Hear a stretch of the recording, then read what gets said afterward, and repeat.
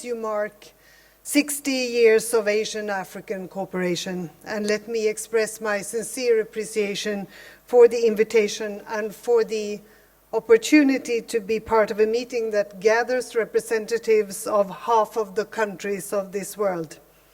I'm also happy to rediscover the beauty, hospitality, and diversity of this vast country, Indonesia, and to experience the consolidation of democracy and the progress made since my last visit in 2002. Coming here, I travel in the footsteps of Sweden's late Prime Minister Olof Palme. In the early 50s, a few years prior to the Bandung conference, he spent 3 months in Asia. From here, and from Indonesia in particular, he brought back ideas of non-alignment and international solidarity, strong ideas that influenced the Swedish social democratic movement and our international policies. Dear co-chairs, this is a summit of South-South cooperation to promote world peace and prosperity. I would like to, if you allow me, add a perspective from the North.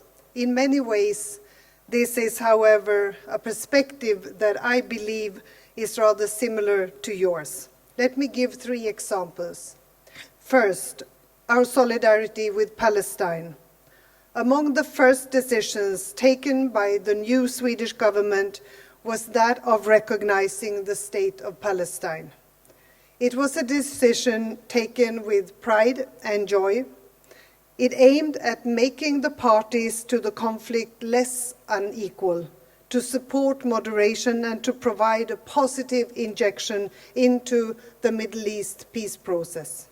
And it was a natural step to meet the legitimate aspirations of the Palestinian people of self-determination. My government will continue to work hard with you and others to do what we can to bring the peace process back on track and to create conditions for a 2-state solution where Israel and Palestine can live side by side in peace and security. We want to contribute to regional security and stability.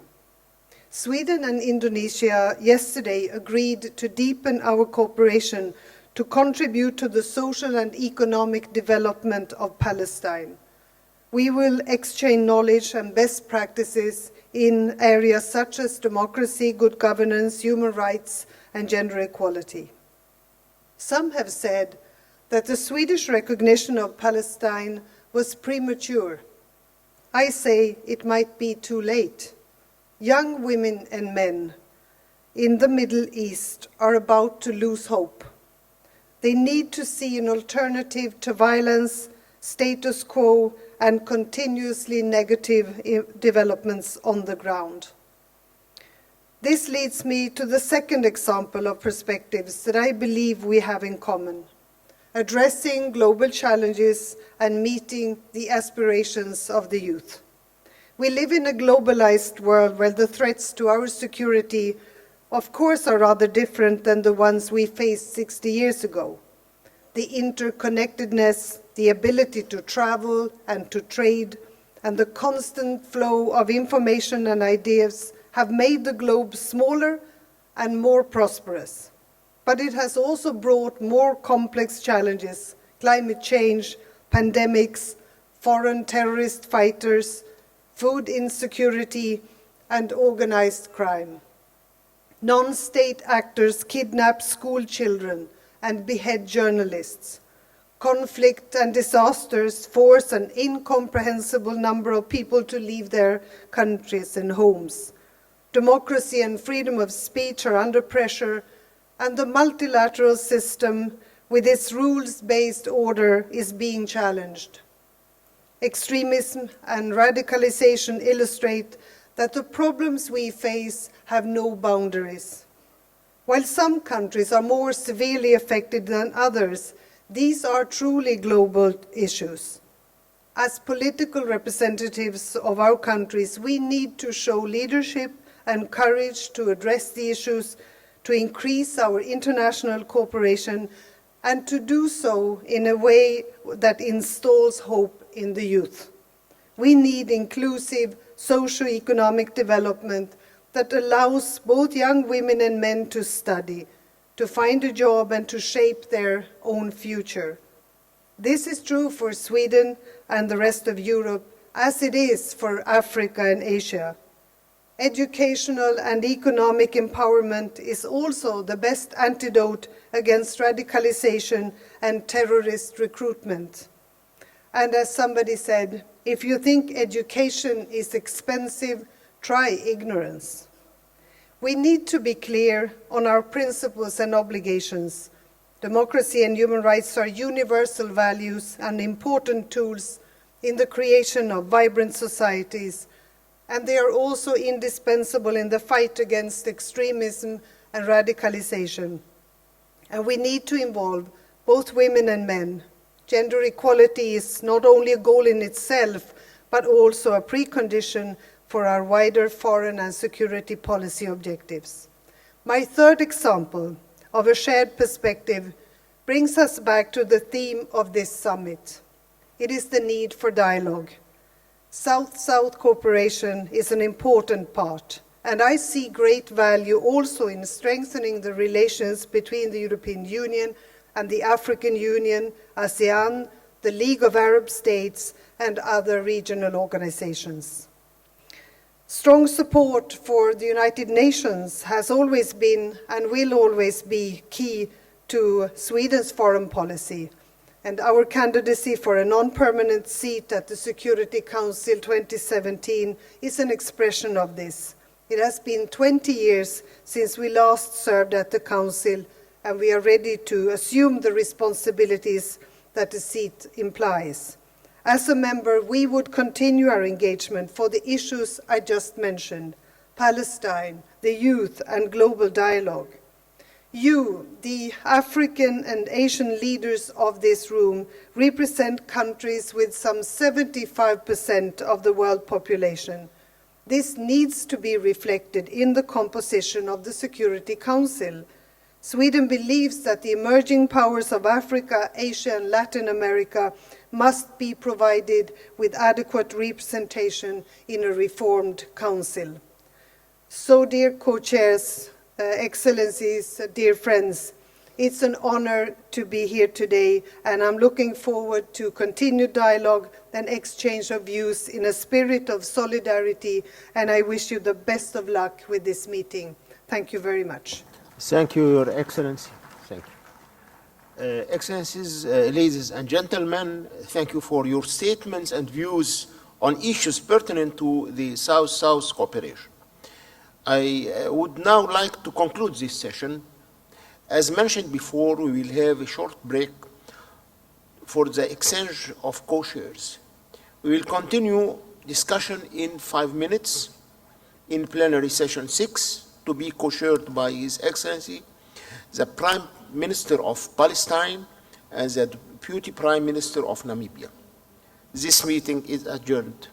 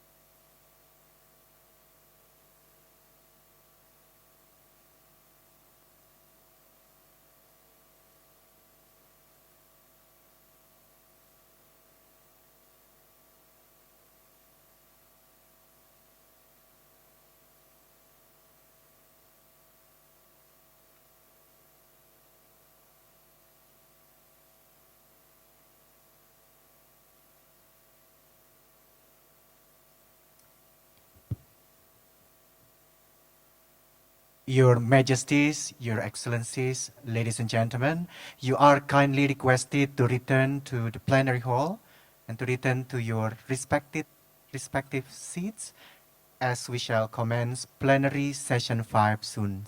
Thank you.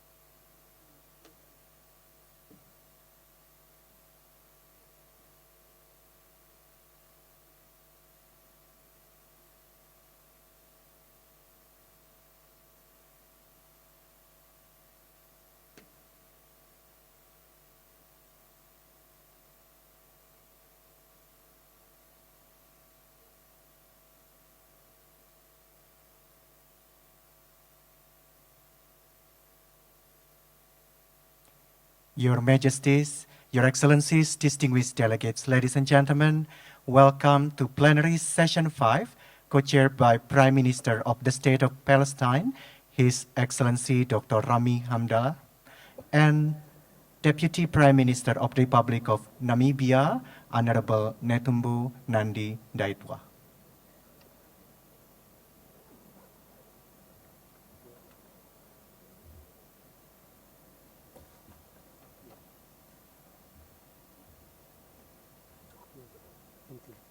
Okay.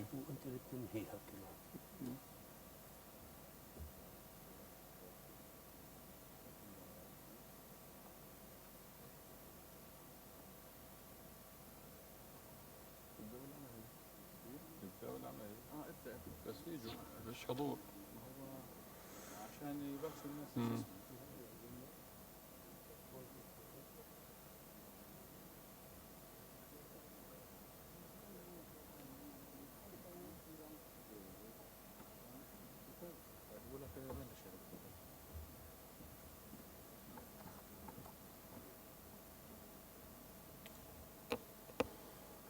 بسم الله الرحمن الرحيم.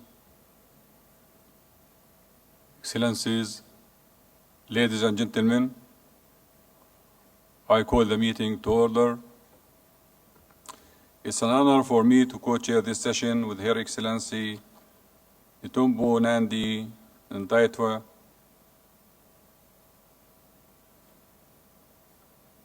I take this opportunity to express our thanks and appreciation to our gracious host, His Excellency President Widodo, his government, and the entire people of Indonesia.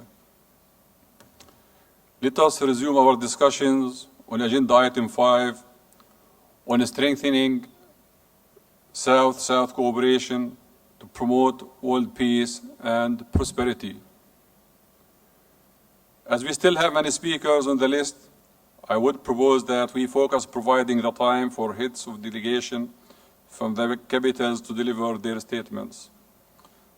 Ambassadors residing in Jakarta, Indonesia, are kindly requested to provide their statement in written form to the host. The spirit of the 1955 Bandung Conference is still strong between our nations and continents. The South-South cooperation between our two continents is more needed than ever before. The Asian-African solidarity, which was declared 60 years ago, is still relevant in our fight for independence in the case of Palestine and for the prosperity and justice for all peoples of Asia and Africa. I am pleased to invite the first speaker on the list for this session, His Excellency Minister of Foreign Affairs and Cooperation for Mozambique.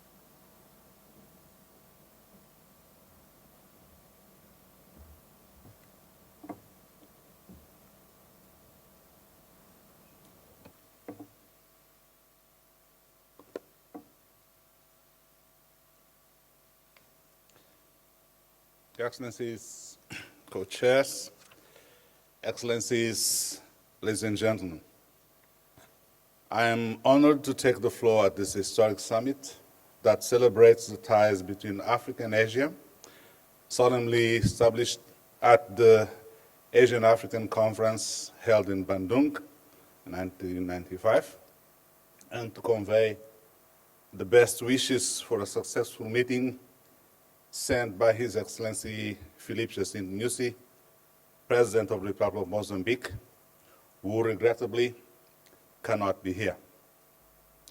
Allow me to express our appreciation to the government and the people of Indonesia for the hospitality graciously accorded to me and to my delegation since our arrival in Jakarta, and for the facilities put at our disposal.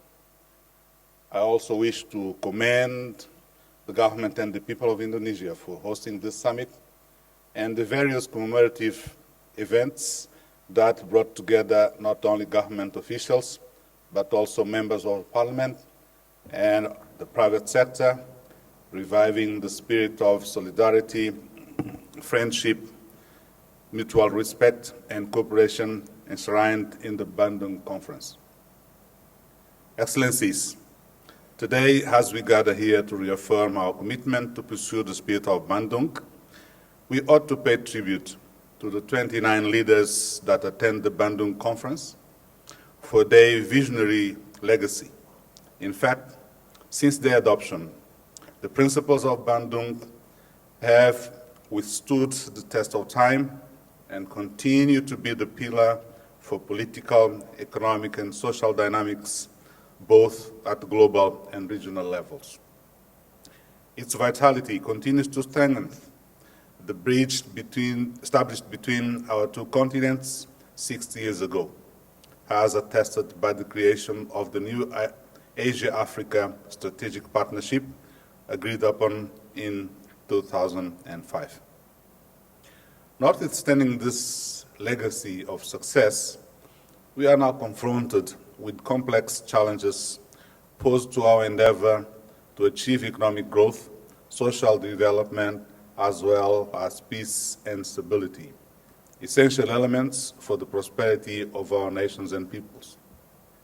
The success of our efforts to address the challenges ahead rely on the strength of joint interventions, solidarity, and partnership between Africa and Asia. In this regard, we welcome the theme of this summit, strengthening South-South cooperation to promote world peace and prosperity. This timely discussion will no doubt, enhance solidarity and cooperation between Africa and Asia by exploiting the comparative advantages of South-South cooperation. Excellencies, the experiences of South-South cooperation since its inception have proved that it plays an important role in complementing the implementation of national policies and strategies for economic growth and social development. Nevertheless, South-South cooperation should go beyond the current levels and adopt a more proactive and meaningful role. It is therefore important that we take stock of the opportunities created by the African Vision 2063 and by the new Global Development Agenda due to be adopted in September 2015. In this context, we commend the efforts made by the summit to give a new dynamism to the new Asia-Africa Strategic Partnership by reaffirming our resolve to expand and deepen the areas of cooperation as well as improve the role of Africa and Asian countries in the search for sustainable solutions to the prevailing global challenges. Excellencies, political commitments alone cannot yield results. Therefore, it is urgent to translate our commitments and goals into action plans that ensure an integrated approach to the priorities of the three pillars of NASP with concrete timeframes. I would like to seize this opportunity to commend Indonesia for the initiative to establish the Asia-Africa Center and the Asia-Africa Business Forum for the decision to launch the Business Council. Equally, foreign direct investment and increased market access for African countries is of utmost importance to support their efforts to make tangible progress and sustain the socio-economic development goals achieved so far and create a conducive environment for the implementation of sustainable development goals. As we commemorate the 60th anniversary of Bandung Conference, it is with great regret that we witness that there are still people deprived of one of the main goals and principles of Bandung that guide the vision of the visionary leaders that founded it: the end of colonialism and the right to self-determination. In this regard, we welcome the call made in the Bandung Message 2015 and with the Declaration on Palestine to be adopted in this summit. It reaffirms our support to the cause of Palestinian people, to whom the inalienable right of self-determination, as well as to the principle of the creation of two states, of Palestine and Israel, coexisting peacefully, have been denied for too long. Similarly, it constitutes a clear message of our unequivocal support to the involvement of the international community in the search for a sustainable solution to the cause of self-determination for Western Sahara. Excellencies, as we chart the course of the future of our continents, it's our firm belief that we need to continue to engage in the global efforts to address the challenges facing the humanity, such as poverty, food security, climate change, terrorism, and maritime insecurity. To this end, our political commitment should be coupled with a strong and equitable multilateral system, one that gives voice to the developing countries and provides the rightful place to their development priorities while reinforcing South-South cooperation. In addition, the nature of the challenges that we face in the areas of international peace and security led us to reaffirm the increasing relevance of multilateral mechanisms for conflict resolution through peaceful means in line with the principles of Bandung. Furthermore, we are also compelled to pursue with more vigor the agenda for the reform of the United Nations system, in particular, the reform of the Security Council. We believe that the celebration of the 70th anniversary of the United Nations represents an opportunity to advance our political commitment to enlarge the Security Council and make it more representative, as well as reform its working methods to fit the modern world. Before I conclude, allow me to reiterate the commitment of the government of Mozambique to the principles of Bandung and express our readiness to continue working for the promotion of peace, stability, and sustainable socio-economic development.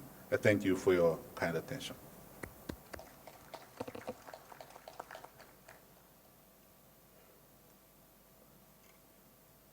Thank you, sir, for your statement. I would now like to call His Excellency Minister of Higher Education and Research of Sri Lanka, please.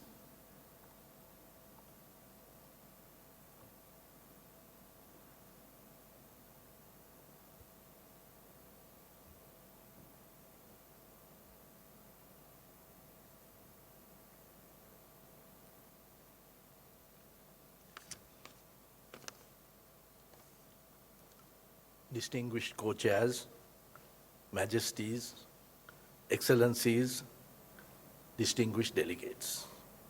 May I begin by thanking, on behalf of my President, His Excellency Maithripala Sirisena, His Excellency the President, Government and people of Indonesia, for organizing this landmark meeting and their gracious hospitality. Sri Lanka is proud that it was host to the Colombo Powers Conference in April 1954.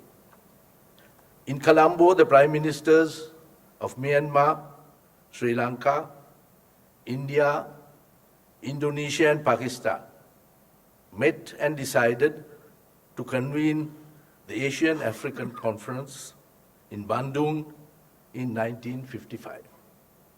These leaders worked hard to make that meeting a success. The leaders who spearheaded the Bandung Conference were bold and visionary. As newly independent countries with underdeveloped economies and insufficient political clout, there was nevertheless an abundance of moral courage, intellectual and political zest to mobilize the nascent spirit of Asian-African solidarity to articulate an alternative vision for international peace and prosperity. The Asian-African Bandung Conference of 1955 amplified our collective voice and visibility in the global arena. The spirit of Bandung and the 10 principles enunciated at the 1955 conference evolved later into the non-aligned movement, of which Sri Lanka was one of the 25 founder members. Many of the challenges and crises we confront today are complex and in many ways interlinked. Whether it is climate change, global economic uncertainty induced by the financial crisis, terrorism and transnational organized crime, internal armed conflicts, epidemics or pandemics, their consequences are far-reaching. Given the increasingly challenging environment we navigate today, our responses to such challenges require concerted and innovative action. In meeting such challenges, we need to ensure that our place at the multilateral and international negotiating tables is secure and strong. We must also work together to ensure that the principles enshrined in the Charter of the United Nations are upheld and multilateral mechanisms that have been established are utilized for the good of all. Therefore, the theme of this summit, strengthening South-South cooperation to promote world peace and prosperity, is very appropriate and timely. The declaration of the new Asian-African Strategic Partnership of 2005 provides a blueprint for Asian-African collaboration to address poverty and underdevelopment. Our two continents are home to 75% of the world's population and account for 30% of global GDP. We need to redouble our efforts, individually and collectively, to ensure the further socio-economic advancement of our people. In order to achieve these objectives, we may need to ask honest but difficult questions and engage in introspection to address policy and governance gaps. It is only when our people reach a sustainable and tangible threshold of socio-economic well-being and have a political voice, including those of our women and youth, that our countries become truly empowered. Ensuring good governance through strengthening the rule of law is the essential basis for securing long-term stability and progress. As countries and regions, our political voice in the global arena will acquire staying power and greater credibility when our people are free from fear and hunger. Some of our fellow countries have already attained economic indicators comparable to economies of the North. However, the vast potential for inter- and intra-regional trade remains underutilized. It is necessary that we address, through South-South cooperation, asymmetries and bottlenecks, including poor connectivity and infrastructure, which impede investment and trade flows between our two continents. It is commendable that we support the role that private sectors in the two regions, as well as a network of Asian-African think tanks, which would play a role in advancing cross-regional trade and investment. We have also given timely recognition to the vast potential of advancing Asian-African cooperation and partnership in the maritime sector, the creation of a blue economy between the Indian and Pacific Oceans. Excellency, with Indonesia taking over the chairmanship of the Indian Ocean Rim Association later this year, there is scope for utilizing and leveraging the synergies of activities under IORA's 6 priority areas with new activities that we envision under Asian-African Maritime Cooperation. All our countries are in need of more resources to improve the lives of our people. It has been estimated that many trillions of dollars are necessary for infrastructure development in Asian African countries. We must cooperate to ensure that we receive our entitlements of funds and voice in international financial institutions. In that context, we welcome the establishment of the Asian Infrastructure Investment Bank. All the leaders represented here have pledged to lift our people out of poverty. Poverty is a curse on mankind, and it is our responsibility to ensure that our marginalized poor are given a new deal so that their lives are made more comfortable and meaningful. The best way to do so is to improve livelihood chances for the underprivileged. For this, our economies must be modernized and made more productive. We must be ready to embrace science and technology. At the multilateral level, our two regions must cooperate to ensure that the process of intergovernmental negotiations on the post-2015 development agenda remains transparent and inclusive. For this process to be effective, we need to recognize and provide the policy space and ownership to countries to identify their development priorities based on their respective felt needs. Clearly defined means of implementation, including the accessibility to resources and transfer of technology, are integral to the successful implementation of the SDGs and other outcomes of intergovernmental processes in the post-2015 development agenda. Excellencies, distinguished delegates, I recall the title of President Sukarno's opening speech at the Bandung Conference in 1955. Let a new Asia and a new Africa be born. There is no doubt that Indonesia's leadership in setting up the Asian African Center in Bandung, declaring 24th April each year as the Asian African Day and Bandung as the historic capital of ASEAN-African solidarity will be a significant contribution towards such a new awakening.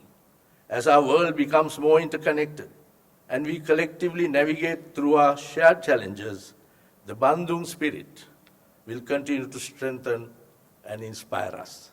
Thank you. Thank you. Thank you for your statement, sir. I would like now to call His Excellency Minister of Foreign Affairs, Regional Cooperation and International Trade of Mauritius, please.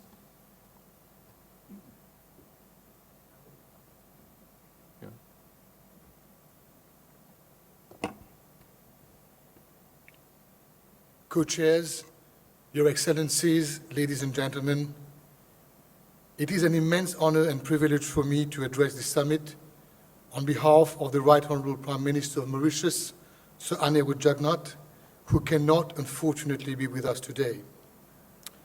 It is my agreeable duty to convey his warmest greetings to the President and to the government and people of Indonesia, and his best wishes for a successful conference. I would like here to reiterate my deep appreciation for the generous hospitality extended to my delegation and the excellent organization of this historic event. I especially wish to congratulate His Excellency Mr. Joko Widodo, President of the Republic of Indonesia, for his personal dedication to ensuring a successful and outcome-driven conference. This dedication, as well as the natural warmth of the Indonesian people and the seriousness of purpose in everything they do, have conquered us all. Co-chairs, Your Excellencies, ladies and gentlemen, in 1955, Bandung decried colonization. 60 years later, we still deplore this anachronism. Indeed, prior to granting Mauritius its independence in 1968, the United Kingdom illegally excised the Chagos Archipelago from the territory of Mauritius in violation of international law and of UN-relevant declarations and resolutions to create a so-called British Indian Ocean Territory, the BIOT. 47 years later, Mauritius is still striving to regain possession of part of its territory unlawfully excised by the United Kingdom prior to our independence. In December 2010, Mauritius initiated proceedings against the United Kingdom under the United Nations Convention on the Law of the Sea to challenge the legality of a marine protected area which the United Kingdom had purported to establish around the Chagos Archipelago. The United Nations Arbitral Tribunal set up for the purpose delivered its verdict in March 2015, that is, only last month. In a binding judgment, the tribunal ruled that the purported establishment of the marine protected area by the United Kingdom is unlawful because it violates the rights of Mauritius. The tribunal held that in declaring the marine protected area, the United Kingdom had failed to give due regard to these rights, and the tribunal unanimously declared that the United Kingdom had breached its international law obligations. Building on this ruling and relying on strengthened South-South cooperation, the government of Mauritius is considering all necessary measures, including at the level of the United Nations, to effectively exercise its sovereignty over the Chagos Archipelago. We are deeply thankful to all Asian and African countries, whether bilaterally or through groupings, such as the Non-Aligned Movement and the African Union, which have kindly supported the Mauritian cause. We will continue to rely on your precious support, in line with the second Bandung Principle, which is about respect for the sovereignty and territorial integrity of nations. We strongly believe that the decolonization of Africa will not be complete unless and until the Chagos Archipelago returns under the effective sovereignty of Mauritius, and this will add up to the powerful Bandung legacy. Co-chairs, Your Excellencies, ladies and gentlemen, Bandung bequeathed us the imperative of South-South cooperation and solidarity. Indonesia continues to be a guardian of this imperative, which is a key driver of Africa-Asia relations. We salute and commend Indonesia for this high mark of commitment, which inspires us all and calls us for action. I thank you for your attention. Thank you. Thank you, sir, for your statement. Now I would like to call His Excellency Senior Minister of Foreign Affairs of Guinea. Please, the floor is yours.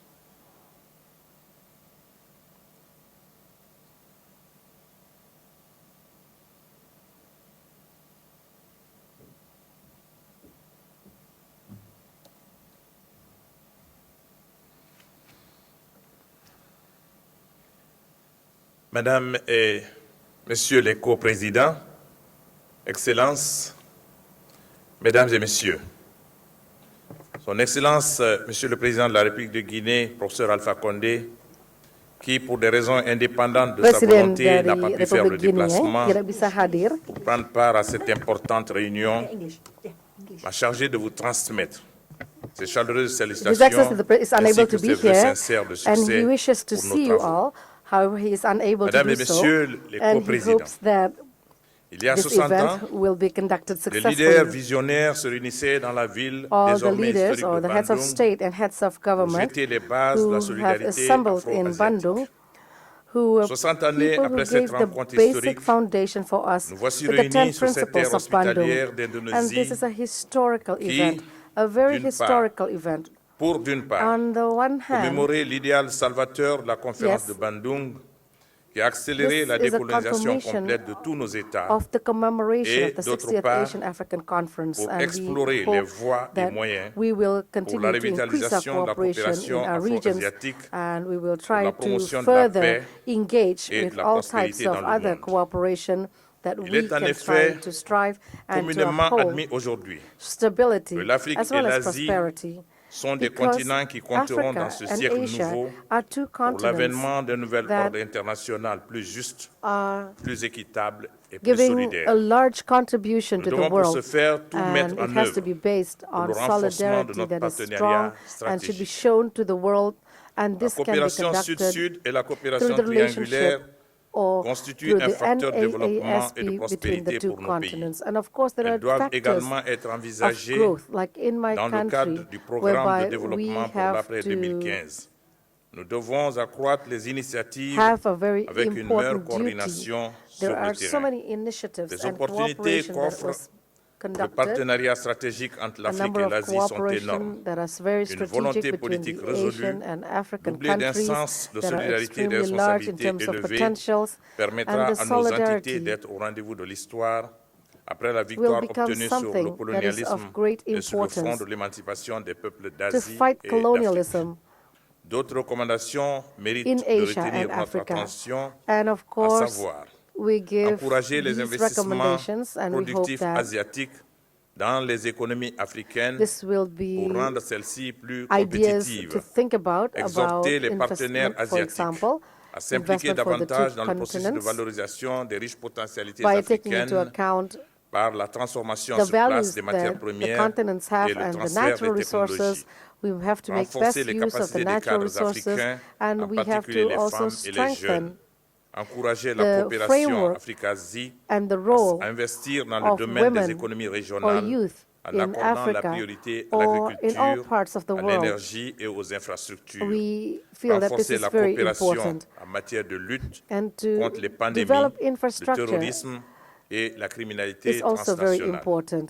Consolider notre appui et And notre to fight solidarité à against l'endroit du terrorism, courageux peuple our palestinien solidarity here dans sa noble lutte pour is the recouvrer tous solidarity ses for droits Palestine, inaliénables, notamment le droit à l'établissement d'un État for the indépendant sovereignty of avec pour Palestine, capitale Jérusalem-Est, and also for the renforcer independence notre of unité d'action Palestine, au sein du and mouvement des also non-alignés for et du Jerusalem. groupe des 77 And then pour la revitalisation de l'Assemblée générale des Nations unies et la revitalization réforme or du the Conseil de development sécurité. or reform Pour conclure, of the permettez-moi au nom du gouvernement guinéen Security Council of the d'exprimer United notre Nations sincère is something that we gratitude must take à into tous les account. États membres We de are very notre thankful organisation to pour all leur the assistance countries, to multiforme all the à la governments, suite de l'épidémie à virus for all their Ebola aids, qui a frappé le Libéria, la Sierra Leone et mon pays. Je vous whereby remercie de votre aimable attention. when the Ebola hit us.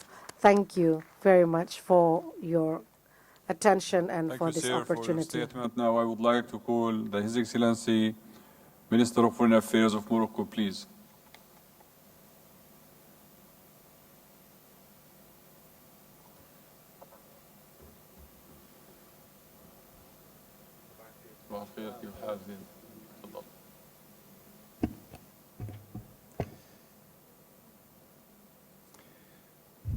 السيدة الرئيسة، السيد الرئيس، أصحاب المعالي والسعادة، حضرات My السيدات respected والسادة، co-chair, heads of delegates, يطيب past لي باسم delegations, جلالة الملك members of delegations, on أن behalf of the أتقدم King, بخالص عبارات our التهاني King, والامتنان we'd like to لحكومة extend وشعب جمهورية our أندونيسيا appreciation and الشقيقة congratulations to the على حفاوة government and people of the الاستقبال Republic of وكرم Indonesia الضيافة، for their warm كما أود welcome أن ننوه to us. بجهودها الدؤوبة We لما also like to extend our اتخذته من ترتيبات appreciation محكمة for لضمان the نجاح هذا continuous الملتقى efforts in التاريخي holding and آملين successfully أن conduct تمكن نقاشاتنا this من very فتح historic آفاق forum جديدة so that we can conduct a وواعدة discussion that للشراكة opens the الإفريقية horizons الآسيوية that خدمة is quite promising لتطلعات in the form of وآمال cooperation, شعوبنا. strategic cooperation towards إن اختيار the success of الموضوع our main objectives. لهذه The القمة choice of topic نعتبره or theme for راهنيا this ومهما conference,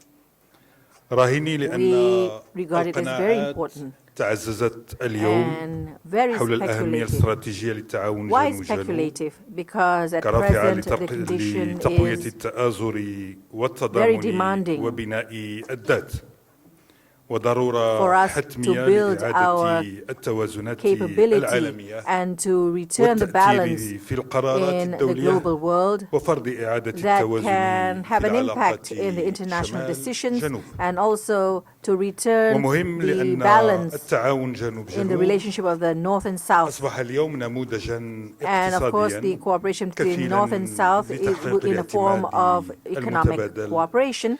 Will بفضل also الاندماج realize الأقوى an increase لاقتصاديات in دول the الجنوب economy وتعبئة الموارد in the واستغلالها South لصالح شعوب واقتصاديات to دولها. gather its natural وعليه resources فإن for تخليد the benefit هذه of our الذكرى nations. يسألنا And that بإلحاح is why وموضوعية the 60th عن جوهر commemoration التعاون جنوب جنوب الذي نصبو إليه is a بالنظر إلى substantial, التحديات الكبرى is a التي substance يواجهها العالم of the South-South وضرورة cooperation in الاستجابة facing the لتطلعات global شعوبنا challenges and للعيش how الكريم we والرفاه can والأمن answer and والاستقرار respond to كما these تم التعبير عليه خلال challenges هذه in terms القمة. of stability إذن and security, إلى أي like مدى we have وصلنا often heard اليوم in this بعد مرور conference. So how 60 far سنة للتفعيل after 60 العملي years has للتعاون passed جنوب جنوب to be وتنمية effective المتبادلة in the كمبدأ cooperation between أساسي South and South, من and also مبادئ realize مؤتمر the benefit بندون. of the main principle of ثانيا هل the 10 نطمح principles of إلى جعل Bandung. التعاون جنوب And جنوب مرجعية do اقتصادية we want a ومفهوما cooperation, عمليا the South and South cooperation, to متعدد become الأبعاد أم نكتفي بتجديد an understanding that is التشبث بهذا practical, المفهوم لاعتبارات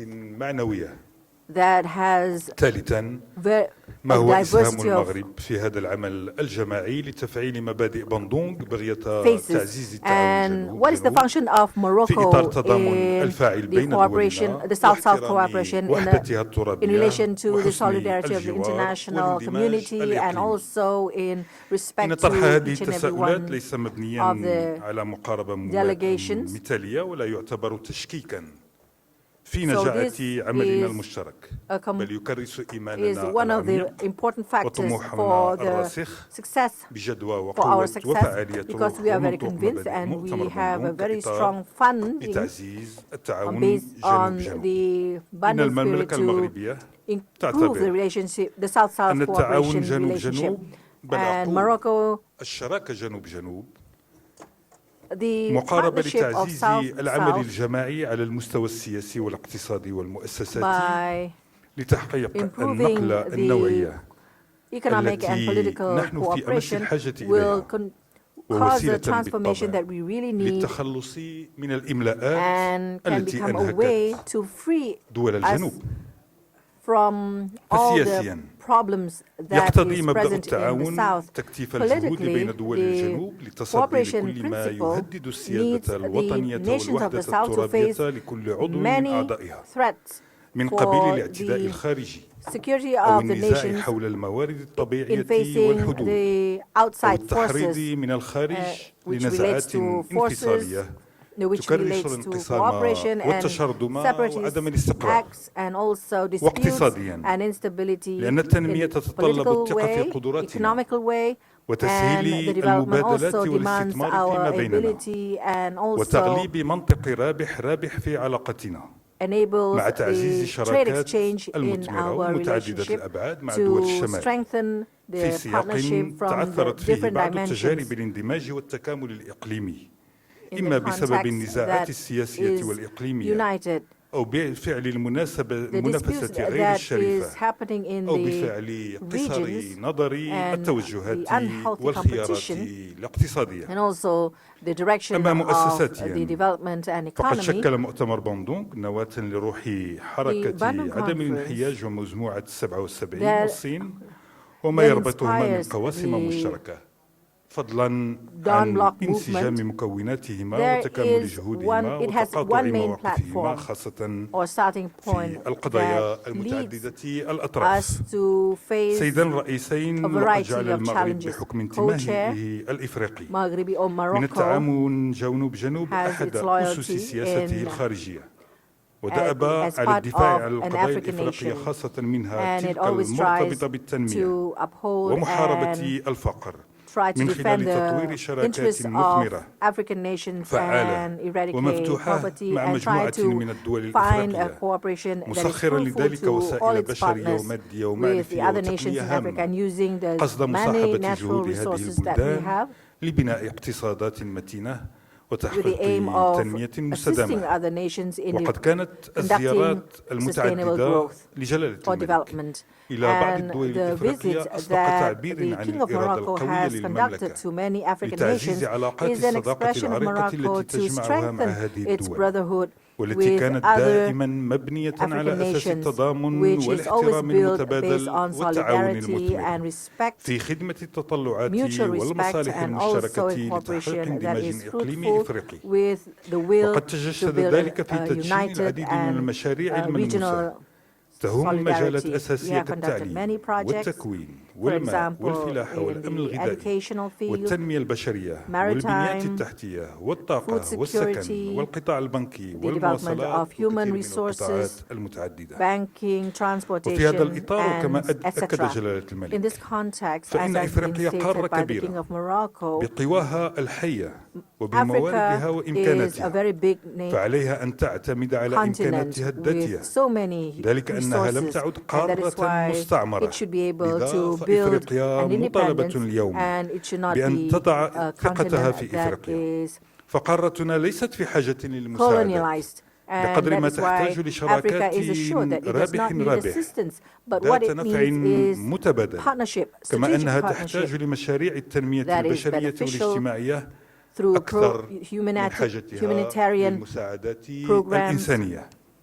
So we وإذا don't كانت need القارة الإفريقية تزخر أيضا بمؤهلات هامة وإمكانيات كبيرة يتعين استثمارها وتثمينها لفائدة التنمية البشرية المستدامة للسكنة المحلية فإن التنمية البشرية المنشودة لا يمكن تحقيقها إلا بإقصاء كل المحاولات الرامية لدعم الحركات الانفصالية وفقا لأجندة سياسية وتحالفات ظرفية لا تخدم روح ومنطوق مبادئ باندونغ التي راهنت على احترام السيادة والسلامة الإقليمية للدول والتحلي بالواقعية وروح التوافق لفض النزاعات الإقليمية and التي من also to شأنها stop عرقلة the many اندماج conflicts التكتلات at a الاقتصادية. local and regional وعليه scale فانطلاقا that من is قناعتنا hindering بفعالية the وجدوى العمل economic development. الجهوي And المشترك thus we are assured, تواصل المملكة and in المغربية this جهودها الدؤوبة framework, قصد إحياء Morocco اتحاد always المغرب tries العربي to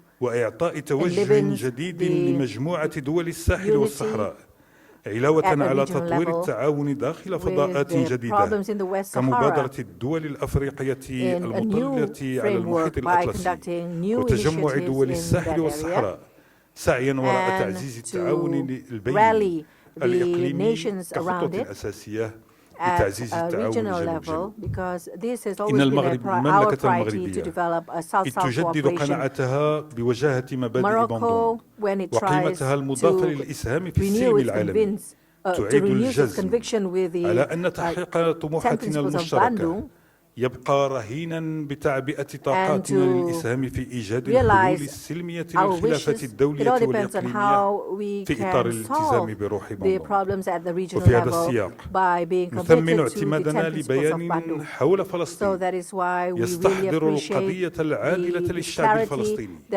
الذي ما is happening فتئت in أوضاعه Palestine to الصعبة uphold تتدهور justice for باستمرار the Palestinian أمام people who تمادي are الحكومة facing sufferings الإسرائيلية and في continuing فرض سياسة أمر suffering الواقع ضاربة from عرض the acts الحائط of من مبادئ violence by الشرعية Israel. الدولية في خرق Israel سافر has ومكشوف لقواعد القانون not الدولي والإنساني وحقوق paid الإنسان attention to the ورفض كل international تفاعل إيجابي مع مختلف جهود international view ومبادرات السلام and has وبصفته violated human رئيسا rights. للجنة القدس فإن جلالة الملك محمد السادس قد And as أكد دوما head لدى of chairman كل of the الأطراف Committee for الدولية Jerusalem, الفاعلة the في King of العالم Morocco always على ضرورة has invited إيجاد the تسوية international عاجلة figures عادلة to دائمة realize ونهائية a للقضية just الفلسطينية على أساس solution الشرعية الدولية وقرارات الأمم in the المتحدة Palestinian وخارطة طريق issues الرباعية based وفقا on لمبادرة the السلام resolutions, the العربية United Nation تسوية من شأنها أن resolution, تمكن and الشعب also الفلسطيني based الشقيق on من the استرجاع agreement from حقوقه all the Arabic المشروعة nations وإقامة to دولته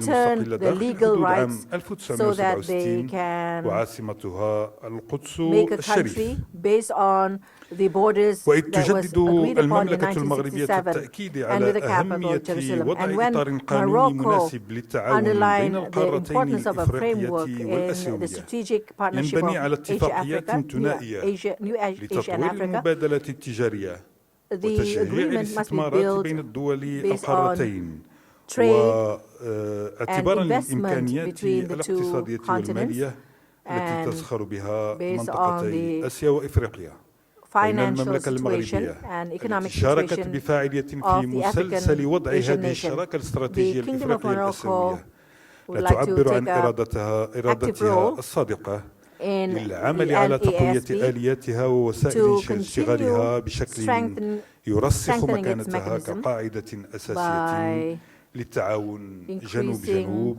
شكرا على the انتباهكم. South-South cooperation. Thank you for your attention. Thank you, Your Excellency.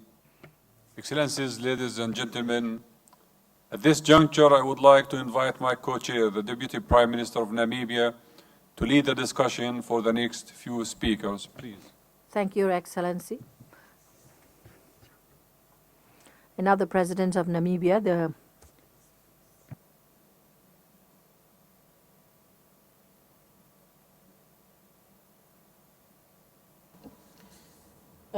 Thank you, Co-Chair. Having listened to all statements, it's clear we are here to reaffirm our commitments to the Bandung principles. And what is required is for us to implement those strategies if we are to advance South-South to the benefit of our people. I now have the honor to invite His Excellency, the Minister of Foreign Affairs and International Cooperation of Guinea-Bissau, to make his statement.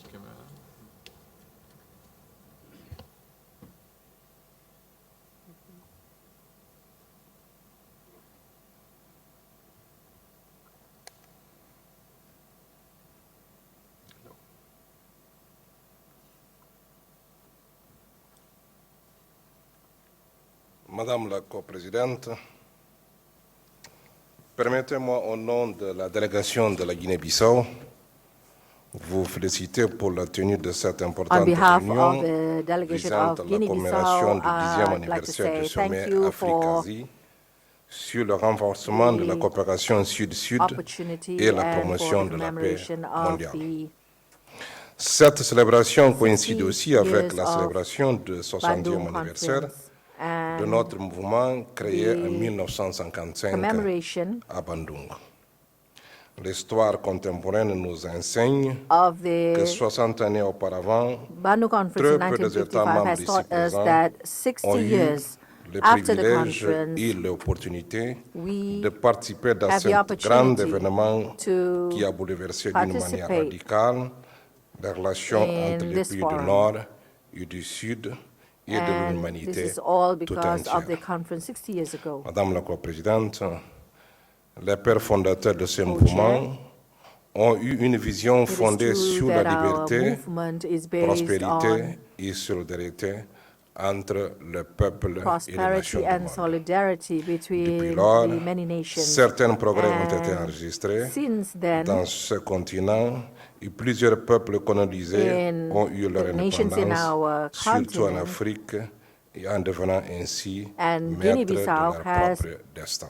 obtained its Mon pays, la independence and Guinée-Bissau, has après 11 ans developed. d'après And lutte de our libération nation, nationale, Guinea-Bissau, a pu avoir également son has indépendance also et sa propre liberté. obtained its independence Malgré ces after progrès enregistrés, il reste encore beaucoup à faire en vue de mettre en œuvre le plan d'action de Bandung. the event. Les And injustices sociales, of course, we les have inégalités et many la pauvreté frameworks sont loin and d'être plans éradiquées, associées aux to menaces terroristes, au eradicate changement or climatique qui face demeure the toujours présent, poverty constituant problems ainsi des and défis also majeurs the change de of notre époque. climate change issues.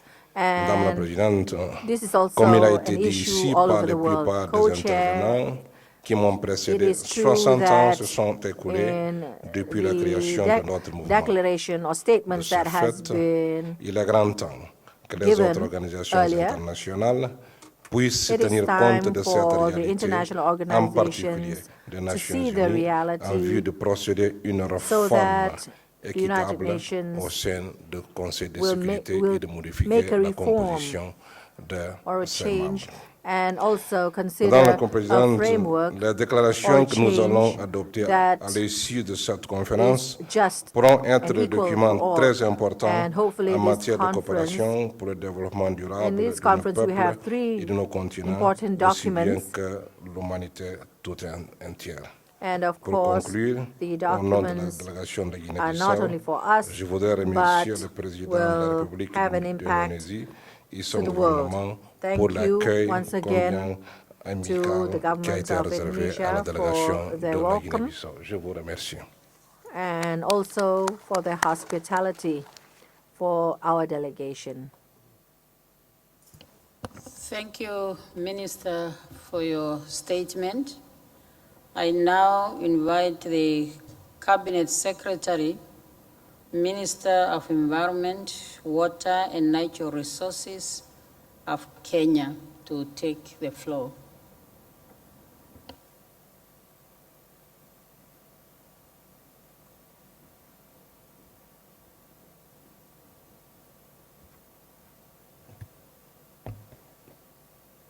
Co-chairs, heads of state and government, honorable ministers, distinguished delegates, ladies and gentlemen. It gives me great pleasure to participate in this conference to commemorate the 60th anniversary of the Asian African Conference and the 10th anniversary of the new Asian African Strategic Partnership. On behalf of my delegation, I wish to express my sincere gratitude to the government and the people of Indonesia for the warm welcome extended to us since our arrival in Jakarta. Co-chairs, excellencies, distinguished delegates, during the last Asia-Africa Conference in 2005, we reinvigorated our partnership and created the new Asian African Strategic Partnership to strengthen our South-South cooperation for economic growth and to promote global peace and security in order to respond to new global challenges facing our continents. Kenya joins other Asian African countries to support the 10-point principles of the Bandung Conference 1955 and the 3 pillars of NASP. Allow me to beg your indulgence for a moment, if I may, to delve into important concerns that we must grapple with in order to attain peace and prosperity in Asia and Africa. Distinguished delegates, the realization of lasting peace and prosperity in our continent dovetails the reform of the international architecture on peace and security, and especially that of the United Nations Security Council. We in Africa consider the permanent representation of Africa in the Security Council critical to solving the myriad conflicts in our continent. If Africa, which suffers most from the world conflicts, is adequately represented in the Council, we strongly believe that more conflicts will be addressed, and as such, world peace can be achieved. Excellencies, distinguished delegates, this conference comes at a most important time for the international community. During the 69th session of the General Assembly, the post-2015 development agenda of the United Nations was launched to address equality among nations, climate change, industrialization, biodiversity loss and environmental protection, extreme poverty, widespread preventable disease, and chronic hunger. Therefore, the agenda is crucial for Asia-Africa, for our sustainable development, and for attaining peace and prosperity. This new agenda requires the support of our reinvigorated partnership to guarantee transformative impact in our continents. We thank all the countries in this partnership for their continued support of the United Nations Environmental Programme, UNEP, and reiterate our call to continue standing with us so that UNEP can effectively discharge its mandate of coordinating and managing global environmental issues. Concerning poaching of wildlife, we urge our partnership to support anti-poaching campaigns and stop illegal trade in ivory and rhino horn in order to deny the poachers markets. Co-chairs, excellencies, ladies and gentlemen, to strengthen South-South cooperation and promote world peace and prosperity, the family of nations must work together in unity of purpose at all levels of cooperation. In 2002, the African Union adopted a protocol to provide a legal framework to AU's primary responsibility of promoting peace, security, and stability in the continent, which established the Peace and Security Architecture Initiative for our cooperation in the continent. Nevertheless, the status of peace in Africa is wanting, ranging from internal conflicts to external conflicts in the Horn, Central, North Africa, including the Great Lakes region. We propose that soon our cooperation should, in the spirit of Bandung, adopt a declaration to support African countries emerging from wars and conflicts, and those facing the same, so as to end the vices and stabilize the countries. Additionally, there's the growing threat of terrorism. This calls for urgent collaboration beyond our regions in order to starve the terrorists of finance, intercept their communications, and annihilate their wherewithal to wage terror attacks by cutting their resources, exterminating their ability to regroup, plan, and eventually eliminate them from the face of this earth. Co-chairs, excellencies, distinguished delegates, I laud the Asian countries for increasing overseas development assistance, foreign direct investments, markets for our exports, sources of technology, and capacity building to Africa. On the other hand, Africa is a major market for Asian goods, as well as a source of raw materials and energy for Asian industries. This is partnership for prosperity. Distinguished delegates, in this regard, I wish to laud the convening of the Asia-Africa Business Summit. Many business-to-business meetings and networking took place The expert leaders from several Asian African countries who participated provided valuable contributions and insights. In this regard, we call upon the partnership to support people-to-people interactions by opening airspaces for direct flights between our continents and ease restrictions on visa issuance to citizens of Africa to facilitate socio-economic interactions to increase our prosperity. Distinguished co-chairs, distinguished delegates, ladies and gentlemen, I would like to take this opportunity to appraise you and welcome all of you to the 10th WTO Ministerial Conference to be held in Nairobi, Kenya from the 15th to the 18th of December 2015. It is the first time that a WTO Ministerial Conference is being held on the African continent. The hosting of this conference in Kenya is not only an honor to Kenya, but to the entire African continent and the developing world. Kenya believes that the 10th WTO Ministerial Conference will provide an opportunity for WTO members and indeed our partnership to exchange ideas on how to improve the rules of global commerce. We therefore look forward to receiving you in Nairobi in December this year. Last but not least, my delegation endorses all the outcome documents, Bandung Message 2015, the two declarations on reinvigorating our partnership, strengthening South-South cooperation to promote world peace and prosperity and the rights of the Palestinian people. I thank you.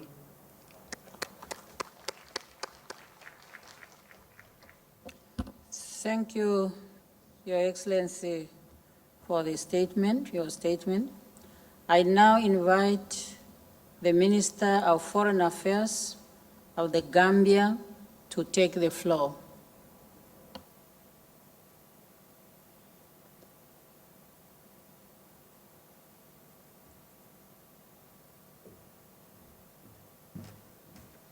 Thank you very much. Co-chairs, Your Excellencies, heads of state and government, distinguished delegates, all protocols duly observed. I convey the greetings and congratulatory message of His Excellency, Sheikh Professor Alhaji Dr. Yahya AJJ Jammeh, President of the Republic of the Gambia, to his counterpart and brother, His Excellency, Joko Widodo, President of the Republic of Indonesia, and the people of Indonesia, on the occasion of the 60th anniversary of the Bandung Conference and for hosting this very important summit. Let me also take this opportunity to state the immense appreciation of the members of the Gambian delegation for the generous hospitality that has been accorded us since our arrival in the magnificent city of Jakarta. Your Excellencies, distinguished ladies and gentlemen, as we celebrate the momentous achievement of 60 years since the first Bandung Conference, the Gambians salute the leaders that have pioneered the Bandung Conference for a collective desire to pursue a vision that has resulted in epoch transformations in the nature of Asian and African partnership and development. It has also created a pathway for socio-economic and cultural cooperation between the African and Asian continents. Your Excellencies, distinguished ladies and gentlemen, to re-echo the optimism of President Sukarno during the first Bandung Conference, the Gambia expresses its confidence on the commitment that have been espoused to ensure that our partnership is bestowed with opportunities in order to let a new Asia, a new Africa be born in the 21st century. It is our belief that the collaboration between African and Asian nations has the potential to enormously benefit our peoples. We have the opportunity to collaborate in all spheres of our development, and with increasing globalization and unparalleled innovations in information technology, the geographical divide between our peoples are being rapidly bridged. Therefore, the time has come for our collectivism to be further empowered by our commitment to pursue issues that are essential for accelerated joint socio-economic growth. Based on the foregoing, the Gambia appreciates the fact that the new Asian-African Strategic Partnership has reflected our collective commitment to cooperate in the areas of trade, industry, investment, finance, tourism, energy, health, transportation, agriculture, water resources, and fisheries. We also express appreciation for the efforts that have been made to implement the agenda that has been set forth by the Asian-African Summit since 2005. These commitments have been further complemented by a collective and willing disposition to also tackle the exigent threats that have the tendency to pull our peoples and countries into very precarious circumstances. Increasingly, the threats posed by cybercrimes, terrorism, and other forms of transnational crimes, as well as climate change, are becoming more potent to our development. In this regard, new collaborative networks need to be developed within the framework of the new Asian-African Strategic Partnership for a deeper, more structured and systematic cooperation between the African and Asian continent in order for these threats to be effectively tackled. We therefore urge this August gathering to consider the possibility of reinforcing the institutionalized platforms of our partnership so that the programs that have been reflected in the new Asian-African Strategic Partnership are fully implemented. Indeed, we need strategies, we need action plan, and we need to follow these through. This, we believe, could be achieved through conceptualizing and implementing more structured and institutionalized administrative systems. This would help us to further realize our vision of creating an African-Asian region that is at peace with itself and with the world at large, working together as a concert of nations in harmony, not exclusive, bonded in dynamic partnership and conscious of our historical ties and cultural heritage, as clearly stipulated during the Bandung 2005 meeting. Your Excellencies, distinguished ladies and gentlemen, from the perspectives of global development, the resources that are possessed by our continents are becoming more strategic and important. We are now in a better position to effectively capitalize on our potentials for geometrical economic growth and development. For instance, in Africa, about 25 to 35% of the population are below the age of 30. This reality is true for many countries in Asia. These statistics have positive ramifications for future socio-economic growth and development for our continents, which we have to effectively harness and capitalize on. The Gambia recognizes the admirable efforts that have been made at bilateral and multilateral levels to ensure that we fully capitalize on the opportunities to pursue common agendas on issues that relate to fairer global trade regimes, poverty eradication, bridging the digital divide, mitigating climate change and desertification, reducing the burden of communicable diseases and non-communicable diseases as well. This will further ensure that the decisions that we're taking on these issues will not negate our efforts to develop our nations. Now, before I conclude, may I kindly take this opportunity to add our voices to the call of the independence of the Palestinian people in the spirit of a two-state solution. And a colleague from Kenya had mentioned about trading with each other and also traveling easily amongst ourselves. I also would like to encourage that we look inwardly. For example, in Africa, for you to travel from a country that may be about 2 hours or 3 hours away from your country, you may have to take 10 hours to get to that country. So it is important that we also look at that area and also try to trade with each other. Getting visa from one African country to the other sometimes is also a challenge. These are some of the issues that we will need to address as well.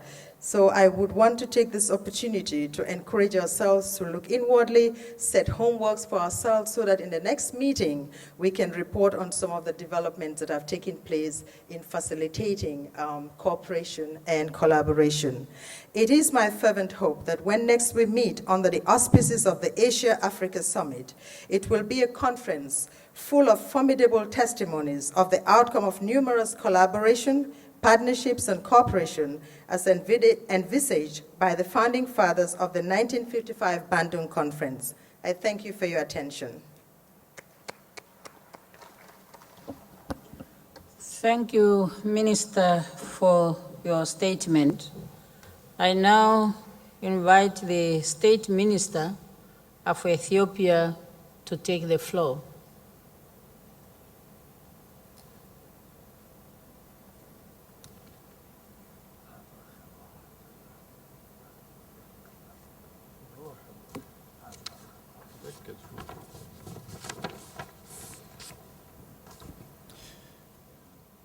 Co-chairs, Excellencies, ladies and gentlemen, all protocols duly observed. First, allow me to congratulate President Widodo and the Republic of Indonesia for hosting this important event to celebrate the 60th anniversary of the Asian African Conference and the 10th anniversary of the new Asian African Strategic Partnership. Ethiopia took part in the Bandung Conference 60 years ago.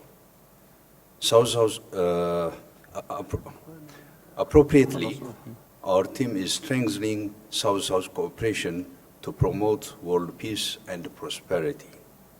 It is a team which properly captures the spirit of Bandung, promoting cooperation among the developing and least developing countries in the interest of encouraging the peace, harmony, and prosperity for all nations. It is in this light that this grand vision of our forefathers and of the great leaders of the past that I would like to briefly review where we stand today, to look at how far we have advanced in terms of our economic, social, and political progress and the challenge we are facing individually and collectively in this epoch of globalization. It is encouraging that many countries have lifted a large number of their populations out of poverty and have been successful in climbing to higher levels of economic and social development. Progress has certainly been uneven both between countries and regions, but poverty has certainly declined significantly in the developing countries of Asia and Africa over the past 30 years. Indeed, according to recent estimates, high and sustained growth across most of the developing world has helped millions of people escape poverty. Never before have so many people been lifted out of poverty over such a short period of time. Economic growth, of course, is the single most important factor in poverty reduction. One central factor in helping to achieve this is a foreign direct investment. Developing countries in Asia and Africa are increasingly exerting efforts to encourage foreign direct investment. This can and does help to provide an important source of economic development to modernization, employment, and increase income, and therefore progress. In this connection, Ethiopia expresses its full support to the summit's reiteration of the importance of promoting interregional economic cooperation among Asian and African countries. We want to see a stable, democratic, prosperous, and cooperative Asia-Africa, which allows us to share our economic development experiences. We fully agree with all efforts to promote and facilitate direct trade and investment between the two regions. At the same time, I must note that we all face many challenges across the world today. I would note that Ethiopia fully supports the lawful struggle of the Palestinian people for self-determination and the importance of the realization and recognition of their sovereignty and independence.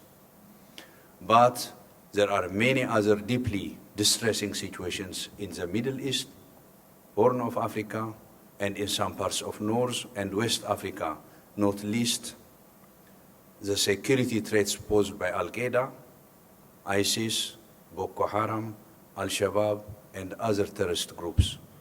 Just a few days ago, ISIS terrorists brutally slaughtered 28 Ethiopians. Ethiopia strongly and totally condemns the atrocious act of ISIS and the brutal beheading of innocent Ethiopian nationals in Libya. The shocking killing of these innocent migrant workers for supposedly religious reasons must be totally unacceptable. Such actions can never, under any circumstance, be justified. They must be condemned. Ethiopia has been victimized by terrorist groups for over 2 decades or more. It will continue, Ethiopia as well as the region in the Horn as a whole. It will continue to fight against terrorism in all its manifestations and cooperate with the international community in every way. I would like to call upon all participating African and Asian countries here today to stand together firmly to fight against terrorism, to promote and strengthen economic cooperation, to share development experiences, and to support each other in all possible aspects, including capacity building. This will allow us to foster economic, scientific, technological advancement and encourage our peace, harmony, and prosperity.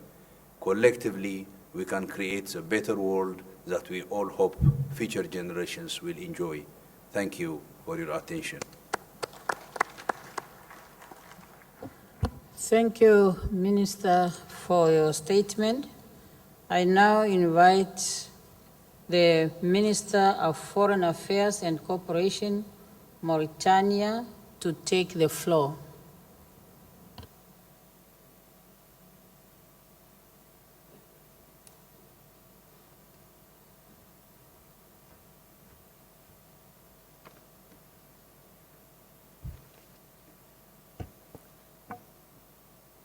بسم الله الرحمن الرحيم والصلاة والسلام على النبي الكريم. In the name of God, السادة the رؤساء most الجلسة، benevolent and most merciful, أصحاب المعالي والسمو، رؤساء الوفود المشاركة، His Excellency أصحاب السعادة Co-Chair, السفراء، أيها distinguished المدعوون delegates, الكرام، heads of delegates and أيها delegates, السيدات والسادة، ladies and السلام gentlemen, عليكم ورحمة الله وبركاته.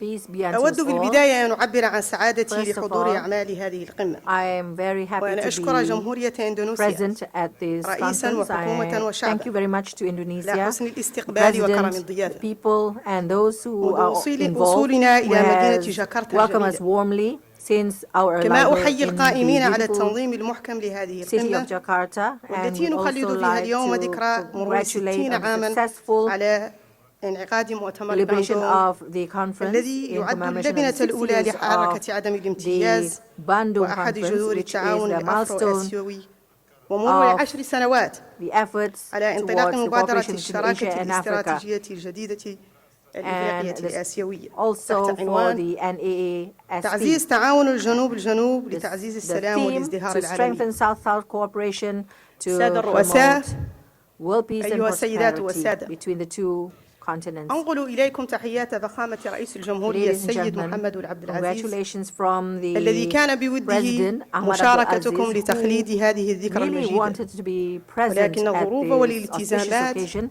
but حالت دون because of مشاركتي في his هذه condition القمة and his التي involvement نسعى من in internal ورائها إلى affairs, شراكة he أقوى was not able وتبادل to attend. للخبرات بتعزيز And with the التنمية hope الاقتصادية that he can give بين his المنطقتين contribution towards الآسيوية increasing or والإفريقية، improving the كما أنها أيضا economic cooperation فرصة in ثمينة Asia, لإيجاد الحلول and also والتغلب على for the التحديات wonderful المشتركة opportunity من خلال تعزيز to التعاون بين deal البلدان with الجنوب many obstacles ووضع خطط and also للتعاون to المستقبلي strengthen بين the القارتين South-South cooperation تهدف and إلى also the تعزيز cooperation between the الشراكة two وتحقيق continents النمو الاقتصادي so وتعزيز that السلم والأمن العالميين we can strengthen the ومتابعة مسار partnership النمو والسلام and بين the peace المنطقتين efforts ومعالجة الفقر والتخلف and also to باعتبارهما overcome مشكلين أساسيين في poverty إفريقيا and وآسيا. السادة الرؤساء، these are all problems أيها of السيدات Africa. والسادة، Distinguished تعتبر الجمهورية delegates, الإسلامية ladies and الموريتانية gentlemen, عضواً the Islamic حاضراً Republic of وفعالاً في العديد Mauritania, من who is a المنظمات member, الدولية effective member in والإقليمية many والشبه الإقليمية. international لقد organizations, شهدت regional رئاستنا as well as للاتحاد sub-regional, الإفريقي السنة الماضية has witnessed ولمجلس وزراء in الخارجية the العرب African بالجامعة Union العربية ولتجمع دول الساحل الذي تحتضن عاصمتنا نواكشوط أمانته العامة حراكا دبلوماسيا غير مسبوق ساهم في حل الكثير من الأزمات بالمنطقة الإفريقية والعربية وكنا نشدد دائما في كل المؤتمرات الدولية والإقليمية على أهمية الأمن والتنمية ومحاربة الفقر ودعم الرعاية الصحية وتشغيل الشباب ورفع نسبة النساء في المراكز القيادية ونبذ الإرهاب بكل صوره من قلوب وتطرف. بالإضافة إلى ذلك فإن بلادنا تقف دائما إلى جانب القضايا العادلة وفي مقدمتها قضيتنا المركزية الأولى القضية الفلسطينية وحق الشعب الفلسطيني الشقيق في تقرير مصيره وإقامة دولته الفلسطينية وعاصمة القدس الشريف.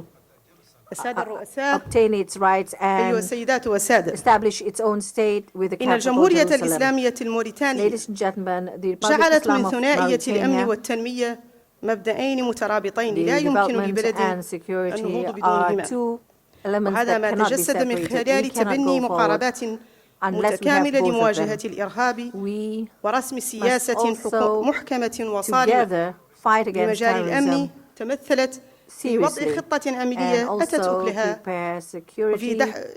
أتت أكلها في دحر الإرهاب والحد من الجريمة المنظمة والهجرة السرية.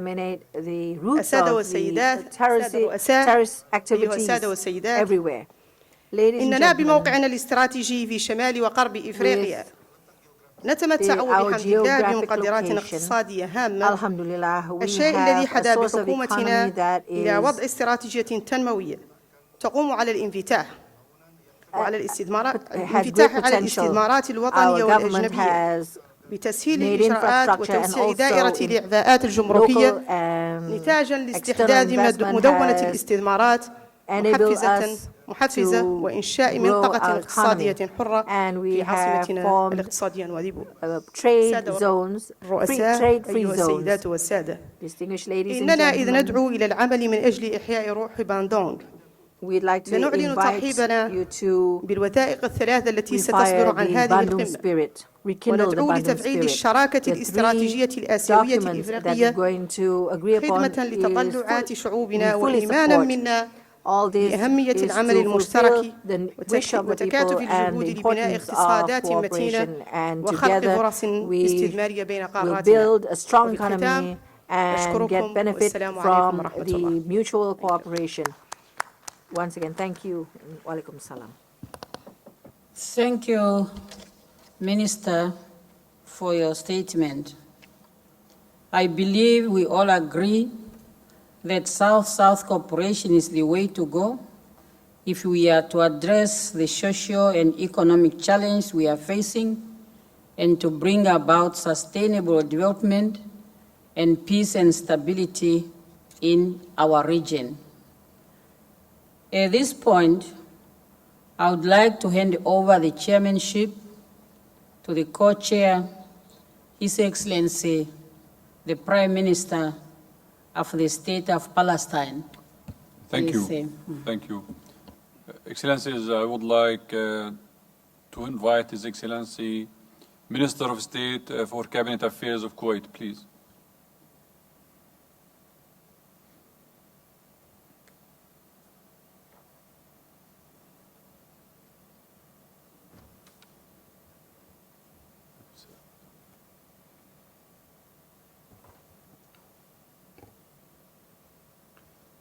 بسم الله الرحمن الرحيم.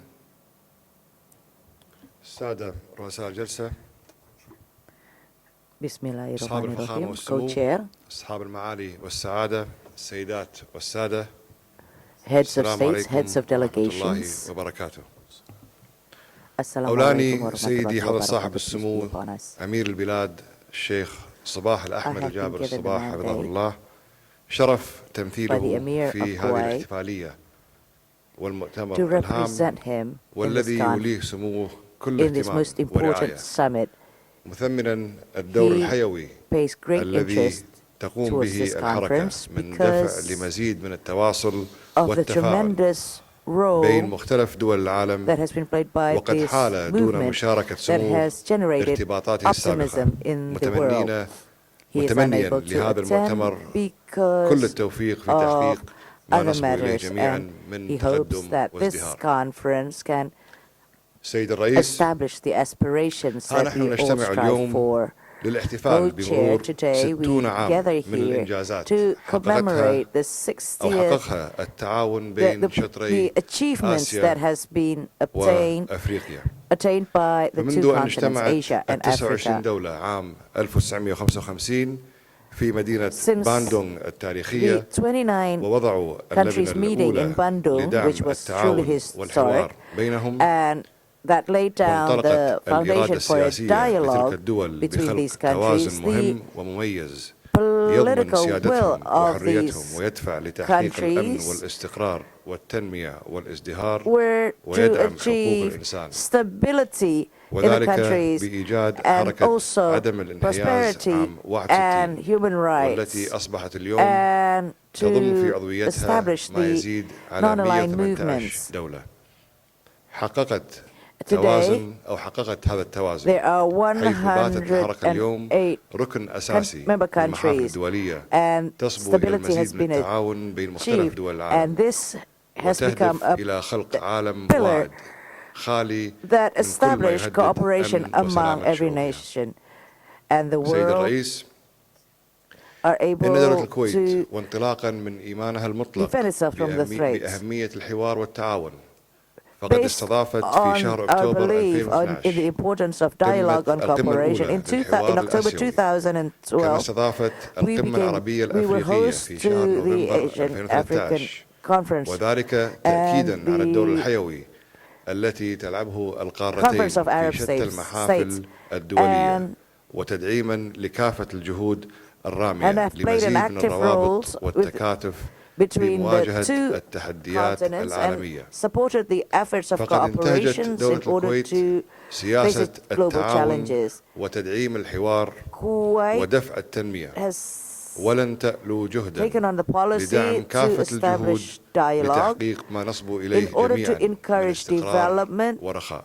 and to وفي هذا الإطار achieve our انطلقت دولة aspiration of الكويت تدفع لمزيد من prosperity and التقدم لكافة justice. الدول Therefore, الأفريقية Kuwait والآسيوية عبر تعاون اقتصادي supports واستثماري وتدعيم للمشاريع encourages الحيوية في development كافة in تلك the الدول African nations through الصديقة investments دعما لرفع and مستوى humanitarian المعيشة projects ومحاربة الفقر. in the فقد بادرت in order منذ عام to 1961 لإنشاء poverty صندوق التنمية الكويتي since كذراع 1991 اقتصادي to فاعل يهدف إلى establish مد a يد social العون fund لكافة الدول that will الشقيقة assist والصديقة دون in the استثناء. development of our كما friendly نؤكد countries على unconditionally. دعمنا We would التام also like to للتعاون الجنوب الجنوب reiterate our والذي يجب full أن يخطو support خطوات أكثر فعالية on تحقيقا the للأهداف South-South المنشودة. cooperation so that it may أخ الرئيس، لم تكتفي progress بلادي further in the ببذل future. المساعي الاقتصادية فقط، Co-chair, بل سعت إلى المساهمة برفع we وطأة would الكوارث الطبيعية we also منها وغير emphasize الطبيعية on the عن economy, كاهل but الدول التي we also تواجه provide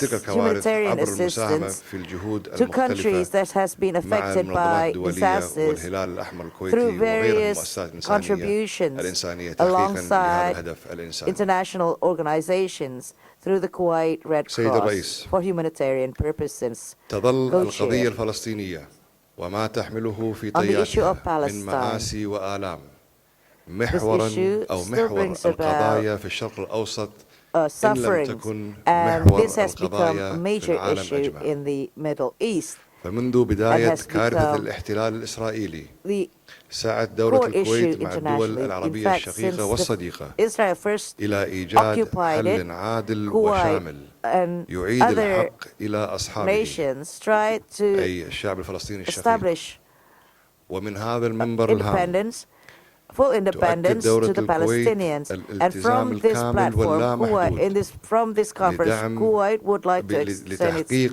full دولة commitment فلسطينية to مستقلة support the ذات establishment سيادة of a عاصمتها free القدس Palestine الشريف that is sovereign ينعم with بها الشعب Jerusalem الفلسطيني as الشقيق its capital, بكامل حقوق المواطنة والحرية. where all وهذا Palestinians will لن have يتحقق their rights إلا to independence بتضافر and sovereignty. جهود This جميع could not الموجودين be هنا. achieved سيد الرئيس، without our common efforts. نمر اليوم Co-chair, بمرحلة دقيقة من تاريخنا المعاصر اتسمت بالفوضى we والانفلات والإرهاب، are facing difficult times. وتمر منطقتنا بشكل خاص بحالة حرجة من تكالب المجموعات الإرهابية عليها.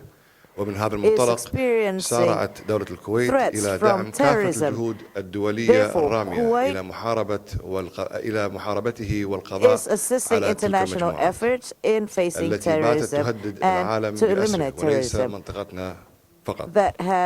وهذا ما يدعونا اليوم إلى تضافر الجهود والعمل الدؤوب لمواجهة هذه المجموعات من اختطاف الدول وسياساتها وترهيب الشعوب الآمنة. ومن هذا المنطلق ومن هنا انطلقنا مع الأشقاء المشاركين في عاصفة الحزم لتحرير الشعب اليمني الشقيق من مجموعة سطت على مقدرات اليمن وقتلت أبنائه وشردت نساء وأطفاله، وبنداء من الحكومة الشرعية لليمن الشقيق الذي كانت تحت حصار وترهيب من تلك المجموعات الإرهابية، تفاعل المجتمع الدولي تحقيقا لإعادة الشرعية والأمن باليمن الشقيق، وأتى قرار مجلس الأمن 2216 تأكيدا للإرادة الدولية الداعمة للقضاء على الإرهاب مهما تعددت أشكاله وألوانه. سيد الرئيس، إن الشعب السوري الشقيق ما زال يعاني ويئن تحت وطأة التعسف واللامبالاة الدوليين، وقد قامت دولة الكويت باستضافة 3 مؤتمرات للمانحين لرفع المعاناة عن كاهل الشعب السوري الشقيق، وقد عبرنا في أكثر من مناسبة عن أهمية إيجاد حل سياسي عاجل لتلك الأزمة الإنسانية والتي ما زالت تنزف دون توقف. ومن هنا نجدد دعوتنا إلى الأمم المتحدة وإلى مجلس الأمن للاطلاع بدوره الذي بات ضرورة ملحة في ظل الأوضاع المأساوية التي يعاني منها الشعب السوري الشقيق. الأخ الرئيس، بعد أيام قليلة ستنطلق فعاليات مؤتمر المراجعة لاتفاقية عدم الانتشار النووي، ولا زلنا إلى الآن لم نحقق أهدافه وعالميته، ورغم صدور القرار 1995 بجعل منطقة الشرق الأوسط منطقة خالية من الأسلحة النووية وأسلحة الدمار الشامل الأخرى، إلا أن إسرائيل ما زالت تتعنت وتضرب بعرض الحائط كافة القرارات الدولية، وندعو هنا إلى أهمية الضغط عليها لانضمامها إلى هذه الاتفاقية وتحقيق المنطقة المنشودة. ولا يفوتني في هذا السياق التأكيد على أهمية أن يكون الاتفاق المزمع إبرامه بين دولة إيران الشقيقة والدول 5+1 يهدف إلى أمن واستقرار المنطقة. بالختام سيد الرئيس، اسمح لي أن أتقدم لفخامة الرئيس جوكو ويدودو رئيس جمهورية إندونيسيا الشقيقة ببالغ الشكر والتقدير على ما لقيناه من حسن استقبال وكرم الضيافة، متمنين للشعب والحكومة الإندونيسية الصديقة كل التقدم والازدهار. والسلام عليكم ورحمة الله وبركاته. Thank you for your statement. Now I would like to invite His Excellency Minister of Foreign Affairs and Cooperation of Congo, please.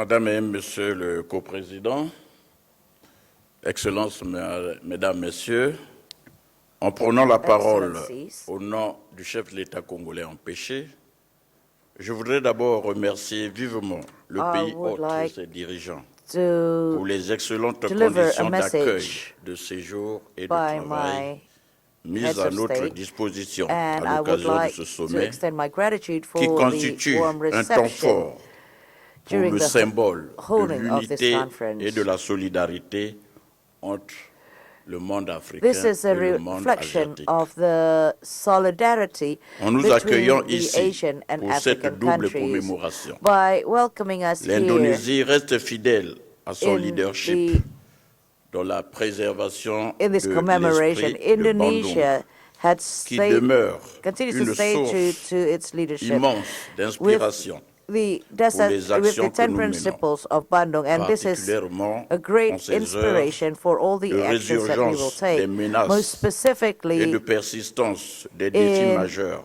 facing tels que the la current montée du threats, terrorisme sous les formes which les plus includes abjectes, terrorism la that multiplication continues des to be on conflits the locaux rise, avec les and ingérences local conflicts étrangères que cela and entraîne en termes de interventions by other déstabilisation. nations L'aggravation results in du sort du instability. peuple palestinien, condamné à un avenir d'incertitude et de précarité, The people sans of perspective de Palestine création who d'un are État suffering, indépendant viable. L'inadaptation d'un système international issu de la Deuxième Guerre mondiale and qui by not continue à nous confiner adopting dans the un international rôle de system during the World War marginalisation, has caused us notamment au to sein du Conseil de sécurité des Nations continue to Unies, be où une marginalized, profonde most réforme s'impose, specifically comme le in the revendiquent United légitimement Nations. les There États needs to africains be dans a leur position commune complete reform, qu'ils veulent most partager specifically avec tous for leurs Africa. We partenaires. are on Nous devons equal donc œuvrer à rompre la chaîne grounds, and de we la would like to also marginalisation share with our partners. au moment où beaucoup de nos États membres, particulièrement dans cette When partie many du of the monde, member en Asie, countries émergent de in this manière world remarquable sur la scène économique internationale. C'est donc pour nous une chance à saisir pour démocratiser les institutions économiques then internationales it is time for us et to renforcer la nécessaire coopération develop économique democracy entre les and États to d'Afrique et strengthen d'Asie et au-delà avec the tous les pays cooperation du Sud. among Asian, C'est African dans cet nations, esprit que ma as well délégation as souscrit the pleinement southern au nations, projet de southern déclaration countries. soumis à As notre chairman of the examen delegation, au cours du présent sommet. Je vous remercie. and I would like to extend my gratitude. Excellencies, ladies and gentlemen, thank you for your statements and views on ways to strengthen South cooperation and other pertinent issues. I would now like to conclude the discussions for this session and discussion. We will continue our discussion at 13:40 after the lunch break. Allow me to reiterate the request that resident ambassadors provide their statement in written form to the host. At this minute, I call the meeting adjourned. Thank you.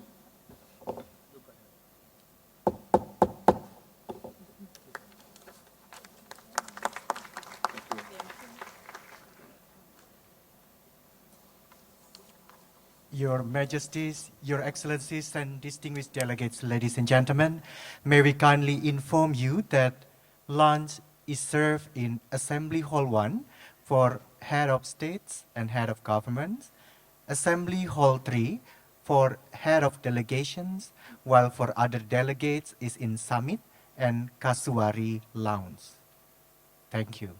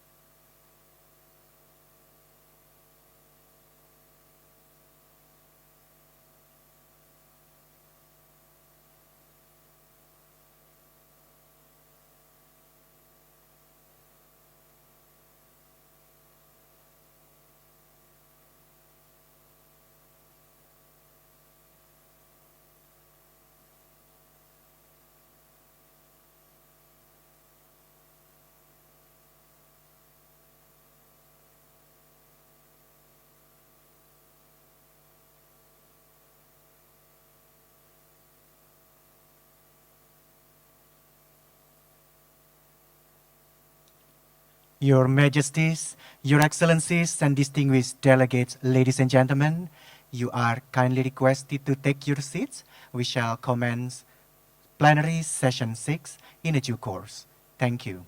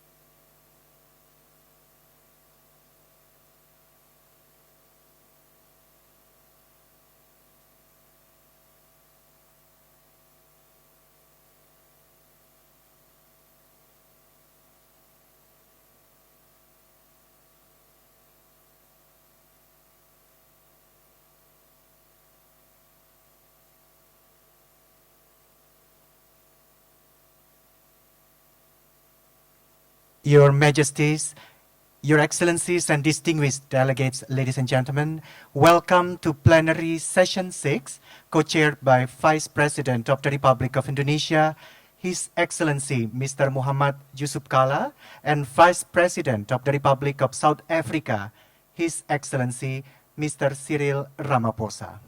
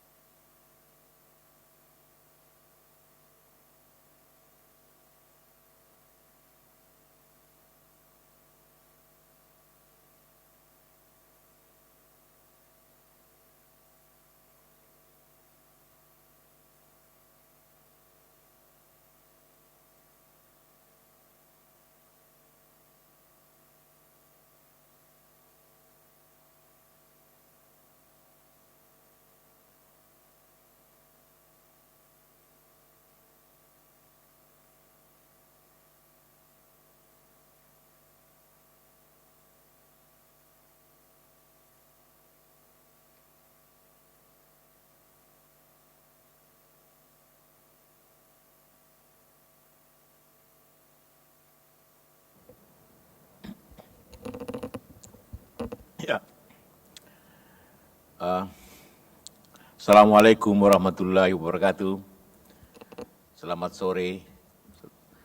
Good afternoon. Yang mulia para kepala pemerintahan, Excellencies, para delegasi yang the terhormat, head of states, Ibu dan Bapak distinguished sekalian. delegates, ladies and gentlemen. Sesi pleno ke-6 kita The mulai. sixth plenary session will begin. Bersama saya sebagai And together co-chair, with me as co-chair, Wakil Presiden the Afrika Selatan, Vice President Yang of mulia Africa, Cyril South Ramaphosa. Africa, His Excellency Mr. Kita Cyril akan kembali Ramaphosa. melanjutkan We will pembahasan mengenai continue with the kerjasama discussion Selatan-Selatan on South-South untuk cooperation memajukan perdamaian to dan promote kesejahteraan world dunia. peace and prosperity. Sebagai pembicara pertama, As the first speaker, saya akan memanggil I am going to call ketua upon bersama Wakil Presiden Afrika Selatan, co-chair, Yang mulia the Vice Cyril President of Ramaphosa untuk South menyampaikan Africa, Mr. pandangannya. Cyril Ramaphosa, to give his views. Silakan. Please proceed. Can be okay. Maybe it's better here.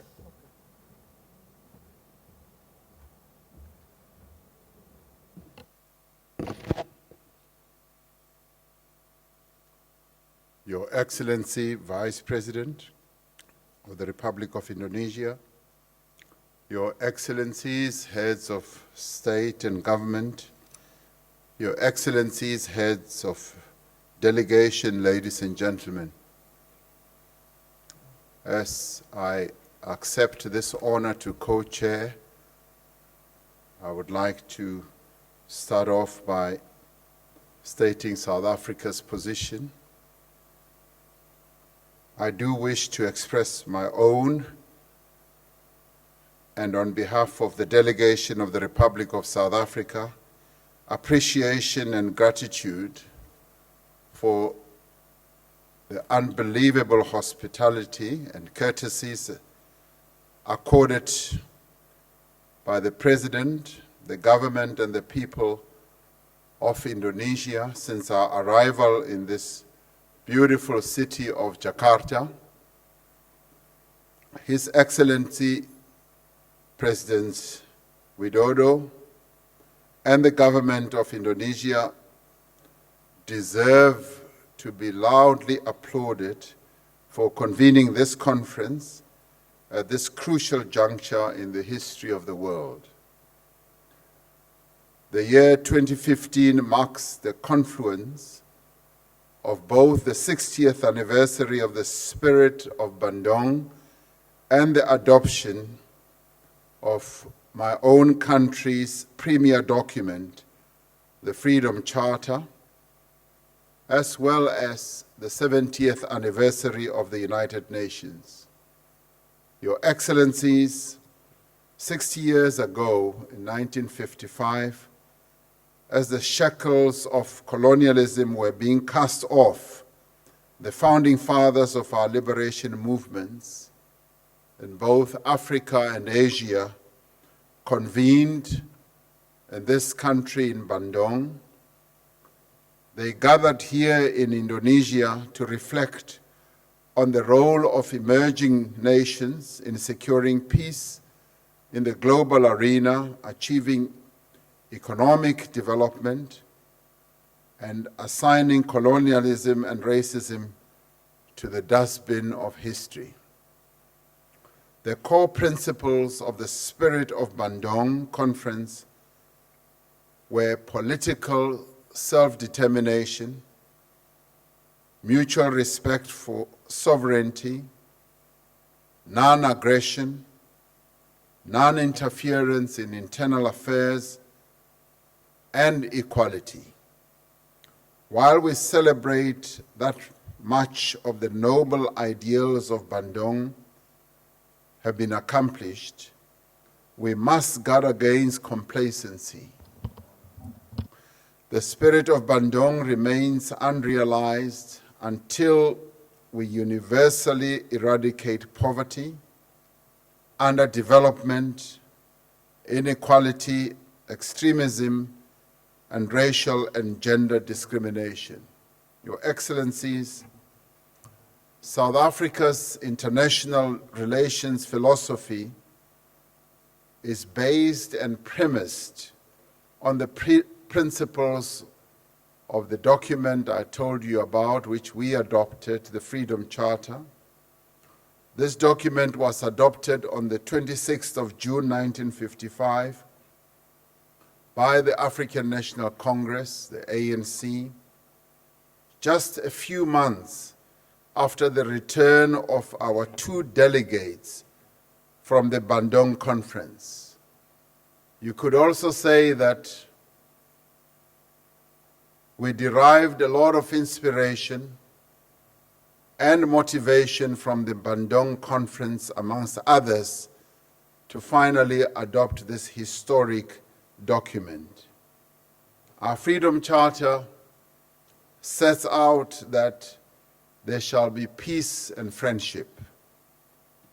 As a result, our posture as a nation is based on the commitment to the struggle for a humane, a just, and equitable, democratic, and free world in pursuit of a better Africa and indeed a better world. Your Excellencies, this year also marks the 70th anniversary of the formation of the United Nations. As we observe this milestone, the world remains confronted by the challenges of unequal development and conflict in many regions of the world and in many states.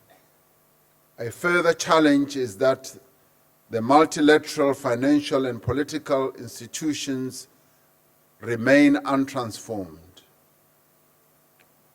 In this connection, South Africa adds its voice to the calls that are being made at this historic gathering to fast-track the transformation of the global governance system. This particularly applies to the United Nations Security Council. We add our voice to the calls that are being made that the United Nations Security Council must be transformed and must be representative. We need to reflect on the importance of an inclusive, transparent, reformed, strengthened, and effective multilateral system that is able to better address the urgent global challenges of sustainable development today. The reform that urgently needs to be implemented must reflect the realities of the new global paradigm.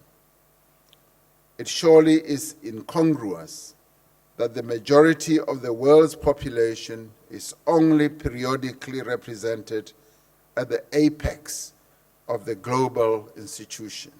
Your Excellencies, the plight of the Palestinian people remains a blight on our collective conscience. It is incumbent that we redouble our efforts to bring peace to that troubled Holy Land and to have two independent and viable states of Palestine and Israel existing in peace with each other and with the whole world.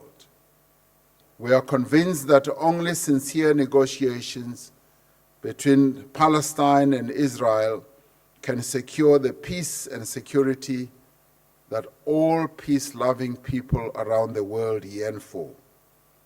We therefore call for an end to the siege on Gaza and an immediate end to the expansion of settlements. Your Excellencies, let me once again express our sincere gratitude to the government and indeed the people of Indonesia for the wonderful hospitality during our time here. I also wish to extend a personal word of gratitude to President Widodo for his visionary leadership in convening this special occasion.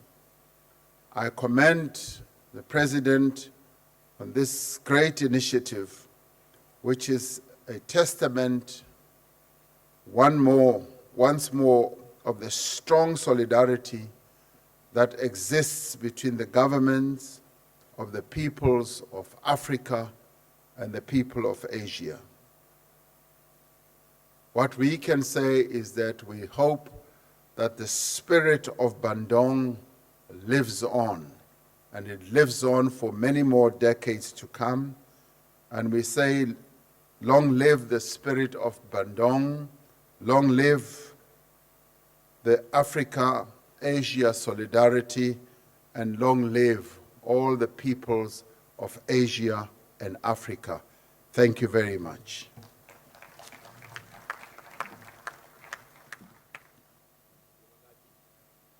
Terima kasih Yang Mulia. Thank you, Selanjutnya Your saya Excellency. memanggil And next, I would like to call Menteri upon Negara Tanzania the State Minister of Yang Mulia Tanzania, Dr. Mary Michelle Nagu untuk menyampaikan Dr. Mary Michelle pandangannya. Magu, to give her statement.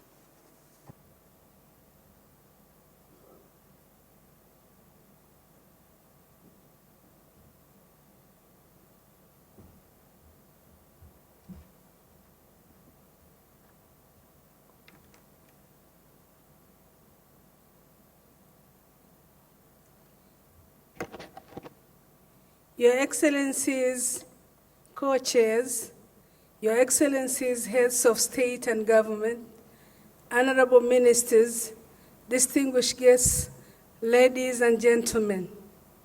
Your Excellencies, on behalf of His Excellency Jakaya Mrisho Kikwete, the President of the United Republic of Tanzania, May I take this opportunity to convey his sincere appreciation to Your Excellency, to His Excellency Joko Widodo, President of the Republic of Indonesia, for inviting him in this auspicious meeting to commemorate the 60th anniversary of the Asia-Africa Conference and the 10th anniversary of the new Asia-Africa Strategic Partnership.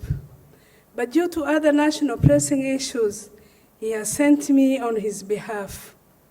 We are thankful for the warmth of reception and generous hospitality accorded to me and my delegation since our arrival in this beautiful city of Jakarta.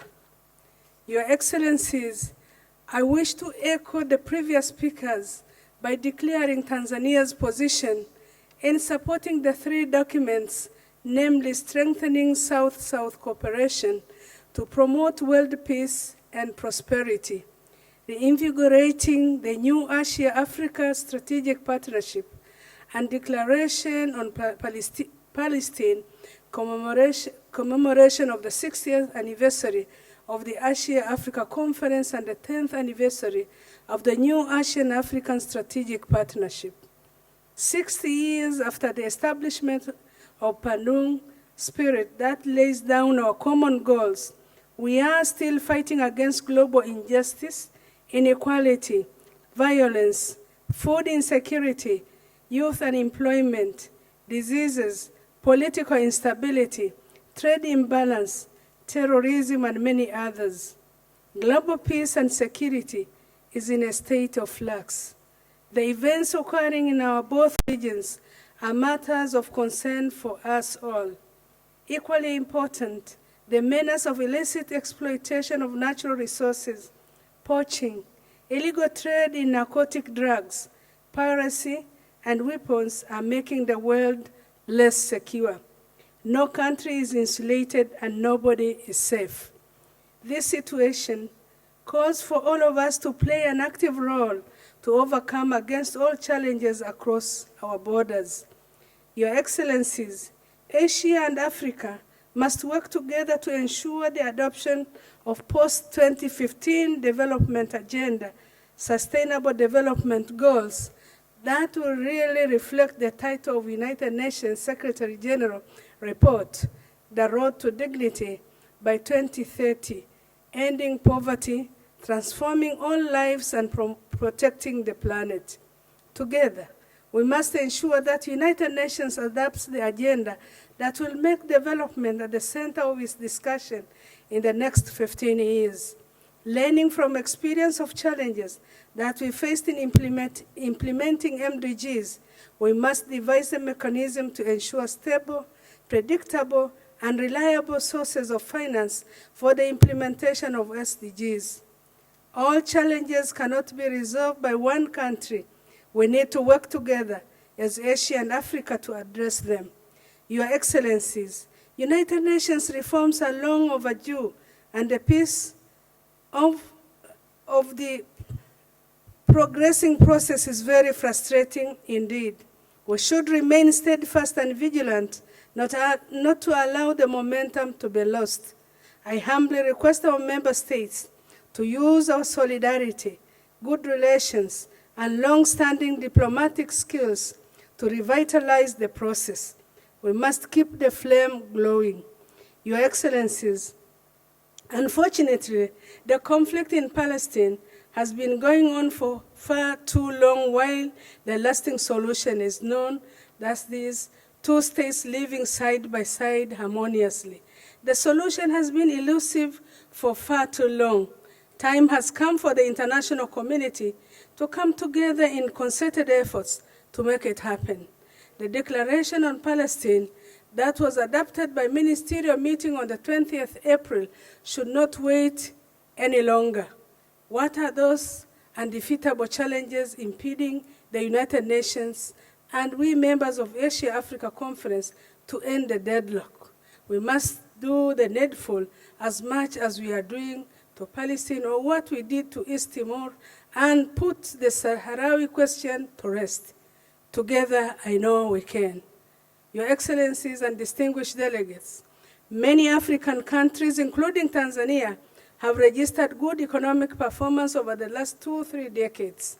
Today, more than 10 African countries enjoy growth rates averaging 5 to 6%, which is higher than the global average.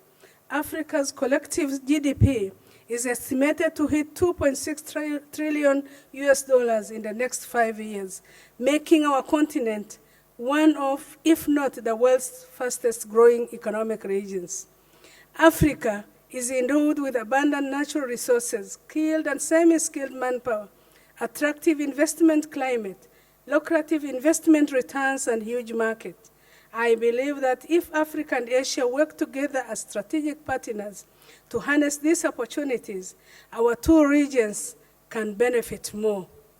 Your Excellencies, from this Asian-African Conference, if we are only to take one thing, I call upon the member states to work together to make sure that the UN reforms is taking place, the new Asia-Africa Strategic Partnership is strengthened, and the question of Palestine is resolved as per Bandung solidarity. I'm confident that these 6 days of debate from the senior official meeting, the ministerial meeting, yesterday and today's heads of state and government meeting, with the theme of advancing South-South cooperation, affords us another opportunity to define a bright future for ourselves, our children, our grandchildren, and their grandchildren. Allow me, Your Excellency, to conclude by appealing to everyone here to promise to work for Asia-African solidarity that will make the world a better place for all of us to live in. I thank you for your kind attention.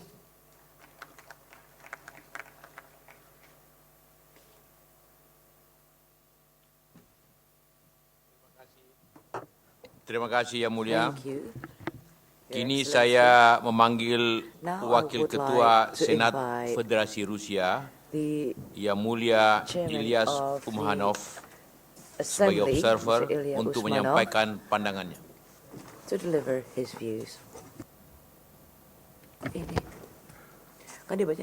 Бисмиллахиррахманиррахим. Уважаемый господин вице-президент Индонезии, уважаемый господин вице-президент Южноафриканской Республики, уважаемые участники, дамы и господа, 60 лет назад на гостеприимной земле Индонезии начался отсчет нового времени афроазиатской солидарности. The time started for the Afro-Asian solidarity. The spirit of Bandung was embraced by millions of people. United efforts of many countries in the struggle against colonial rule for strengthening the international peace and equal cooperation. На стороне независимых государств все эти годы выступал Советский Союз, а затем Российская Федерация, которая оказывала не только политическую поддержку движению неприсоединения, но и всестороннюю экономическую и финансовую помощь. В наших вузах и на предприятиях прошли обучение и переподготовку более полумиллиона человек. В странах Азии и Африки было построено 700 крупных индустриальных и сельскохозяйственных объектов. Мы сегодня твердо намерены развивать эти замечательные традиции дружбы, сотрудничества и взаимной поддержки в борьбе против новых вызовов современности. Ибо философия и принципы Бандунга звучат в этом зале не менее актуально, чем 60 лет назад. Уважаемые коллеги, мне доверена большая честь по поручению президента Российской Федерации Владимира Путина передать добрые пожелания дружественному индонезийскому народу, его руководству, президенту Индонезии Джоко Видодо. Мне также поручено огласить текст приветственного послания президента Российской Федерации. Участникам и гостям саммита стран Азии и Африки, of the Russian Federation. Уважаемые дамы и господа, дорогие Dear друзья, participants of the conference рад of приветствовать вас Asian-African по случаю Conference, ladies and открытия gentlemen. саммита стран I am glad Азии и to Африки, welcome you on the посвященного occasion of the opening of the 60-летию Asian-African Бандунгской Summit, конференции. dedicated to the Эта 60th историческая конференция anniversary of the стала Bandung Conference. важнейшей вехой в This становлении historic движения conference marked an important неприсоединения, milestone in the которое formation объединило в of the своих рядах non-aligned movement, более which половины стран united мира more than и half превратилась в of the countries in the авторитетную world and структуру evolved into an authoritative многостороннего structure диалога по for a ключевым multilateral вопросам dialogue on key региональной issues of и общей мировой regional повестки and дня. global agenda. Взаимодействие государств Азии и The Африки interaction играет of существенную Asian and роль African в states построении plays справедливого a и significant role демократического in forming мироустройства, an equitable укреплении and глобальной democratic world стабильности, order, в борьбе с бедностью и promoting global голодом, stability, в решении других fighting актуальных poverty and famine, социально-экономических and задач. settling other relevant social and economic Это в issues. полной мере отражает и тему This is вашего also саммита — fully reflected in укрепление the theme of the summit, сотрудничества по линии strengthening Юг-Юг South-South в обеспечении cooperation to мира promote и процветания во world всем peace мире. and prosperity. Отношения Российской Федерации с The азиатскими и relations африканскими of the Russian партнерами Federation with традиционно Asian носят and дружественный African partners характер. have traditionally been of Между friendly нашими and государствами constructive налажены nature. содержательный политический Substantial диалог political и dialogue and координация coordination of усилий efforts in в international международных делах, affairs have been а established between также our тесные countries, контакты as well as в close торгово-экономической, contacts in trade, инвестиционной, economy, гуманитарной и других investment, сферах. humanitarian and Россия other принимает spheres. активное участие Russia в actively международных participates in программах international содействия, assistance которые programs, обеспечивают передачу which современных ensure the технологий, transfer of modern technologies, профессиональных знаний и professional эффективных knowledge, методов and хозяйствования effective во methods многие of management развивающиеся to страны. many Хотел бы developing countries. подтвердить заинтересованность I'd в like to confirm дальнейшем the interest in наращивании further всего development комплекса of the whole взаимовыгодных range связей of mutually со странами beneficial Азии и ties with Африки на Asian благо and наших African народов countries в for the интересах well-being of our укрепления мира и peoples and in the безопасности interests на of всех strengthening континентах. peace and security Желаю on вам all the плодотворной continents. работы и всего I wish you самого fruitful доброго. work and all the Президент best. России President Владимир Путин. of the Russian Federation, Благодарю, коллеги, за внимание. Vladimir Putin. Thank you for your attention.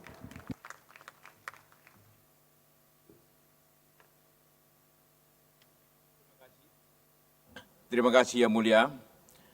Selanjutnya saya memanggil Thank you, wakil Your dari Excellency, Guinea and now Ekuator, would like to Yang Mulia call Santiago Zubea Efuman untuk menyampaikan from pandangan. Ecuador, Evides Sabua.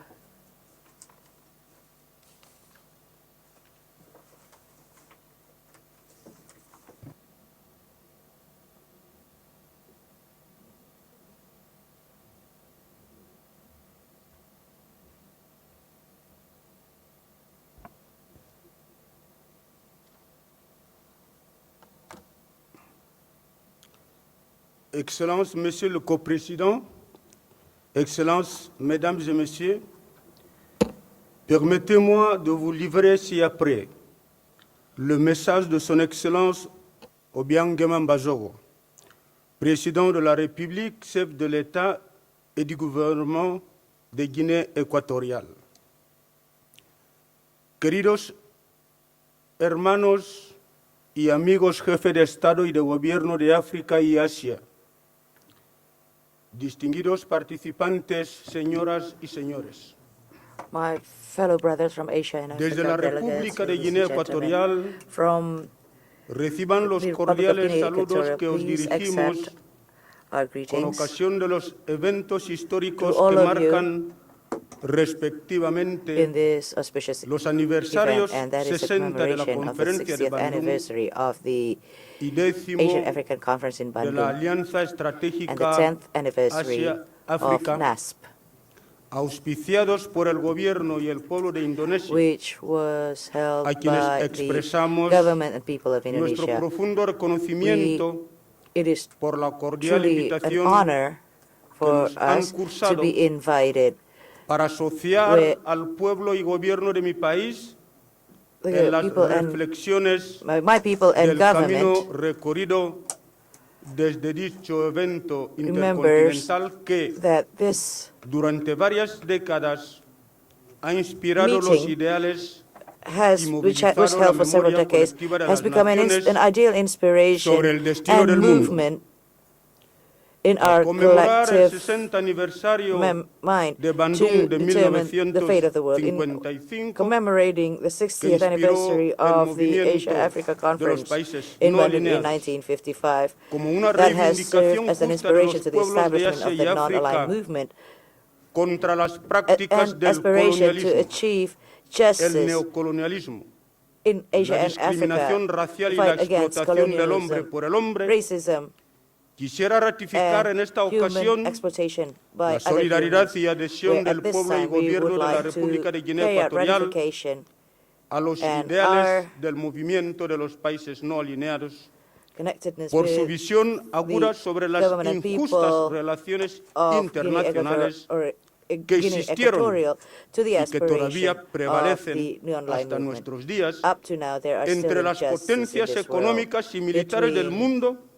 y los países nations que aspiran whose a economic su and military emergencia powers política, económica, social y trying cultural. to be developed for Se me the permitido extender development of la for their social expresión cultural del development. And in this reconocimiento auspicious occasion, y I would gratitud also del like gobierno de la to República de Guinea Ecuatorial recognize and a su extend excelencia gratitude Joko of the people Widodo, of Guinea Equatorial, presidente de la República de Indonesia, His y a Excellency, todos sus to His antecesores Excellency Joko por Widodo, haber President of the mantenido Republic siempre of Indonesia, encendida and to his la predecessors, antorcha de las who has reivindicaciones continued to de los pueblos de inherit Asia y the de África. beacon of En the efecto, that la helps the conmemoración hope del of 60 our aniversario communities. de la conferencia The de Bandung 60th commemoration, en el año 60th 1955, anniversary reforzada por el commemoration acuerdo de of la the Bandung nueva Conference alianza of estratégica 1955, which Asia-África was del año 2015, no hacen renewed más que through the confirmar estas Asia-African justas New reivindicaciones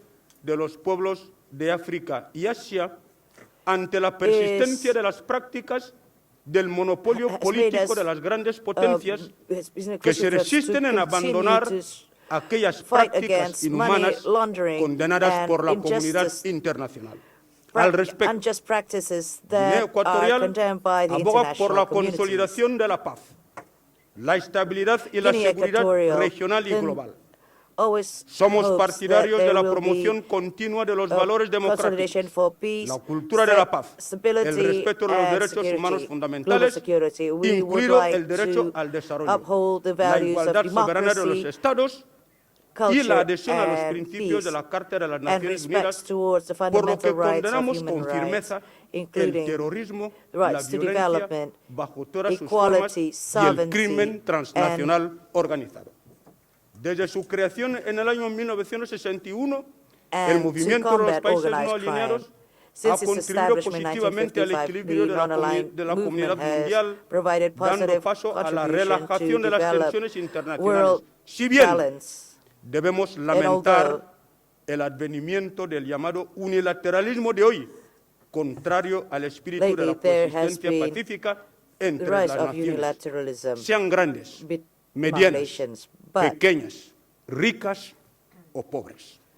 between Sin embargo, the la rich República and de the Guinea poor, Ecuatorial but the observa que Republic of siguen Guinea vigentes hasta Equatorial hoy los principios que motivaron la política de la no alineación also y sees la the nueva alianza principles estratégica Asia-África to que luchan por salvaguardar develop la independencia y la soberanía de sus países miembros. the non-aligned Pues movement and observamos que a pesar de to la desaparición de la Guerra Fría, las actitudes de predominio de las maintain potencias its mundiales, independence and su sovereignty. injerencia en los asuntos internos de los países débiles, Therefore, de menosprecio de la soberanía we nacional, need to continue la to explotación camuflada maintain de recursos and económicos de los países menos strive favorecidos, to maintain the las sovereignty exigencias y la of a voluntad nation de imponer and una democracia prevent the desconforme con las stealing realidades of our socioculturales de los resources países emergentes, and countries who constituyen try to todavía la take causa de la advantage of our inestabilidad weaknesses. de nuestros países y confirman la realidad This de que en el is mundo the de hoy cause of nada ha cambiado, injustice and ya que imbalance prevalece in our todavía current una guerra world. fría encubierta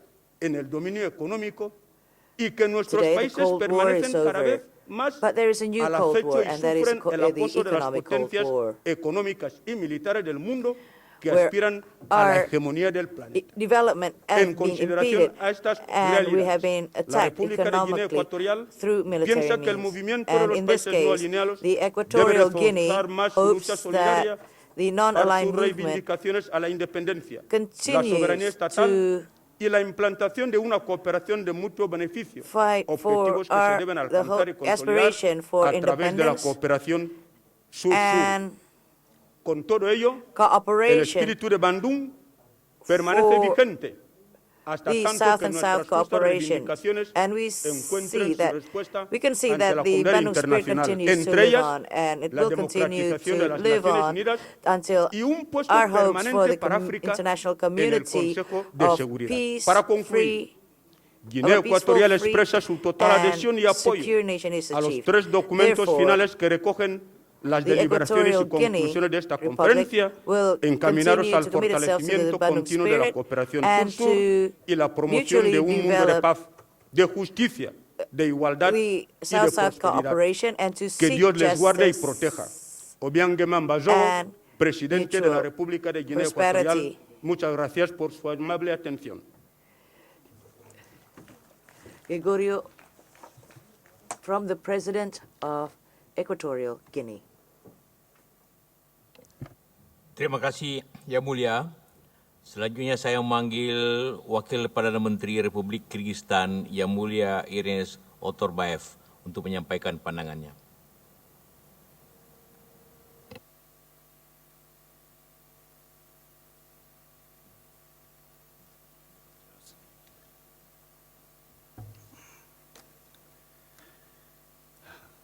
Co-chairs, excellencies, distinguished guests, ladies and gentlemen. On behalf of the government and of the Kyrgyz Republic, allow me to greet you all in this Asia-Africa Summit and to express our thanks for the role of Indonesia has played in preparing for these summit meetings. As Asians and Africans, we have had a long tradition of working and living together. We recognize in each other a common humanity and common destiny, as we have faced similar challenges in terms of an unequal international world order, poverty, and underdevelopment. As countries of the South, we have to continue championing the cause of ensuring a more balanced and equitable global order where the development and advancement of the peoples of both of our countries are prioritized. The summit marks the 60th anniversary of the first Asia-Africa Conference of 1955. In our commemoration of the Jubilee, we must acknowledge and remember those leaders who great foresight paved the way for Asian-African cooperation into the new millennium. The world of 1955 is vastly different from the world today. The advances since 1955 would not have been possible without the vision of those leaders. Despite the advances, however, we still live in a world where the chasm between rich and poor is widening rather than narrowing. Ideas of Bandung Conference remain high demanded in our days. In an era of accelerating globalization processes, our world is facing with new threats and challenges: international terrorism, proliferation of weapons of mass destruction, organized crimes, environmental degradation, and epidemics. In order to overcome the threats and challenges to peace, prosperity, and creative development, we should firmly and resolutely move forward by uniting the efforts of the entire international community, combining the political will of the entire international community for a comprehensive endeavor. Kyrgyzstan expresses its full readiness for such a constructive and effective international cooperation.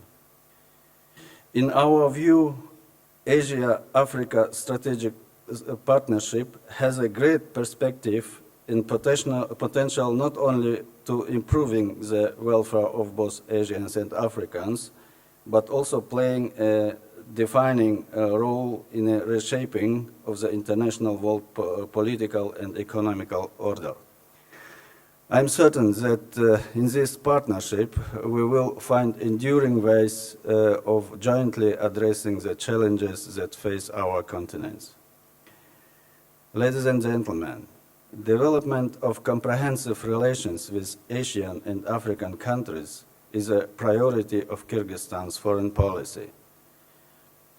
Let me underline practical steps aimed at the strengthening cooperation with countries of Asia and Africa. I can mention tourism development and traditional educational exchanges cooperation in the field of energy, on mining industry, agriculture, infrastructure development and construction.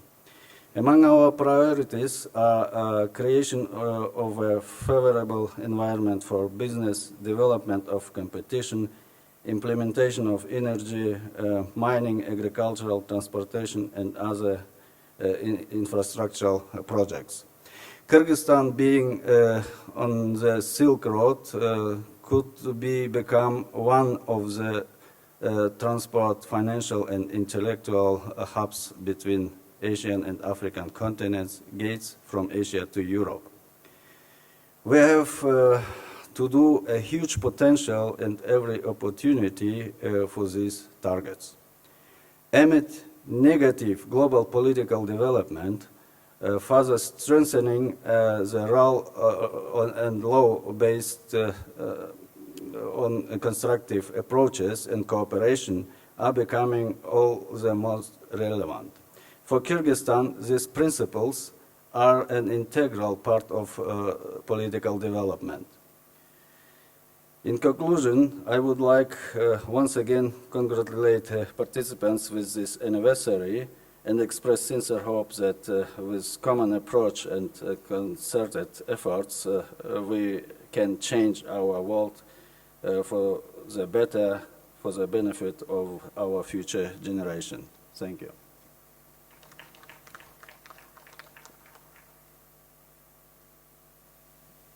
Terima kasih, Yang Mulia.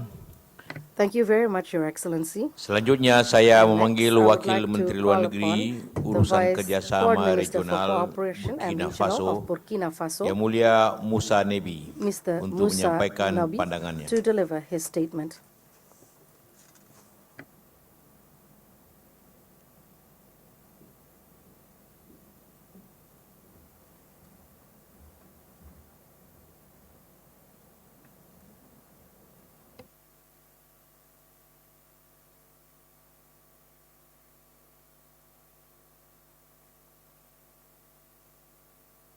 Monsieur le Co-président, Messieurs les chefs d'État et de gouvernement, Messieurs et Madame les chefs de délégation, Mesdames et Messieurs. Monsieur le Co-président, avant tout propos, je voudrais transmettre à vous-même, first of all, ainsi qu'à cette allow auguste me assemblée, to express my les salutations amicales to et fraternelles, participants in ainsi que this les room, encouragements de M. Michel Kafando, président de la transition, président du my Burkina deepest Faso. apology from our president from Son Burkina Excellence, Faso. Monsieur le Président du Burkina Faso, The aurait bien president voulu of être Burkina ici Faso pour partager avec is vous actually eager ses to vues come sur les here questions importantes and to inscrites join all à of you l'ordre du here jour du sommet, mais and to des attend this contraintes very dues à important l'agenda event. national However, l'ont there retenu are à still Ouagadougou.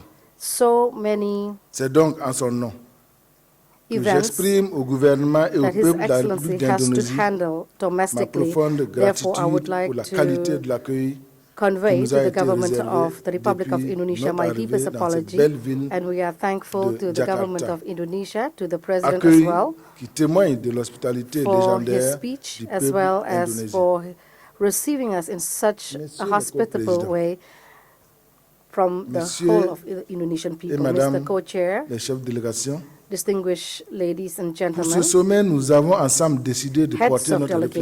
réflexion sur le thème Yes, renforcement de we la have to coopération look at the theme that we have, Sud-Sud en strengthening vue de la South-South promotion des mondes de cooperation paix to promote world et de peace and prospérité. prosperity. Dans le contexte actuel de A la world of conjoncture peace and internationale prosperity, difficile, and in the qui ébranle context tous of les this États time, du it is monde et extremely particulièrement les difficult plus for us to vulnérables, see throughout the notamment les world. nôtres, le choix de cette There thématique are so qui many englobe la problématique areas in this world sécuritaire that are still devient prone pertinent et to a légitime. number of problems.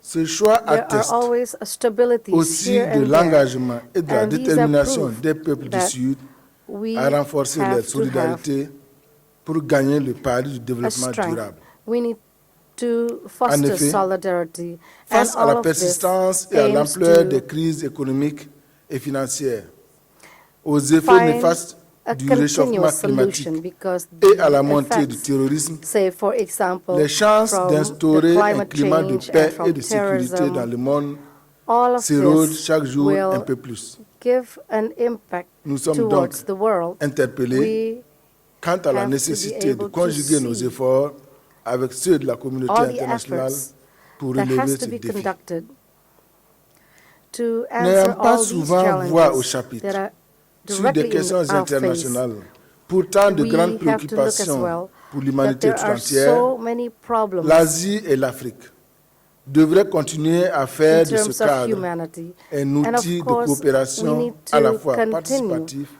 et proactif all the en cooperations vue that we have d'apporter une fostered contribution and be substantielle more à active l'évolution du to monde et contribute à la towards civilisation de the l'universel. development, as Monsieur well le as coprésident, to try and je puis vous tackle all assurer the problems que mon pays, that le Burkina relates Faso, to world qui prosperity. entretient déjà de très Our bonnes country, relations avec les pays Burkina d'Asie, Faso, continuera d'œuvrer au is renforcement de ce very close partenariat to Africa as gagnant-gagnant. well as Asia.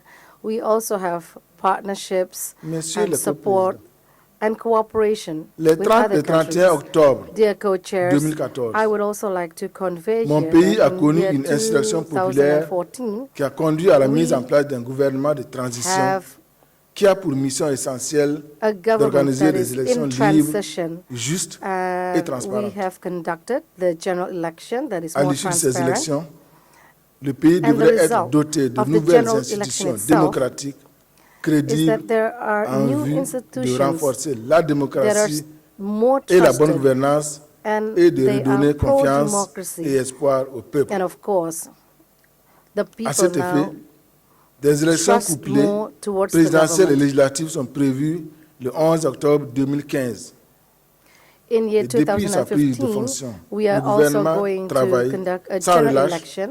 pour préserver la And of stabilité et la course, quiétude des we populations will burkinabées continue et de tous ceux qui vivent sur to son conduct sol. all our efforts Parallèlement, d'autres actions sont en cours pour for the réconcilier les betterment of the Burkinabés people et and the apaiser les government tensions of de tous ordres. Burkina Faso.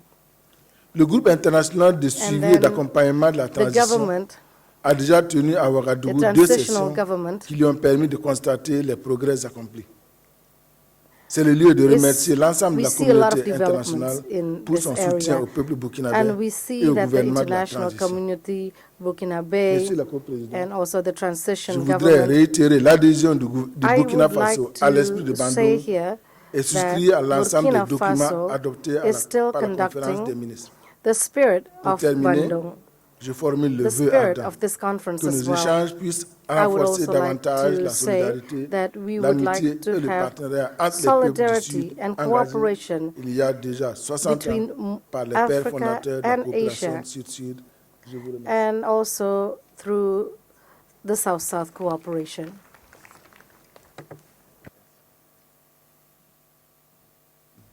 Terima kasih. Selanjutnya saya memanggil Thank you, and Asisten now I'd like to call upon Menteri Luar the Negeri Assistant to the Minister, Uni Emirat Arab, Dr. Tariq Ahmad Al-Haidari Foreign untuk Minister menyampaikan pandangannya. of Arab, United Arab Emirates.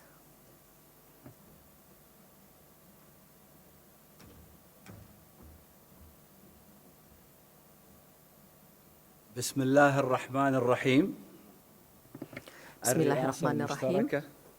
أصحاب الفخامة والمعالي والسعادة السيدات والسادة يسعدني في البداية أن أتقدم إلى فخامة رئيس جمهورية أندونيسيا بالتهنئة الحارة على استضافته أعمال القمة الآسيوية الأفريقية لعام 2015 وأن نعبر لفخامته عن بالغ الشكر والتقدير ولحكومته ولشعب أندونيسيا على حسن الاستقبال وكرم الضيافة كما يشرفني أن أنقل إليكم تحيات صاحب السمو الشيخ خليفة بن زايد آل نهيان رئيس الدولة حفظه الله وتمنيات سموه لأعمال هذه القمة بالتوفيق والنجاح.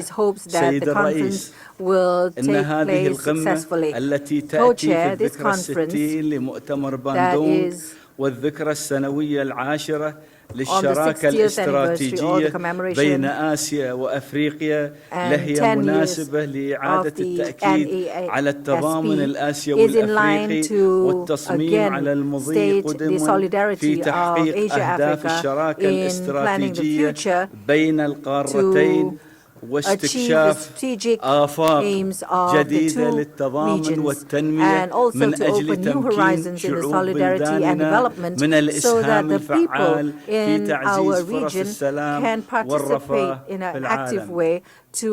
السيد الرئيس، أن دولة الإمارات العربية المتحدة تؤمن بأن المبادئ التي قام عليها مؤتمر باندونغ لعام 1955 والشراكة الاستراتيجية بين آسيا وأفريقيا تمثل إطاراً هاماً للتعاون بين الدول الآسيوية والأفريقية من أجل إرساء السلم والأمن العالميين وتطوير العلاقات على المستوى الثنائي ومتعدد الأطراف. ومن هذا المنطلق وجهت دولة الإمارات العربية المتحدة سياستها الخارجية نحو احترام ميثاق الأمم المتحدة وإقامة علاقات مع جميع دول العالم على أساس احترام سيادة الدول وعدم التدخل في شؤونها الداخلية والوقوف إلى جانب قضايا الحق والعدل ودعم الشرعية والإسهام الفعال في دعم الاستقرار والسلم الدوليين. سيد الرئيس، إن بلادي تساهم بدورها في تعزيز التضامن والتعاون فيما بين بلدان الجنوب، فنحن ندعم كل القضايا العادلة لشعوب القارة الآسيوية والقارة الأفريقية، ونعمل على زيادة حجم التبادل التجاري مع الدول في القارتين. وتشهد استثماراتنا نمواً مضطرداً في الاقتصاد الآسيوي والأفريقي وبخاصة في قطاعات البنية التحتية في الاتصالات والنقل الجوي والبحري، حيث تعمل موانئ ومطارات دولة الإمارات كمركز ربط بين أفريقيا وآسيا، وتذهب مساعداتنا التنموية والإنسانية التي فاقت 1.3 من الناتج القومي الإجمالي وبلغت حوالي 5.8 مليار دولار أمريكي لعام 2013 وحوالي 5 مليارات دولار أخرى في عام 2014، علما بأن دولة الإمارات حققت المركز الأول عالميا في المساعدات الإنسانية في العامين المذكورين. وتلعب دولة الإمارات دورا حيويا في استقرار أسواق الطاقة وتطوير مصادر الطاقة المتجددة بما يؤثر إيجابيا في تقدم التنمية واستقرار اقتصاديات الجنوب ومواجهة الآثار السلبية لتغير المناخ وخاصة في اقتصاديات الدول النامية الصغيرة والجزرية. وأن دولة الإمارات سوف تواصل جهودها في تطوير وتعزيز الشراكة الاستراتيجية بين آسيا وأفريقيا. السيد الرئيس، إن منطقة الشرق الأوسط وشمال أفريقيا منطقة ذات أهمية استراتيجية حيوية في إطار التضامن والتعاون بين آسيا وأفريقيا والتطورات الجارية في مستقبل وأمن واستقرار هذه المنطقة يترتب عليه الشيء الكثير في مستقبل الأمن والاستقرار of the region that will determine the peace and stability of the region. And next, for the future of the development of this region, what is happening in Middle East, it determines that we have to show our solidarity in a more active way. And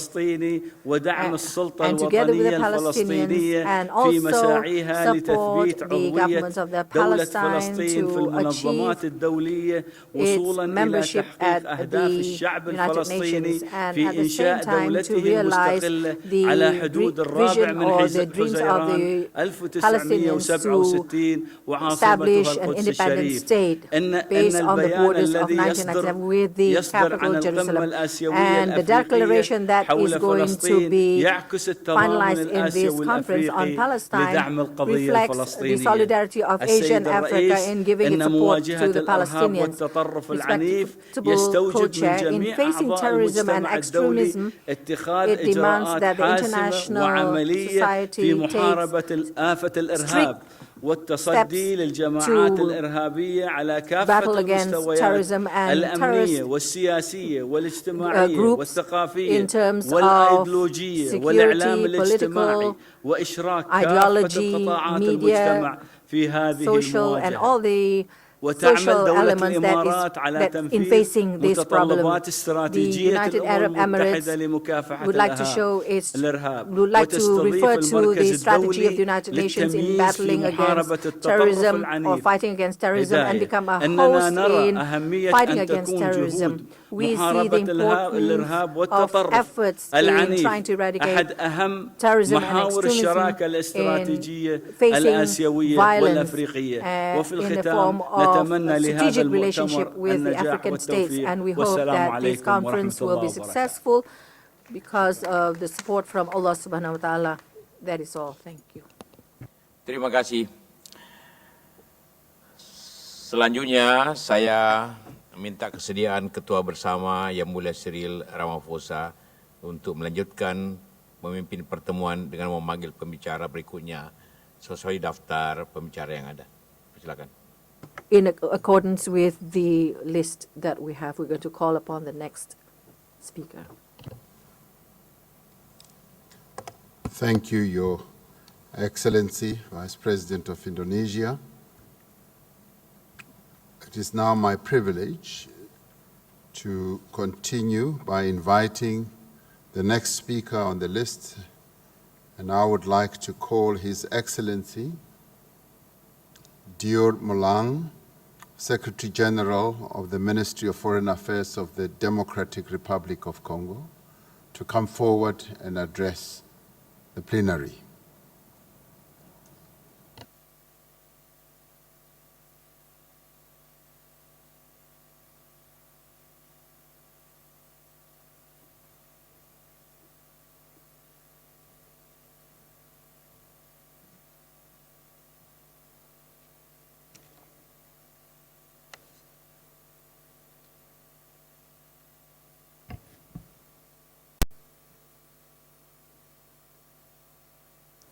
Excellences, Messieurs les chefs d'État et de gouvernement, Excellences, Mesdames et Messieurs les ministres,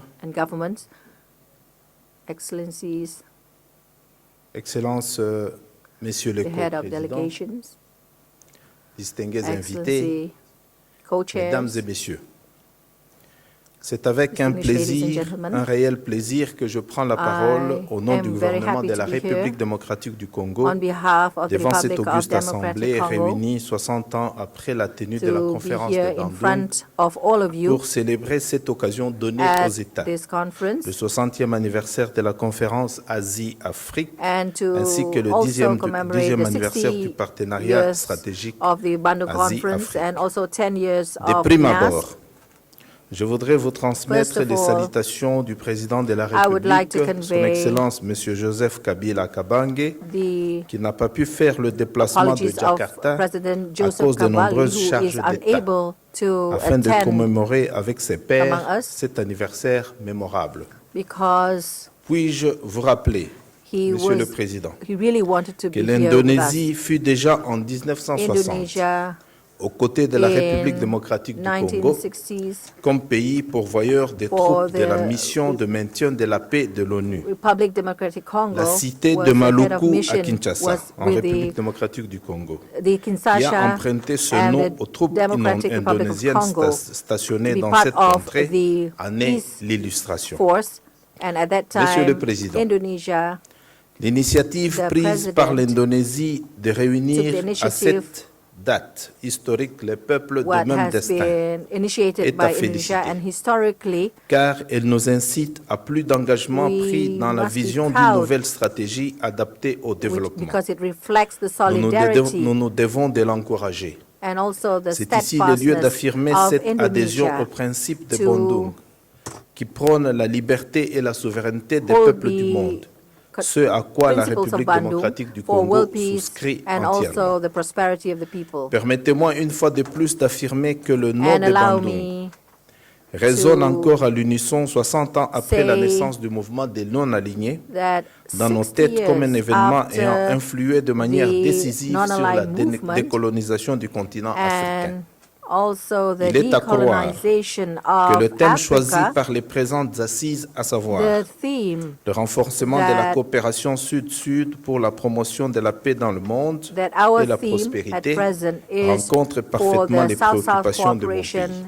and to En promote effet, world peace and les différentes prosperity. guerres qu'a connues mon And pays of course, ont désarticulé we- notre économie, our l'isolant country ainsi de la coopération avec les autres still pays du monde. sees Aujourd'hui, the importance grâce à la of paix et à cooperation la with stabilité other nations, retrouvée, and at present, les pratiques because démocratiques of ont the permis à la stability République démocratique and du Congo peace that we l'ouverture enjoy, à l'investissement the extérieur Republic tout en Democratic renforçant davantage Congo la coopération still sud-sud. proceeds with Monsieur le its Président, South-South cooperation. depuis son accession à la magistrature suprême, Excellencies, le président de la President République, Joseph Kabila Kabange, a toujours œuvré pour la Joseph paix et le développement du Kabali monde. Pour s'en convaincre, wishes for mon world pays peace, a signé sous and l'égide des Nations Unies, our le 24 country, février 2013, on the 24th l'accord of cadre February d'Addis Abeba, 2013 at the instrument United propice à la Nations, stabilité politique, sécuritaire et promoted humanitaire de political l'Est du Congo, stability mais aussi à l'intégration for régionale. Congo, East Congo, Les sacrifices and ainsi also consentis au the terme other de cet regions. accord We see visent that l'émergence du Congo à l'horizon the agreement 2030. that we have signed Pour ce faire, is in line mon pays a fait with de la what we coopération wish au to développement, achieve in spécialement avec 2030. certains pays du Sud, And the dont la Chine, development la Corée, that we wish to l'Inde achieve, et le Japon, we also son cheval de bataille au work plus together grand bonheur with du peuple Korea, congolais. China, À ce jour, grâce à la solidarité avec les pays and d'Asie, also cooperation with our et people. de nombreux also chantiers sont with en other cours countries d'exécution in sur Asia, toute l'étendue du pays. Many projects Car is ongoing le in our partenariat country Asie-Afrique because est l'un des plus productifs et les plus the durables. partnership Il between démontre que Africa les and intérêts Asia communs de nos continents is quite nous difficult, aident à faire but face aux problèmes globaux liés à la there are pauvreté, à la famine, mutual aims aux maladies, that we au wish to terrorisme achieve, that et à is la to protection de eradicate l'environnement, poverty, au développement des to ressources overcome renouvelables à travers la formation et poverty, les échanges and de tout also for ordre, the et j'en development passe. of the Certes, infrastructure la and so revitalisation on. du But partenariat nevertheless, stratégique entre le the continent asiatique et revitalization of africain NAS demeure aux yeux de nos populations un atout majeur susceptible For us, d'assurer son devenir. Pour y parvenir, can determine seule the future of a la nation. complémentarité et la solidarité à travers une And coopération we agissante also doivent demeurer wish notre for the leitmotiv solidarity et guider that nos actions will communes. C'est pourquoi be la République developed for the démocratique future, du and Congo also souscrit the à la actions that wish plupart des to achieve recommandations the contenues dans les documents qui Republic sont publiés à l'issue de ces Democratic Congo. assises et dont We'd like to l'objectif see est the d'améliorer la recommendations qualité from de la vie de nos this populations. conference Monsieur to le Président, improve comme vous le savez, the la position prosperity géographique de of our centralité de people. mon pays au niveau du Our continent nation africain is located lui donne la in the prétention middle de of relier the l'océan Pacifique African à l'océan Indien, continent. le nord au sud de l'Afrique. And we'd like À cette to position bridge géostratégique Asia and s'ajoutent Africa. ces Our immenses position, potentialités naturelles et énergétiques and in qui our sont des country we have atouts many indéniables potentials aux échanges fructueux, that fruits de la cannot be coopération denied. dynamique. And Ainsi, this is nous also encourageons result vivement of les the nouvelles voies cooperations the dynamic coopération and afin we hope d'intensifier to have davantage les relations further économiques entre cooperation nos with deux continents Asia par la that tenue, can entre develop autres, et dès our que economy possible, des as rencontres well bilatérales as to incitatives et qui regrouperaient investisseurs et conduct hommes d'affaires bilaterals, d'Asie et d'Afrique. further D'ores et bilateral déjà, relationships nous soutenons l'appel or à agreements l'intensification de between notre the Asia coopération déjà business and people existante of Asia dans and le cadre Africa. de la Of conférence course, the internationale cooperation that sur le has développement de been l'Afrique, TICA dans SIG, conducted le for forum the sur la development, coopération for development. Chine-Afrique, We FOCAC, also have la coopération forums, entre l'Inde et l'Afrique, tout cooperation en comptant between sur d'autres India and nouvelles Africa, perspectives de and coopération à then ouvrir. the Messieurs les perspectives coprésidents, tout en and félicitant the la qualité future des travaux cooperation. dirigés par la coprésidence, je ne Co-chairs, saurais clore mon propos sans remercier sincèrement Son I Excellence, propose Monsieur le Président de la République de l'Indonésie, that Joko Your Widodo, Excellency, et le gouvernement indonésien President pour Joko l'accueil Widodo chaleureux and the ainsi que les Indonesian accommodations government dont once again moi-même thank you et ma for délégation avons bénéficié depuis your notre arrivée en welcome terre indonésienne. and Mesdames et also messieurs, your je vous remercie. cooperation and for the organization of this conference. Thank you, ladies and gentlemen. Thank you, Your Excellency, for your statement. Ladies and gentlemen, allow me now to invite the next speaker on the list. I would like to call His Excellency Bernard Dairaja, the Director General for Africa, Asia and Oceania of the Ministry of Foreign Affairs of Burundi, to deliver his statement. You have the floor, sir. Co-chairs, Your Excellencies, ladies and gentlemen, how good and pleasant it is when Africans and Asians meet and sit together to further strengthen the ties of cooperation and solidarity between their continents.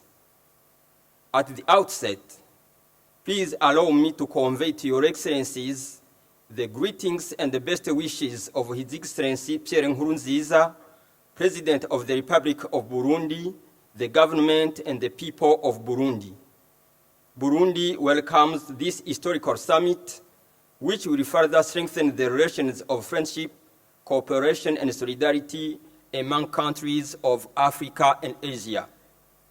I take this opportunity to thank the people and the government of Indonesia under the leadership of His Excellency Joko Widodo, President of the Republic of Indonesia, for the warm welcome and hospitality extended to us since our arrival in this beautiful city of Jakarta.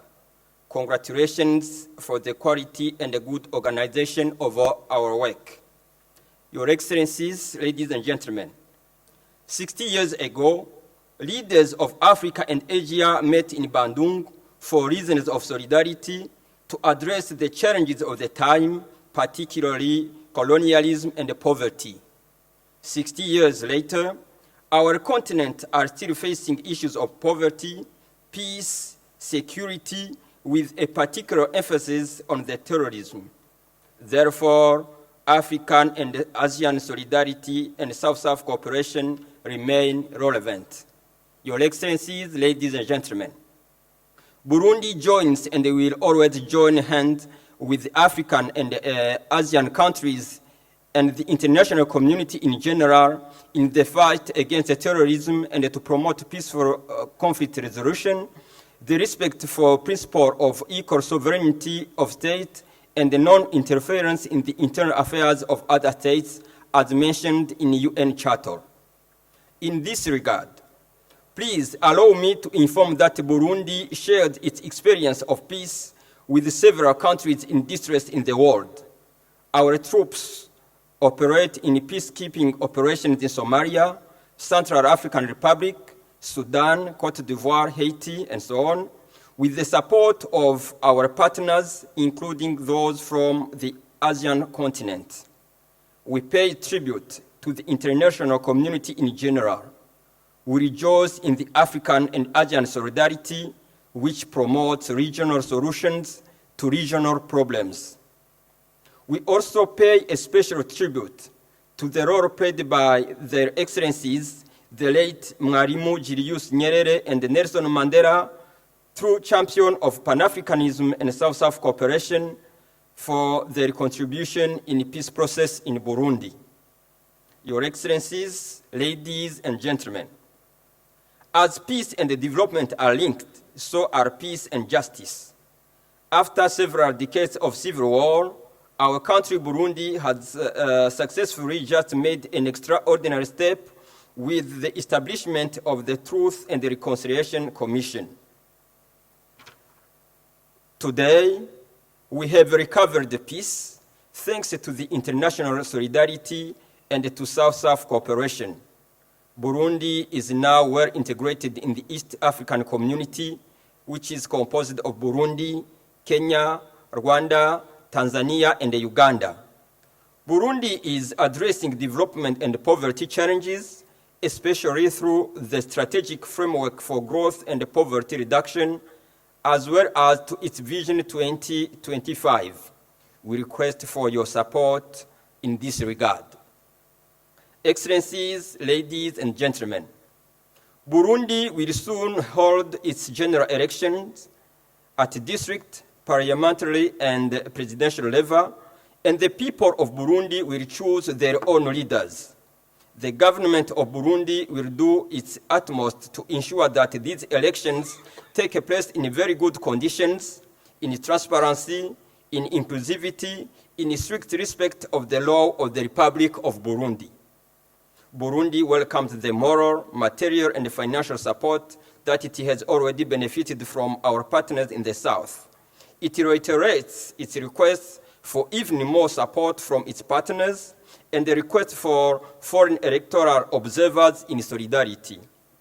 The success of the elections in Burundi will be likely to further strengthen its contribution to peace and security and hence development, as well as fight against terrorism in the world, particularly in Africa and in Asia. In conclusion, the countries of Africa and Asia form a body. They should therefore be mutually supportive, pay particular attention to the weakest or the most vulnerable in such or such an area. Africa and Asian countries are talented with many opportunities and gifts.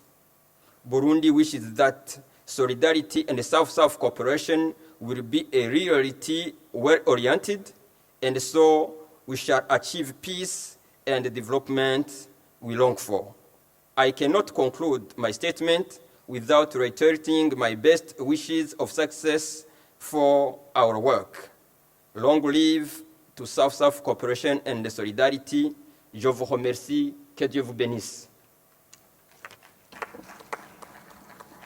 Thank you, Your Excellency. Allow me, ladies and gentlemen, to continue by inviting the next speaker on the list. I'd now like to call upon His Excellency Sheikh Niang, Ambassador of Senegal, to deliver his statement.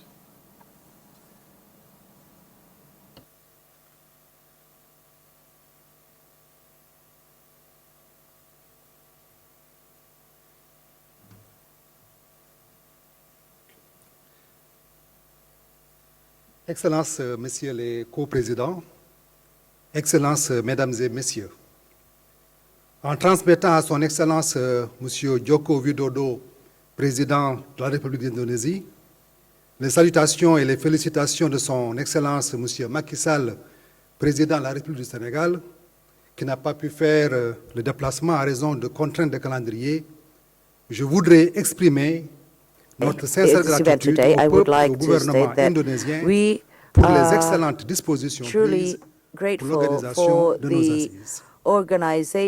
Les clivages politiques qui avaient présidé à la convocation de la conférence de Bandung ne sont certes plus d'actualité. Mais notre monde porte encore en lui les germes de divergence profonde qui, si l'on y prend garde, fragiliseront davantage la paix et la sécurité internationale. Aujourd'hui, le gap entre riches et pauvres est loin de se résorber et est source de tensions et de conflits.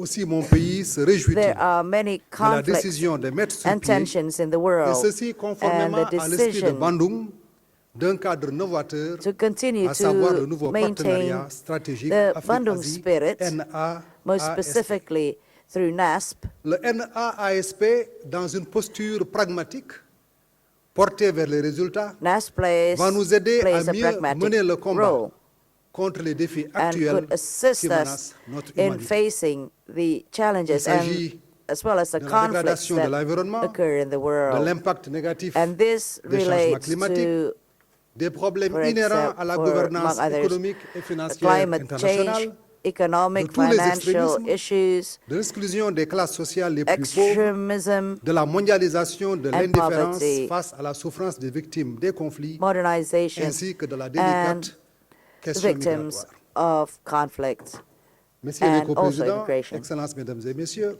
Co-chair, la ladies and quête de la gentlemen, paix ne saurait se résumer en une in order suite de to vœux, seek peace, quelquefois pieux, we will déclamés au will détour de require rencontres, à l'instar de celle qui nous great efforts. réunit aujourd'hui. And we La are quête de here la paix today est une posture. to C'est un engagement seek peace de together. tous les jours, And it is parfois difficile à tenir en raison des circonstances ou des intérêts particuliers des uns et des autres. Great Mais effort. nous devons rester And we mobilisés need pour to promouvoir la paix continue partout où elle est to menacée. move En sa in qualité order de to président achieve du comité peace des Nations Unies pour l'exercice around the world. And as des president of droits the du peuple palestinien, Committee of le the Sénégal United exhorte la Nations communauté for internationale à ne jamais Palestine, perdre de vue le difficile sort de la yes, population the palestinienne, United Nations dont must une partie est take a look contrainte at à what l'exil is et happening l'autre to the condamnée dans people la of précarité, Palestine, spoliée qu'elle est de ses and droits et take de ses terres. actions Il est grand temps and que step cessent up les its vexations efforts et que soient to engagées assist des négociations Palestine. sereines et responsables qui devraient conduire à la Of coexistence course, de deux the États vivant negotiations côte à needs to côte be à continued l'intérieur de frontières sûres because et negotiations reconnues will conformément aux create résolutions pertinentes du Conseil de sécurité. will probably create two Dans la même veine, je voudrais également saisir cette states, occasion peaceful states, and the Security pour Council of the United faire Nations is also important. donner un éclairage, celui de mon pays, en tout cas de sa position, par rapport à l'amalgame qui a cours sur la question du Sahara. And to look at Le it from Sénégal my position, considère from the que la question position du Sahara of my occidental, nation, Sahara, qu'elle relève Senegal en sees définitive Western du parachèvement Sahara, the de problems in l'intégrité Western Sahara territoriale du Maroc. Aussi is soutient-il on l'initiative the marocaine integrity of the d'autonomie pour la region région du Sahara qui garantit un règlement and the définitif de cette question. initiative of Il Morocco convient to dès lors de faire preuve de guarantee sagesse et a more d'ouverture stable face à la proposition situation. marocaine, qualifiée de sérieuse et crédible and it is- par moult résolutions du And we Conseil de are sécurité. open to other suggestions Sur un autre registre, nous in sommes order to d'avis que achieve des peace initiatives and coordonnées security in doivent être prises these pour regions. intensifier la coopération contre le terrorisme Indeed, we need et la to criminalité carry transnationale. out Mais il ne more faut pas oublier aussi que des efforts cooperations restent à in our consentir fight against pour réduire terrorism les inégalités reconnues and comme source de frustration. Une autre question strive d'importance to majeure concerne la reduce sécurité et la injustice. souveraineté alimentaire. Nourrir le monde devient de plus en plus une problématique complexe en raison de And la the pression world démographique, la dégradation des sols, ainsi que des must catastrophes see naturelles the provoquées par les complex changements climatiques. issues that Il nous exist, faut donc agir et such agir as solidairement. issues Monsieur le coprésident, la resulting from configuration climate de la change. communauté internationale doit mener à Co-chair, une réforme conséquente the international de certains community organes des Nations Unies, must y compris le Conseil carry de out sécurité, reform, global dont la reform, composition est and aujourd'hui reform in the United problématique. Nations. La difficile entreprise de specifically réforme de cette the instance, si elle n'est pas Security portée à Council, terme, as I have perpétuera mentioned. une This injustice historique reform pour nos deux continents. must be Sur cette question, l'Afrique a déjà carried sa position out déclinée dans le for consensus both des of our Nations Unies.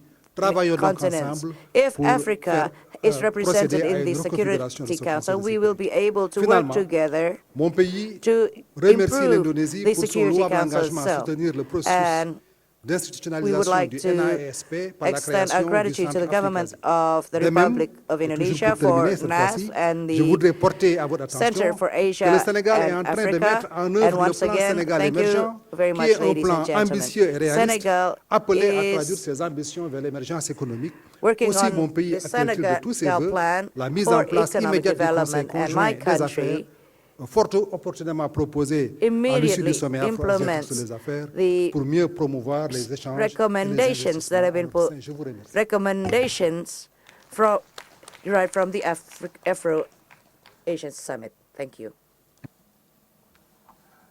Thank you, Your Excellency. Ladies and gentlemen, allow me once again to continue by inviting the next speaker on the list. I would now like to call upon His Excellency Benjamin Clement Egan, High Commissioner designated to Malaysia of Ghana, to address this plenary. Your Excellency.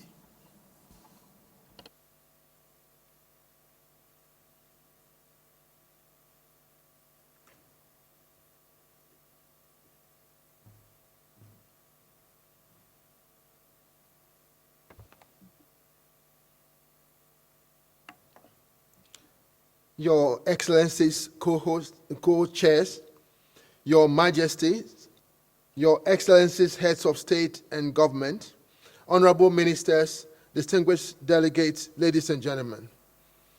Ghana takes the liberty to add a voice of gratitude to the government and people of Indonesia for the warm reception and the excellent facilities placed at the disposal of our delegation since our arrival in this historic country.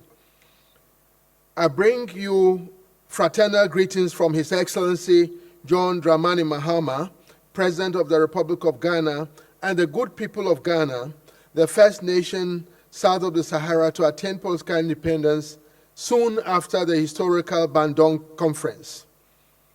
In 1955, the Bandung Declaration was greeted with cynical apprehension and condemnation in some quarters. With resolute determination and fortitude, our leaders have prevailed. The joy is that all the nations of Asia and Africa are independent and have taken charge of their own destinies, albeit with some difficulties. We pay glowing tribute to the great leaders whose vision and aspiration we gather here after half a century and a decade to celebrate, reinvigorate, and to chart the course of Asian-African cooperation for sustainable development and progress in the years ahead. These are amply reflected in the new Asia-Africa Strategic Partnership and the Declaration on Palestine. Your Excellencies, the many days of consultations and discussions have yielded the expected outcomes that have led to the agreements on the 3 outcome documents of African-Asian cooperation for sustainable development, the Palestinian question of self-determination, independence, and the 2-state solution, which to us are the only condition upon which a lasting peace and security for the entire region and the world at large depend. Excellencies, at all levels of deliberations, we have not been left in any doubt the value of Asia collaborating with Africa for mutual, accelerated, and sustainable development. People-to-people, friendship associations, city-to-city relations between Asians and Africans in our world of great technological advancement would be one major way of carrying forward our cooperation in implementing the new strategies. We would also like to suggest that one of the many actions to be taken as part of the implementation of the new strategies will be the South-South Energy Initiative, SSEI.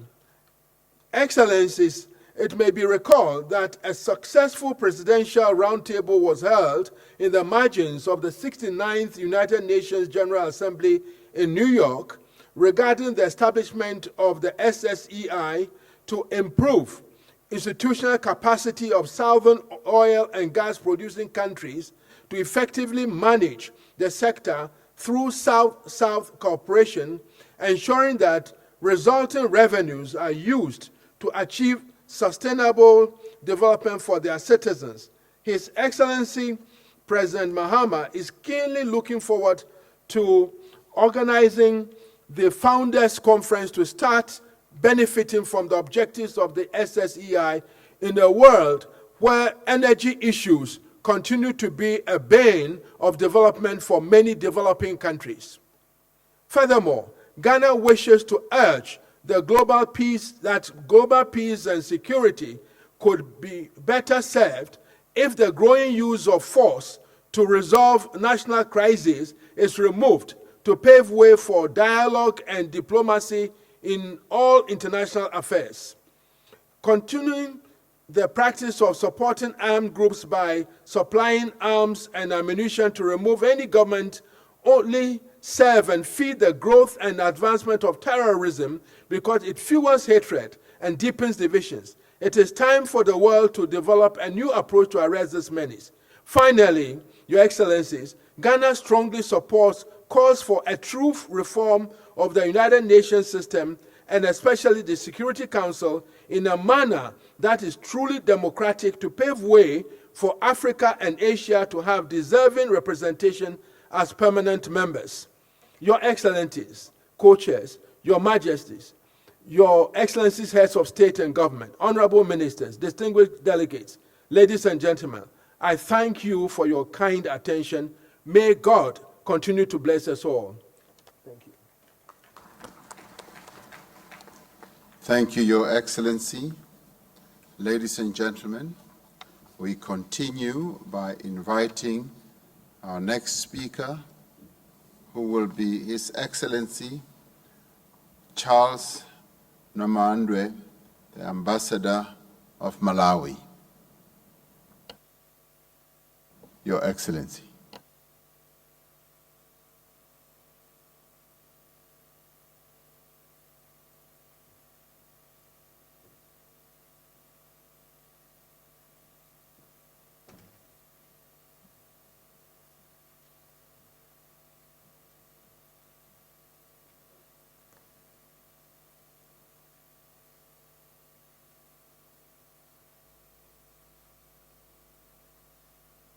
Your Excellencies, Co-Chair,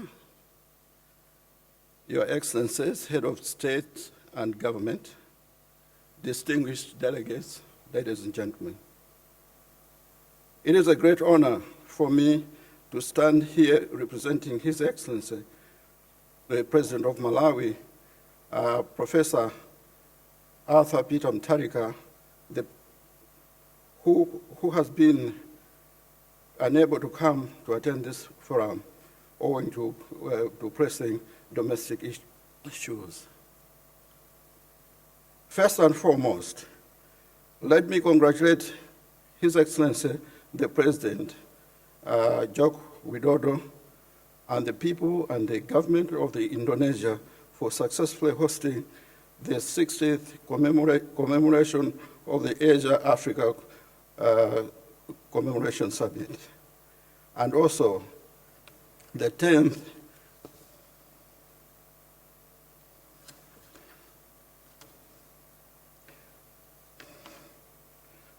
anniversary of the new Asia-Africa Strategic Partnership. I also wish to thank you for the warm welcome and hospitality accorded to me and my delegation since our arrival in this historic country. Your Excellencies, distinguished delegates, I feel honored to be part of this gathering commemorating the historic meeting that Indonesia hosted in 1955. This meeting gives us an opportunity to review our cooperation over the decades and also take new commitments to strengthen the cooperation, bearing in mind the new challenges that our countries face. At the inception of this cooperation, our efforts were geared towards political liberation and gaining of independence from colonial rulers amidst the forces of Cold War. While almost all states have gained independence, it is unfortunate that Palestinians continue to be denied of their right to self-determination.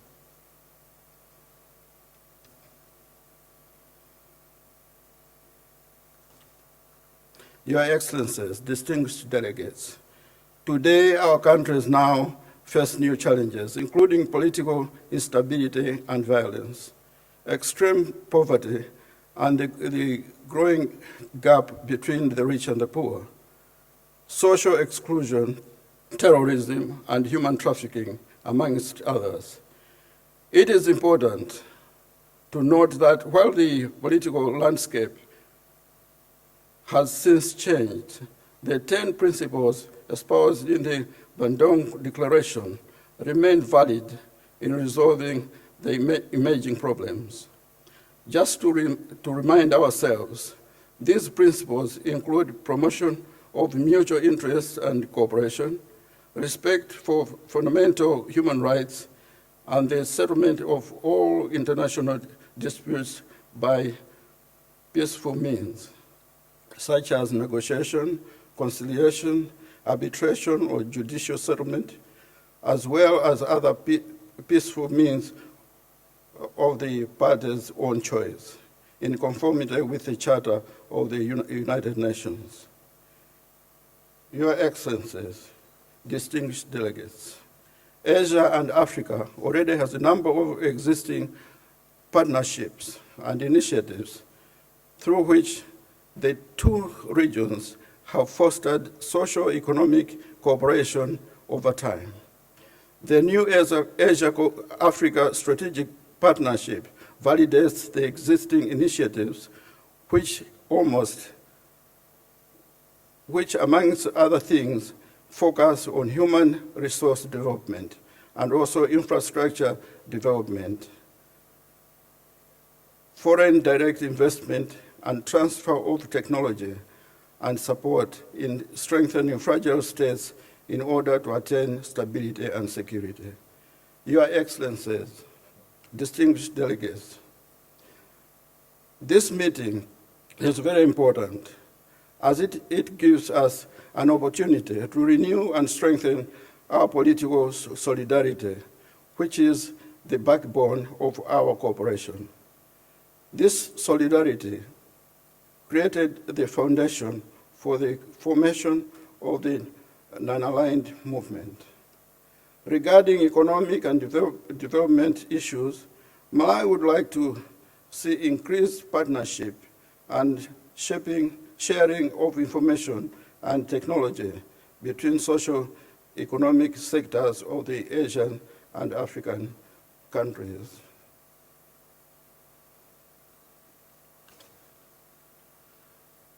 Like many countries in Africa, Malawi remains a producer and exporter of raw materials. We are seeking foreign investors to partner with local investors in establishing companies that undertake substantial transformation of raw materials, create employment, and consequently reduce poverty, and also bring with them advanced technologies. We also welcome technical cooperation programs aimed at developing a workforce that can be absorbed in the industry. As a region, we are working on infrastructure development projects aimed at interconnecting Africa to facilitate intra-region trade. Your Excellencies, distinguished delegates, this year, 2015, will mark the 70th anniversary of the United Nations. My country recognizes the remarkable work the United Nations has done over the years through its specialized agencies, including United Nations Children and Education Fund, the World Health Organization, and the Food and Agriculture Organization, just to mention a few.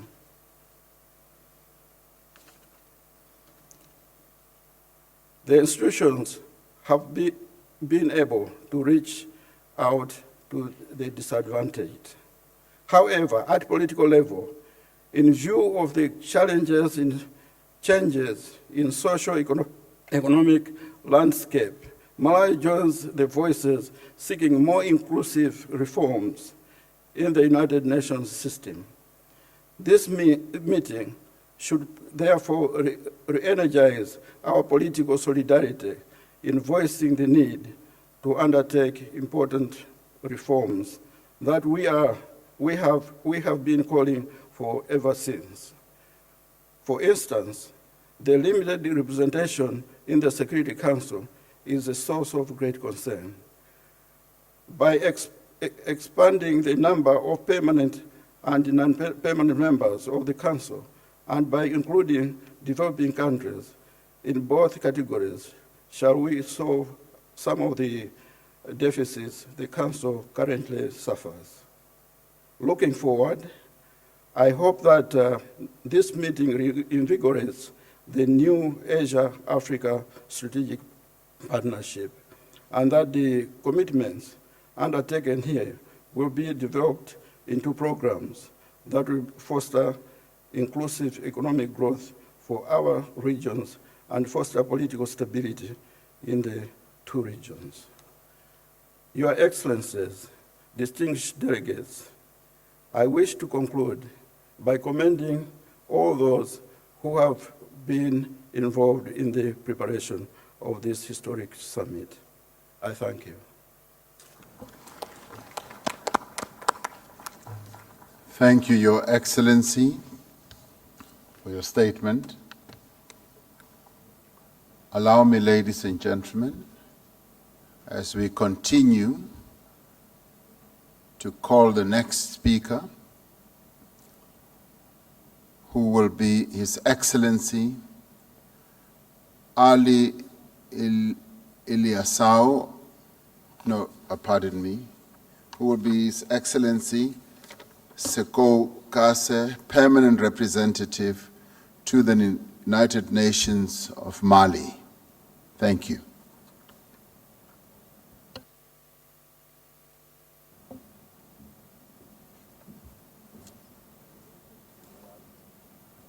Your Excellency.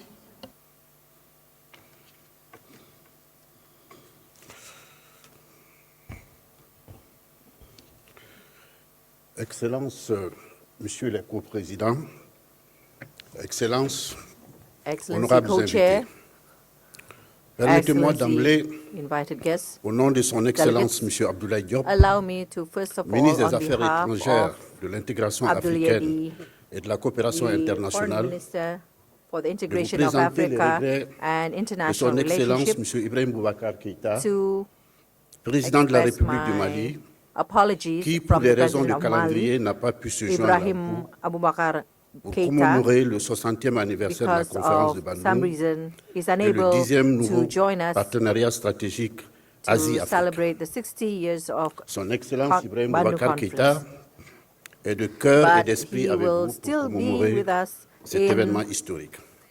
spirit Monsieur le co-président, to commemorate this la conférence de historic Bandung event. a eu le mérite d'ouvrir la The voie à Bandung l'indépendance Conference has à de nombreux been pays, able to dont le mien, open or pave the la way République du for Mali, the independence of qui several states, aussitôt among après avoir others, recouvré the sa Republic of souveraineté Mali. And nationale after et Mali internationale, est devenu obtained membre fondateur du mouvement des non-alignés. international as well as national Monsieur le independence co-président, as one le of gouvernement de la the République du Mali, establisher sur of the instruction du président non-aligned de la movement. République, a entamé le 16 juillet On 2014 the instruction à of the Alger President of the Republic of le Mali, dialogue intermalien we have inclusif begun a sous dialogue, l'égide d'une médiation inter-Mali internationale dialogue, under avec the l'Algérie guidance comme chef of de file. the international media with Algeria Après as 8 mois the d'âpres leader. And négociations after 18 years of entre la partie gouvernementale, negotiations among la the plateforme des mouvements government d'autodéfense parties and also et la the coordination des mouvements platform armés, for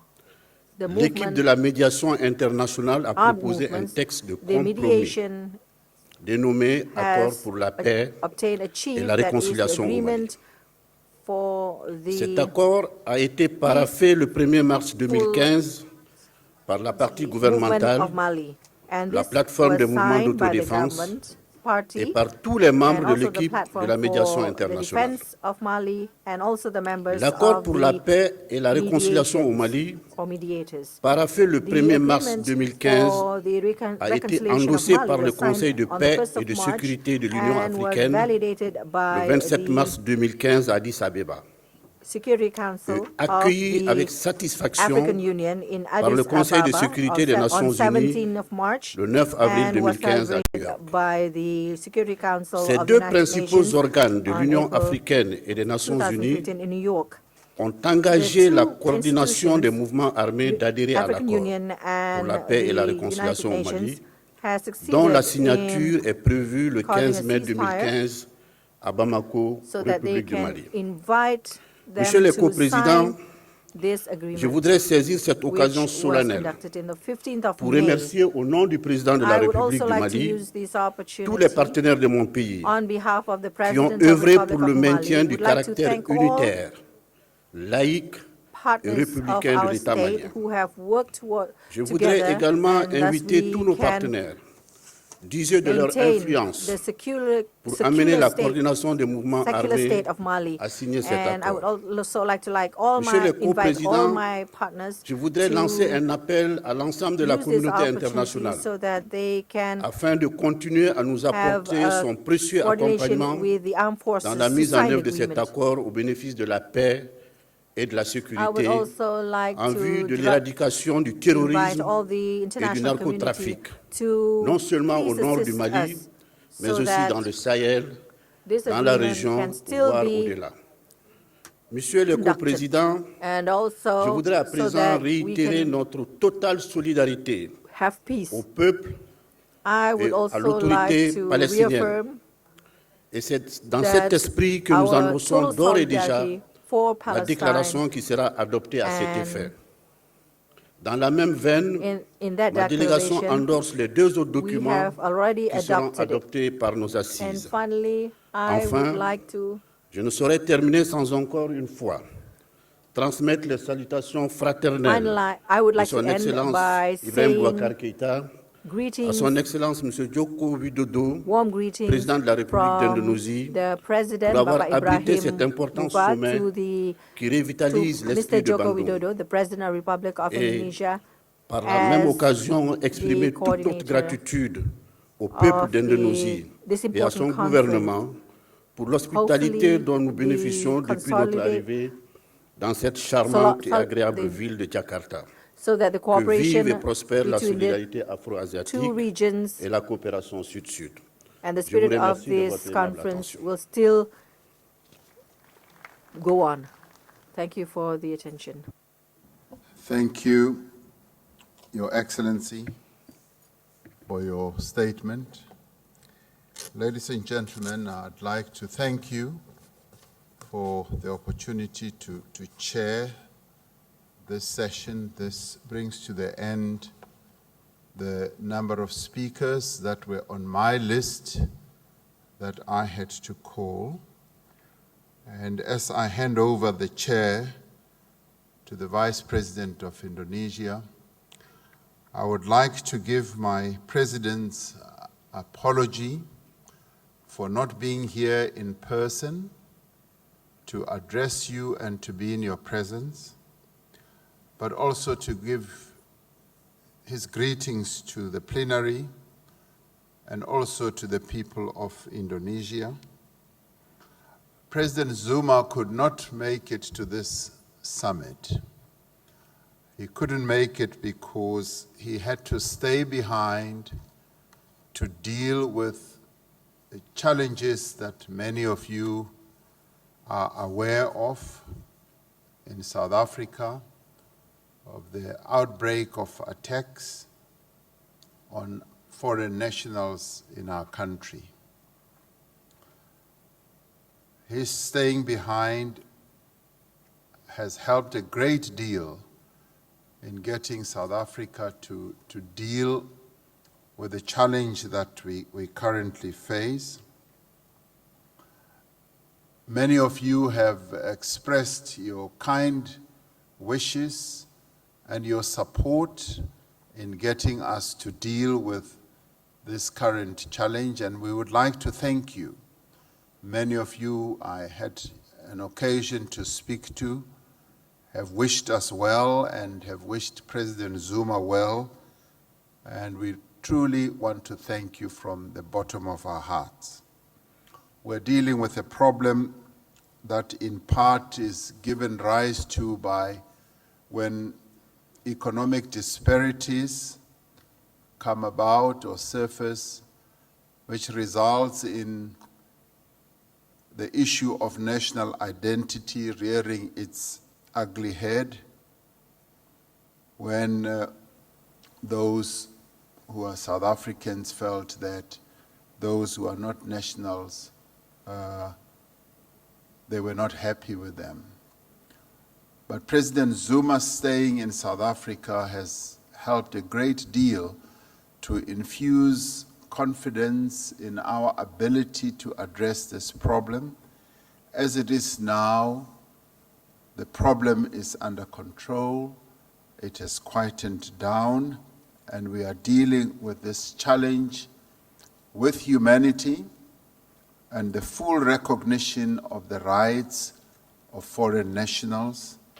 And the government of the Republic of South Africa has reiterated that no amount of economic challenges that any of our people in South Africa faces can justify and should justify in them turning against other people. Our Pan-African spirit remains unshaken, and our commitment to our Pan-African family is the best assurance of a better Africa and a better world.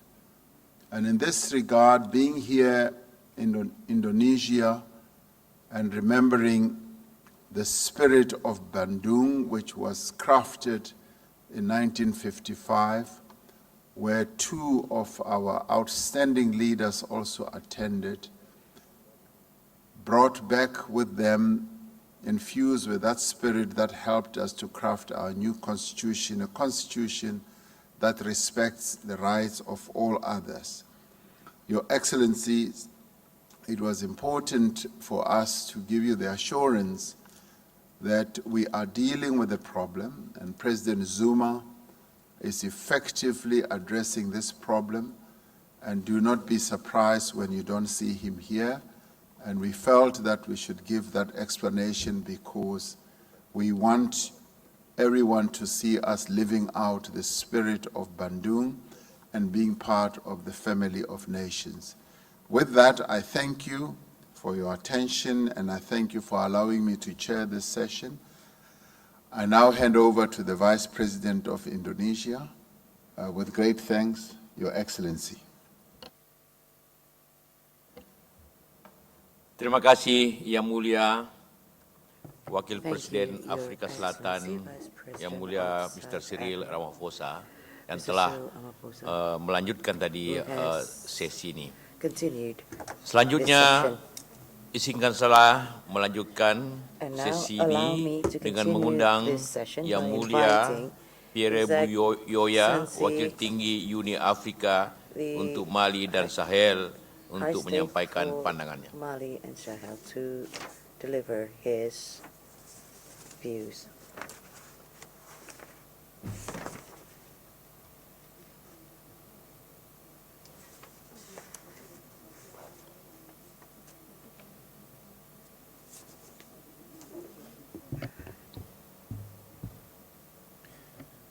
Excellencies, co-chairs, Yang Mulia, co-chair, Excellency, Head of State and Government, Honorable Ministers, Excellencies, ladies and gentlemen, I would like to start by transmitting to President Joko Widodo the greeting of Dr. Nkosazana Dlamini Zuma, Chairperson of the African Union Commission, who asked me to represent here in this important forum. On her behalf and in my own name, I would like to express our highest appreciation for your kind invitation to the African Union to attend this important conference. The African Union is very pleased to be associated with this forum, marking the 10th anniversary of the new Asian-African Strategic Partnership alongside individual African states. We thank the President, the people of Indonesia as a whole, the National Organizing Committee for all the facilities put at our disposal and the warm welcome from which we have benefited since our arrival in this beautiful country.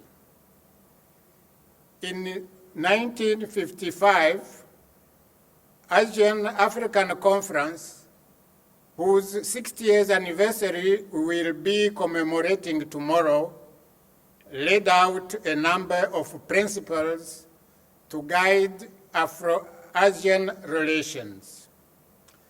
Building on those principles, the new Asian-African Strategic Partnership emphasized the importance of political solidarity, economic cooperation, and good socio-cultural relation between Africa and Asian countries.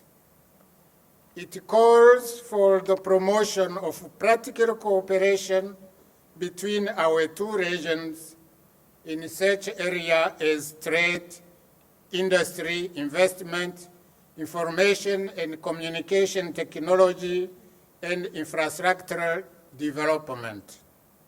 Today, given the volume and the scope of cooperation in this area between various countries of our two regions, no one can dispute the fact that we are indeed on course to materializing this goal. Various forums, some or less formalized, which are held between Africa and such Asian countries as China, India, Iran, Japan, Singapore, and others, are very illustrative of this dynamic. The extent of commercial and cultural exchanges and general investment projects, knowledge and experience sharing between Asian and African countries are a further testimony of the good relation between the two continents. In the last 10 years, were marked in Africa by significant development. While the 2008 financial crisis negatively impacted world economic and financial health, including in Africa, many countries on the continent nevertheless continued their unabated path to economic growth. The average growth rate for the whole continent was around 5% in the last decade, while many countries scored higher than that, and many of the fast-growing economies in the world are in Africa. We believe that the Afro-Asian Partnership is playing an important role in sustaining this progress. In fact, one could argue that this partnership has been very instrumental in sustaining growth of African economies for high demand of African natural resources, petroleum, and other products by some Asian countries have been an important driving factor for many economic activities on the continent. This does not mean that the struggle against poverty is over. To the contrary, there is a need to continue and even strengthen our resolve against poverty and to ensure a shared and inclusive growth in our countries. At the institutional level, Africa embarked on a major transformation process in 2002 with the establishment of the African Union in the replacement of the Organization of African Unity. 2 years ago, we marked the 50th anniversary of the AU and the 10th anniversary of African Union. In the framework of these celebrations, the African Union unveiled a new strategic vision for the continent called Agenda 2063, pioneered by Dr. Dlamini Zuma. Far from being a duplicate or a competitor of existing mechanisms, it builds on those and offers a comprehensive strategy and an approach to how the continent should effectively learn from the lesson of the past, build on the progress now underway, and strategically exploit all possible opportunities available in the short, medium, and the long term, so as to ensure positive socioeconomic transformation within the next 50 years. In this regard, it was noting that one of the priorities of Agenda 2063 is to accelerate the implementation of the new Partnership for Africa's Development, NEPAD, and its 6 broad thematic areas. These are agriculture and food security, climate change and natural resources management, regional integration and infrastructure development, development of human capital and resources, promotion and enhancement of good economic and corporate governance practices, and cross-cutting issues including gender, capacity development, and information communication technology. I can only hope that these important strategic programs will benefit from the usual African-Asia partnership and solidarity in terms of supporting its implementation. Let me conclude now by alluding to 2 important principles of the Declaration of New African-Asian Strategic Partnership. The first principle is the one that emphasizes the importance of dialogue among civilizations to promote a culture of peace on the basis of religious and cultural tolerance. The African Union could not have agreed more with this principle. This is true particularly at a time when our world seems to be threatened by the prospect of an apparent polarization against the backdrop of instrumentalization of religion for terrorist acts. Yet, these acts are condemned by all religions and do not spare anyone. They happen in Afghanistan and Pakistan in the same way as they do in Nigeria, Somalia, Uganda, and Mali. More than ever before, we should unite our effort in our fight against the scourge of terrorism, avoiding unfortunate amalgam by fighting them in full respect of human rights principles. The other principle is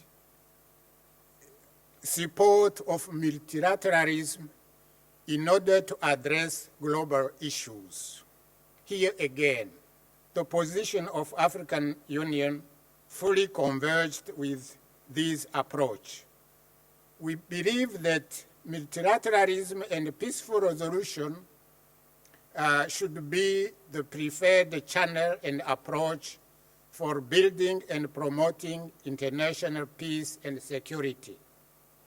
It is for this reason that we are encouraged by the recently reached framework agreement on the nuclear program of the Islamic Republic of Iran, and we believe that such peaceful and multilateral diplomatic efforts are the best way forward for resolving any dispute in the world affairs.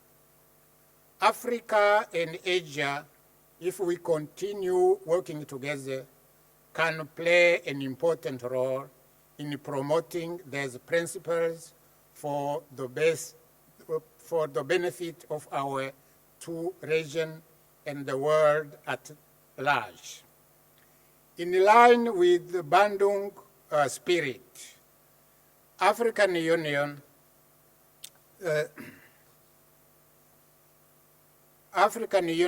support the reform of the United Nations Security Council for a just and balanced representation in favor of Africa and Asia.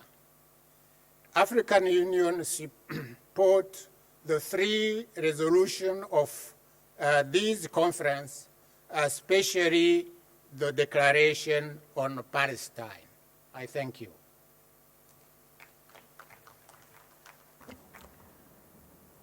Thank you. Terima kasih, Yang Mulia. Thank you, Your Excellency. Izinkanlah saya kali ini memanggil utusan khusus Belanda I would like to call the Special Yang Mulia Envoy of the Jan Netherlands, Paul Derks, untuk His menyampaikan Excellency John Paul Derks, to deliver his statement.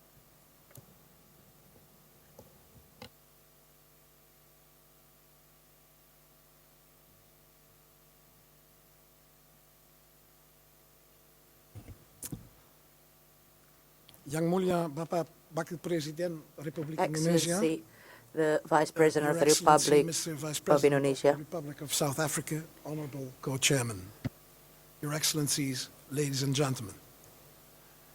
Please allow me to congratulate the government and the people of Indonesia on behalf of the Kingdom of the Netherlands for organizing this very important meeting to commemorate the 60th anniversary of the historical Bandung meeting. Like in 1955 and 2005, Indonesia has again brought together key players from 2 great continents in order to stimulate cooperation between them with the aim of realizing a more peaceful and prosperous world. The Kingdom of the Netherlands, partly in Europe, by the way, and partly in the Caribbean, feels very privileged to be invited to participate in this important conference. The Bandung Conference of 1955 took place during the heyday of decolonization. Newly independent countries were claiming their rightful place on the world stage. The bipolar world was becoming a multipolar world. Africa and Asia were at the heart of this change. By means of persistent, forceful action, they made their mark on the new multilateral global system. The conference was a sign that the world was becoming a different place. New actors with their own motives and perspectives were demanding representation in global forums.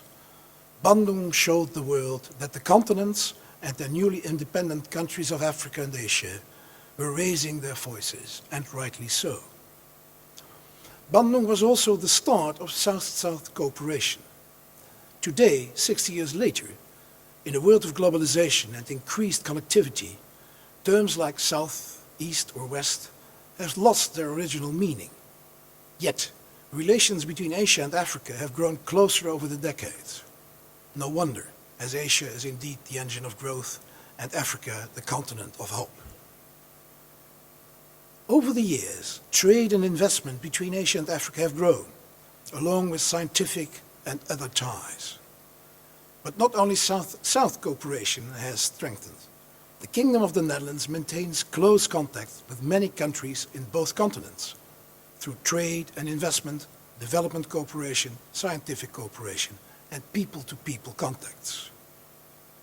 Where possible, we also seek triangular cooperation, whereby we join forces with governments or organizations from emerging economies or countries that have gone through a transition in order to find smart solutions to challenges in third countries.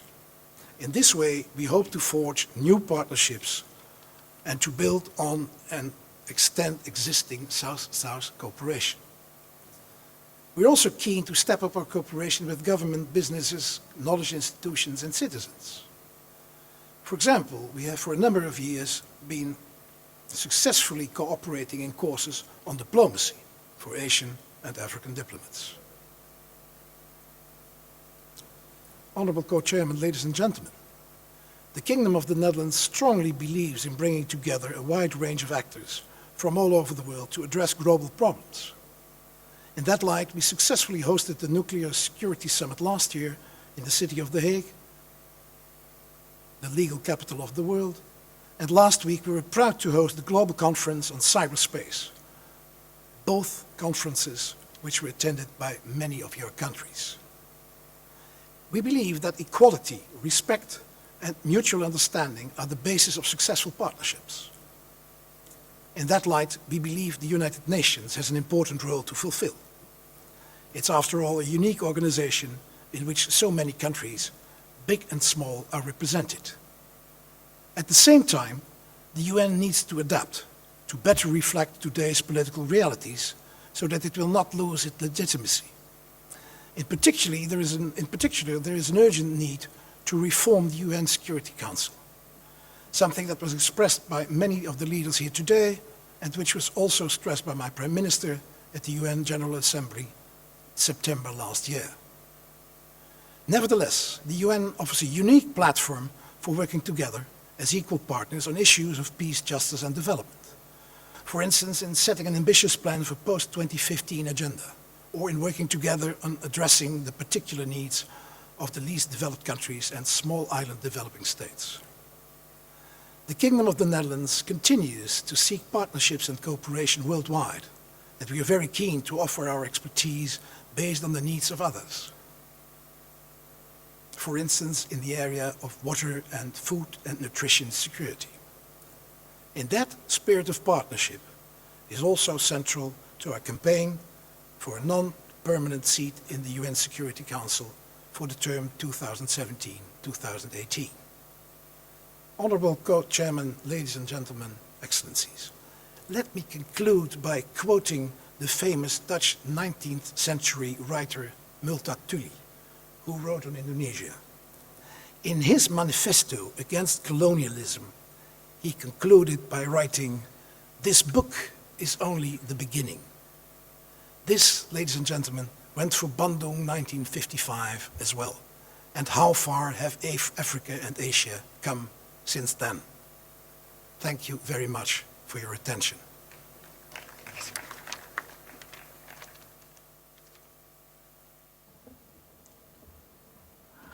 Terima kasih, Yang Thank Mulia. you, Your Excellency. Izinkanlah saya setelah ini memanggil after this, I'm going to call Duta Besar upon Amerika the Serikat Yang Mulia Robert Blake, Ambassador of the United observer, States of untuk America, menyampaikan also as an pandangan. observer, His Excellency Robert O. Blake.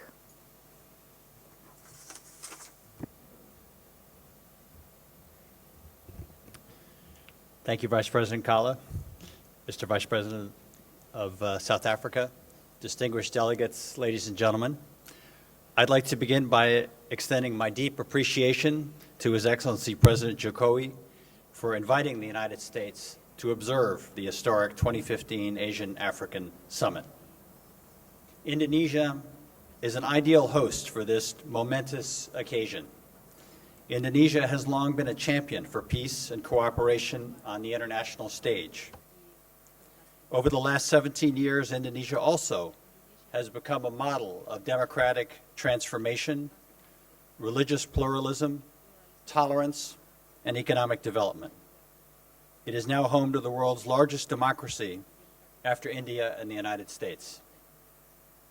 As a fellow democracy, the United States shares Indonesia's respect for fundamental human rights the first of 10 principles extolled by the original Bandung Conference.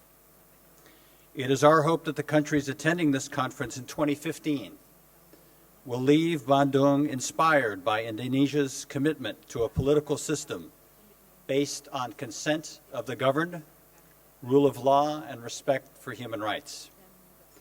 Countries whose policies respect and reflect these rights are far more likely to be more peaceful and more prosperous, two themes that have come up again and again at this conference. The United States is fully committed to partnering with countries in Asia and Africa to advance cooperation and address shared challenges. In Asia, the United States has demonstrated this commitment most recently by President Obama's strategic decision to rebalance American efforts and resources towards the Asia-Pacific.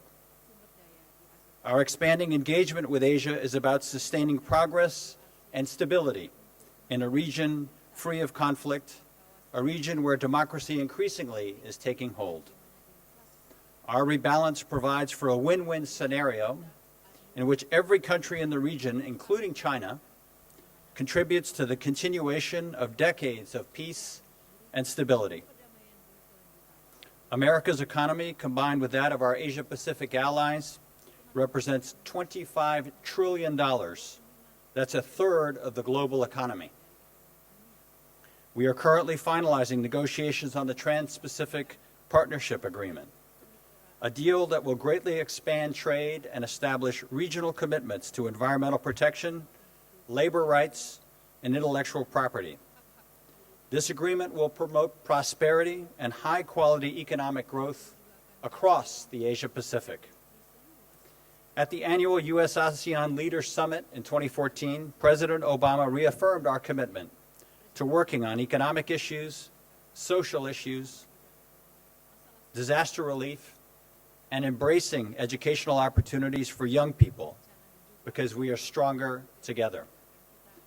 The United States is invested in building the capacity not just of individual nations, but between nations through triangular cooperation, so that together we can become more capable partners to meet the regional and global challenges ahead. President Obama is also leading the United States in its enduring commitment to Africa.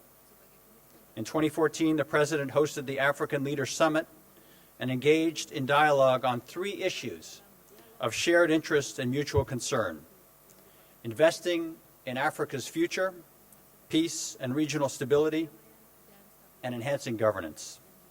We are determined to be a long-term equal partner with Africa. We recognize Africa for its greatest resource, its people.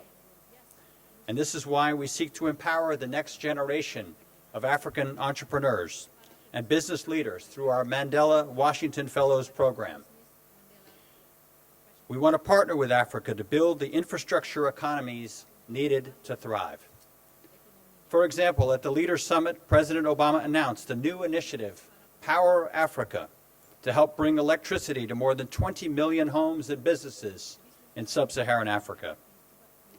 As Africa continues to face enormous challenges such as poverty and conflict, hunger and disease, we cannot lose sight of the new Africa that is emerging. Beyond Bandung, challenges remain, including combating climate change, infectious disease, strengthening good governance, countering violent ideologies and terrorism, building an international system of rules and norms that prevents conflict, intimidation, and instability, and countering the threat of nuclear proliferation. The United States looks forward to cooperating with Indonesia and with the other countries represented at this conference here today. Thank you again for your invitation to observe this important conference. Thank you very much.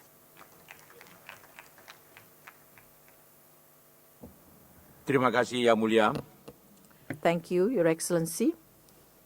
Sampailah kita pada We now pembicara come terakhir to the dalam last sesi ini. speaker of this Karena session, itu, izinkan saya kini and allow me memanggil to call upon Direktur the Eksekutif Director South Executive Center, of South Center, Yang terhormat Bapak Martin Excellency Kor, Mr. untuk Martin menyampaikan Kor, pandangannya. to make his statement.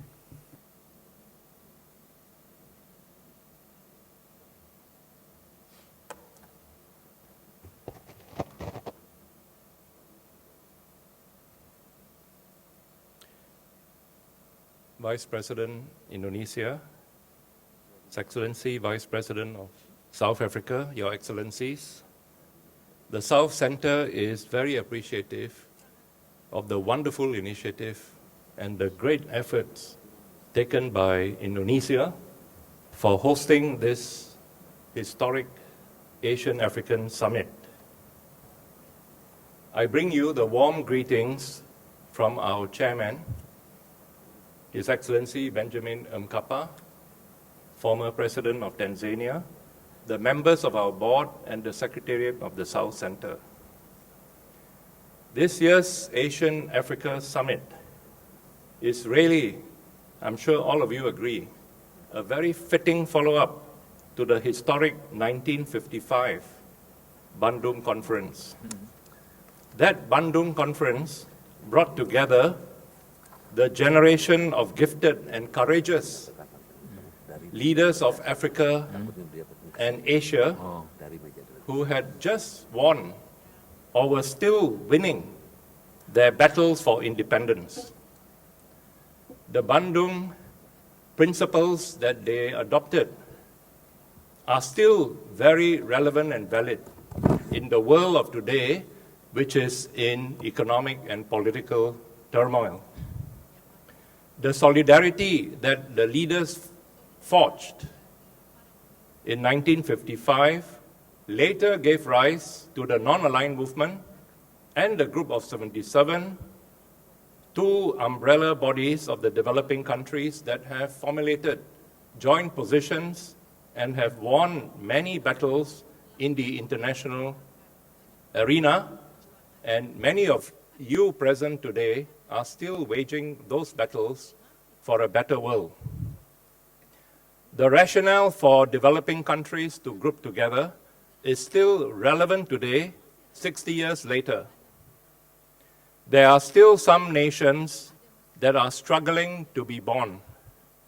It is thus fitting that this summit has chosen to highlight the plight of the Palestinian people and supported their long-standing struggle against occupation and for an independent state. Though there has been some progress in the economies of developing countries, much of this progress was in the past 1.5 decades, since the year 2000. But the high growth rates of those years may be seen to be quite exceptional. The continuing dependence of the South was covered up when there was a commodity boom in those years. But the dangers of relying only on commodities is once again haunting our developing countries. It is thus imperative to address again the problem of commodities, the fluctuating demand and prices, the need for stable and decent prices, the need to add value to our raw materials, such as policies that your government has undertaken, Mr. Vice President, Indonesia, and to climb the manufacturing ladder based on our natural commodities. Another major problem that we are facing is the liberalization of capital flows. During the Bretton Woods period, capital could only move if they were linked to trade and foreign direct investment flows. But due to the liberalization of capital in the last many decades, many developing countries today are suffering from massive inflows of capital that have disrupted their economies, and now massive outflows of short-term and speculative capital with fluctuations in our exchange rates and in the drawdown of our foreign reserves. We therefore need global regulation of these capital flows. The current crisis situation reveals that the so-called convergence between developing countries and the developed countries is not really taking place, or at least not fast enough. Most developing countries are still dependent on the performance of the developed countries and their institutions and funds. Meanwhile, developed countries still control the levers of financial, monetary, and economic systems. The IMF and the World Bank remain under their control, and the promises for improvement of governance, changes in the quota system, are still unfulfilled. And therefore, there is a need for developing countries to continue to coordinate among themselves as they are still dependent. And the battle for decolonization remains to be fulfilled. It is thus very opportune that Indonesia has chosen to organize this commemoration of Bandung 1955, because the battles began 60 years ago for decolonization remains as valid as ever today. The South Center was established by the leaders of the developing countries as an intergovernmental think tank of the South to undertake research and organize meetings to back up developing countries when they negotiate in the multilateral fora. The Center also provides advice on national development policies. We are involved in the issues of trade agreements, investment agreements, intellectual property and technology transfer, climate change, biodiversity and sustainable development, access to medicines, food security, the global economy, and the right to development. We support the opening address of the President of Indonesia, which pointed out the inequalities in the international system and his call for establishing a new world order. In this new and equitable world order, the developing countries will be able to contribute to the solutions of the multiple crises we now face in the economy, in food security, in unfulfilled social development, energy, and climate change. The developed countries in this new world order will change their unsustainable patterns of production and consumption, and they will assist the developing countries through financial resources and technology transfer to embark on new sustainable development pathways. South-South cooperation based on solidarity and mutual benefit will play an increasingly important role in this new world order. There is much to be done politically and concretely in this area. The South Center pledges its support to the Asian-African Conference and its follow-up process as part of its support to the developing countries. We will be pleased to provide assistance and support to the plans, activities, and mechanisms that will result from the outcomes of this summit. We note, for example, the decision by Indonesia to establish an Asian-African Center in Indonesia to support the new Asian-Africa Partnership. We hope to be able to work closely with this new center to promote Asia-African cooperation as part of South-South cooperation. Finally, Bandung 1955 was a landmark event that launched many good developments for the newly independent countries. We believe that Jakarta and Bandung 2015, which we are all taking part in, can also prove to be a landmark event that catalyzes the further development and breakthroughs in South-South cooperation, which together with our better performance in multilateral relations will implement the building of the new world order that our first generation leaders were dreaming of, and that we will complete the task. Thank you very much, Mr. Vice President.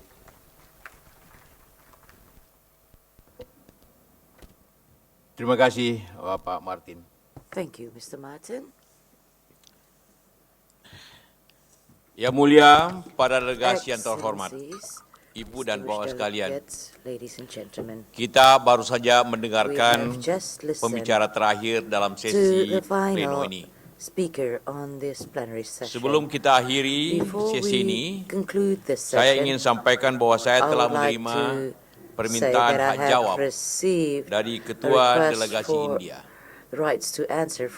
Sesuai praktik yang berlaku, saya hanya akan memberikan waktu selama maksimum 2 menit bagi penyampaian hak jawab. Untuk itu, saya mengundang yang terhormat delegasi India untuk menyampaikan hak jawabnya selama 2 menit dari meja delegasi.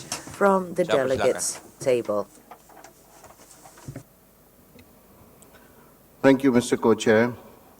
I am taking the floor with reference to the remarks made by the representative of Pakistan in his intervention this morning.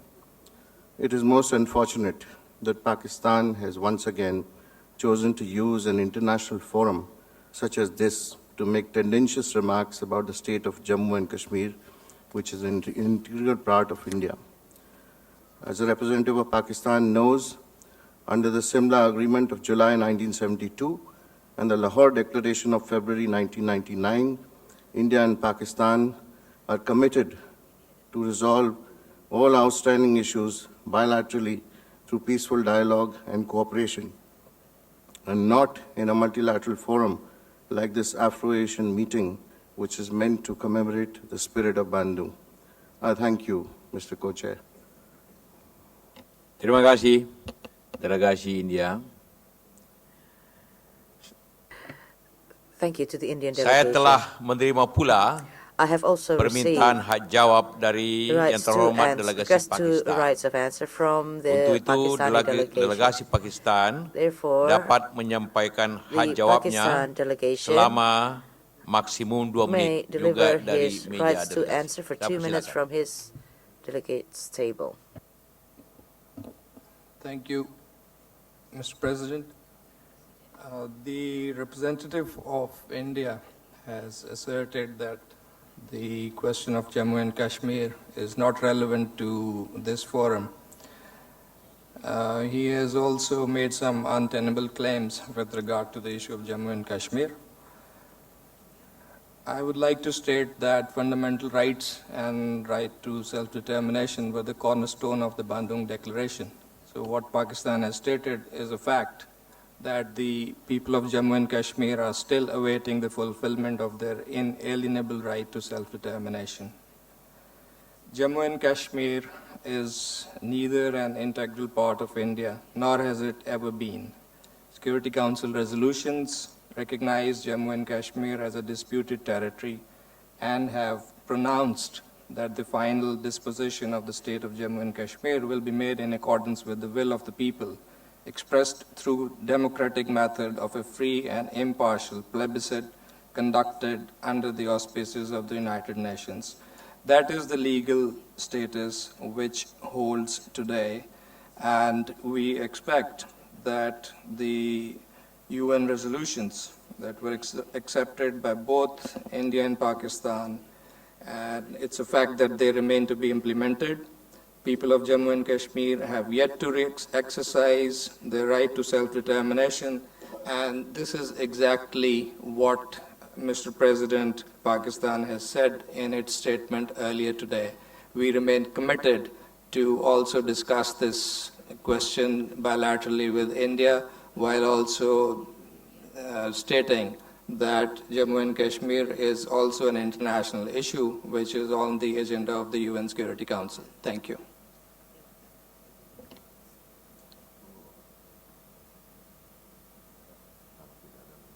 Ya, karena tidak ada lagi masing-masing pihak, saya menyampaikan terima kasih kepada dua delegasi yang telah menyampaikan hak jawabnya. Yang Mulia, Ketua Delegasi dan saudara-saudara dan Bapak sekalian, dengan selesainya pandangan-pandangan dari delegasi dan juga hak jawab, dengan ini saya menutup sesi ini, sesi pleno ini dengan ucapan terima kasih. Sementara itu, sambil menunggu closing ceremony, saya harapkan semua delegasi tetap di tempat untuk kita melaksanakan closing ceremony segera. Terima kasih atas kesempatannya karena saya itu saya menutup sesi. And with this, I close this session. Thank you to our co-chairs, Vice President of the Republic of Indonesia, His Excellency Mr. Muhammad Yusuf Kalla, and Deputy Vice President of South Africa, His Excellency Mr. Cyril Ramaphosa. Ladies and gentlemen, please remain in your seats as we will go into the closing session.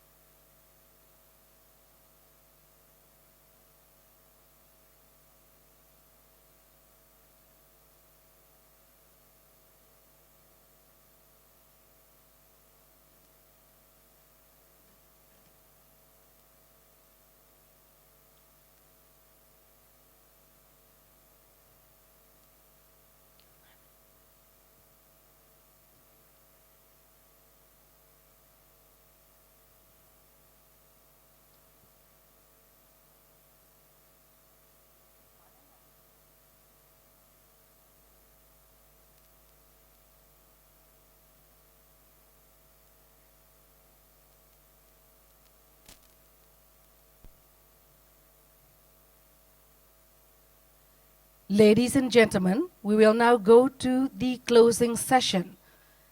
We would like to kindly invite the President of the Republic of Indonesia, His Excellency Mr. Jokowi, and President of Zimbabwe, His Excellency Mr. Robert Mugabe.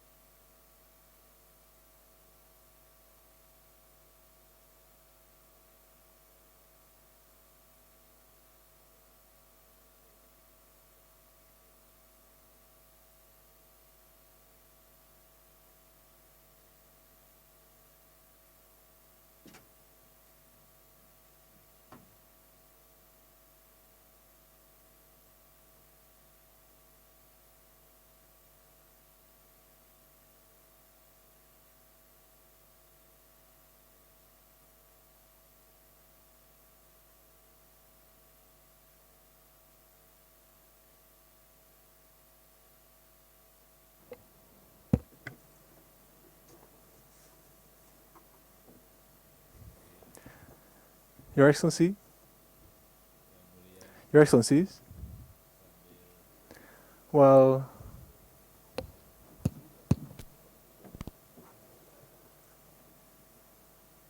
Yang Mulia, karena masih menunggu beberapa kepala negara, kepala pemerintahan yang akan hadir di dalam penutupan ini, sidang kami tunda 5 sampai 10 menit. Will be postponed to 5 to 10 minutes. Thank you.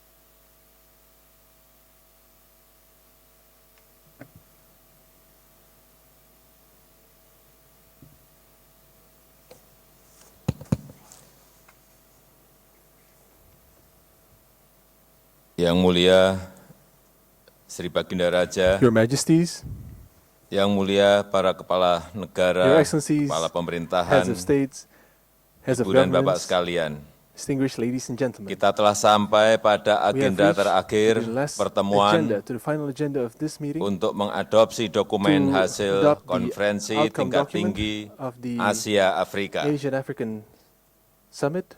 Para menteri telah Our menyampaikan ministers 3 have dokumen provided akhir us with untuk kita 3 adopsi, outcome documents to be adopted, yakni that are yang pertama, pesan Bandung 2015, Bandung Message 2015, penguatan kerjasama strengthening Selatan-Selatan South-South untuk cooperation mendukung to perdamaian dan promote kemakmuran. world peace and prosperity. Yang kedua, deklarasi Second, penyegaran declaration kemitraan on strategis baru reinvigorating the new Asia-Afrika. Asian-African Strategic Partnership. Ketiga, And deklarasi tentang the Palestina. Declaration on Palestine.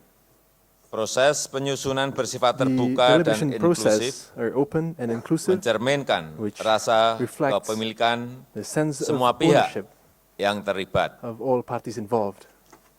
Saya yakin konsep yang dihasilkan I believe that merefleksikan the jiwa concepts that dasar sila Bandung resulted dan can pandangan reflect serta the kepentingan essence kita of semua. Dasar Bandung and reflects Dengan our persetujuan interest. Yang Mulia, ketiga With dokumen your ini approval, akan kita the sahkan 3 documents sebagai will hasil be dari adopted as Konferensi the outcome Asia document Afrika of the 2015. Asian African Summit of 2015. Ketiga dokumen hasil These 3 konferensi saya sahkan. Are adopted.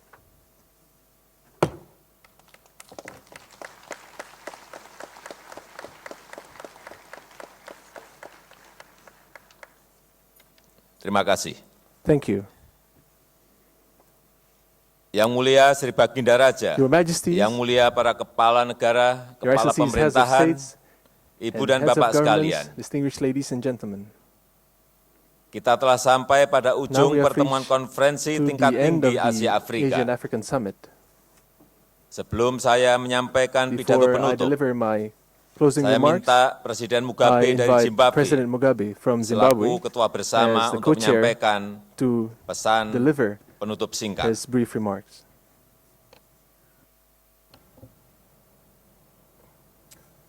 Your Excellency, Mr. Joko Widodo, President of the Republic of Indonesia, Your Majesties, Your Excellencies, Heads of State and Government, Honorable Ministers, ladies and gentlemen, comrades and friends. We have now come to the close of our summit. We have shared our views, ideas, and visions of where we would like the Bandung spirit of 1955 to take the people of Asia and Africa. All the outcome of our work is well captured in the 3 main documents of the summit referred to just now by the President. I hope you all agree with me that this was a very successful meeting indeed, successful as illustrated by the impressive attendance at the highest level by the leaders of our 2 regions. Our success is also measured by the spirited deliberations in all the sessions of our summit.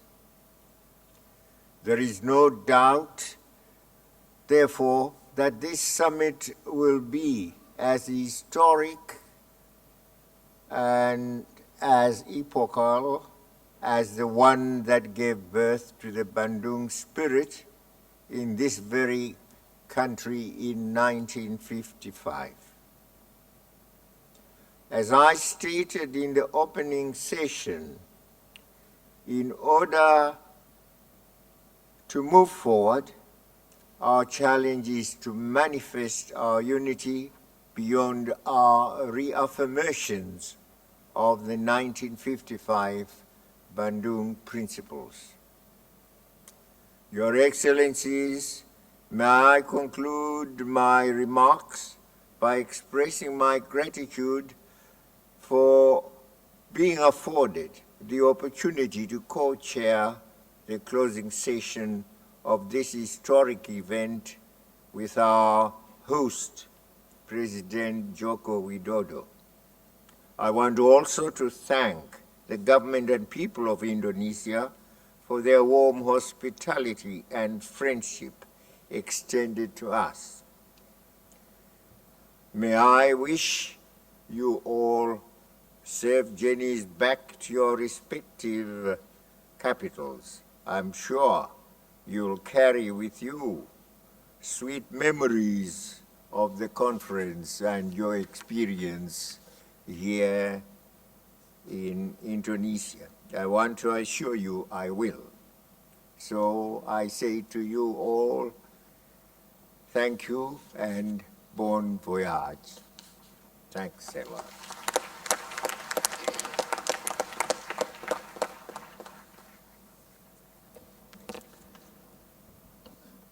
Terima kasih Presiden Mugabe. Thank you, President Mugabe. Dan izinkan saya sekarang untuk allow me menyampaikan to deliver pidato my penutup. closing remarks.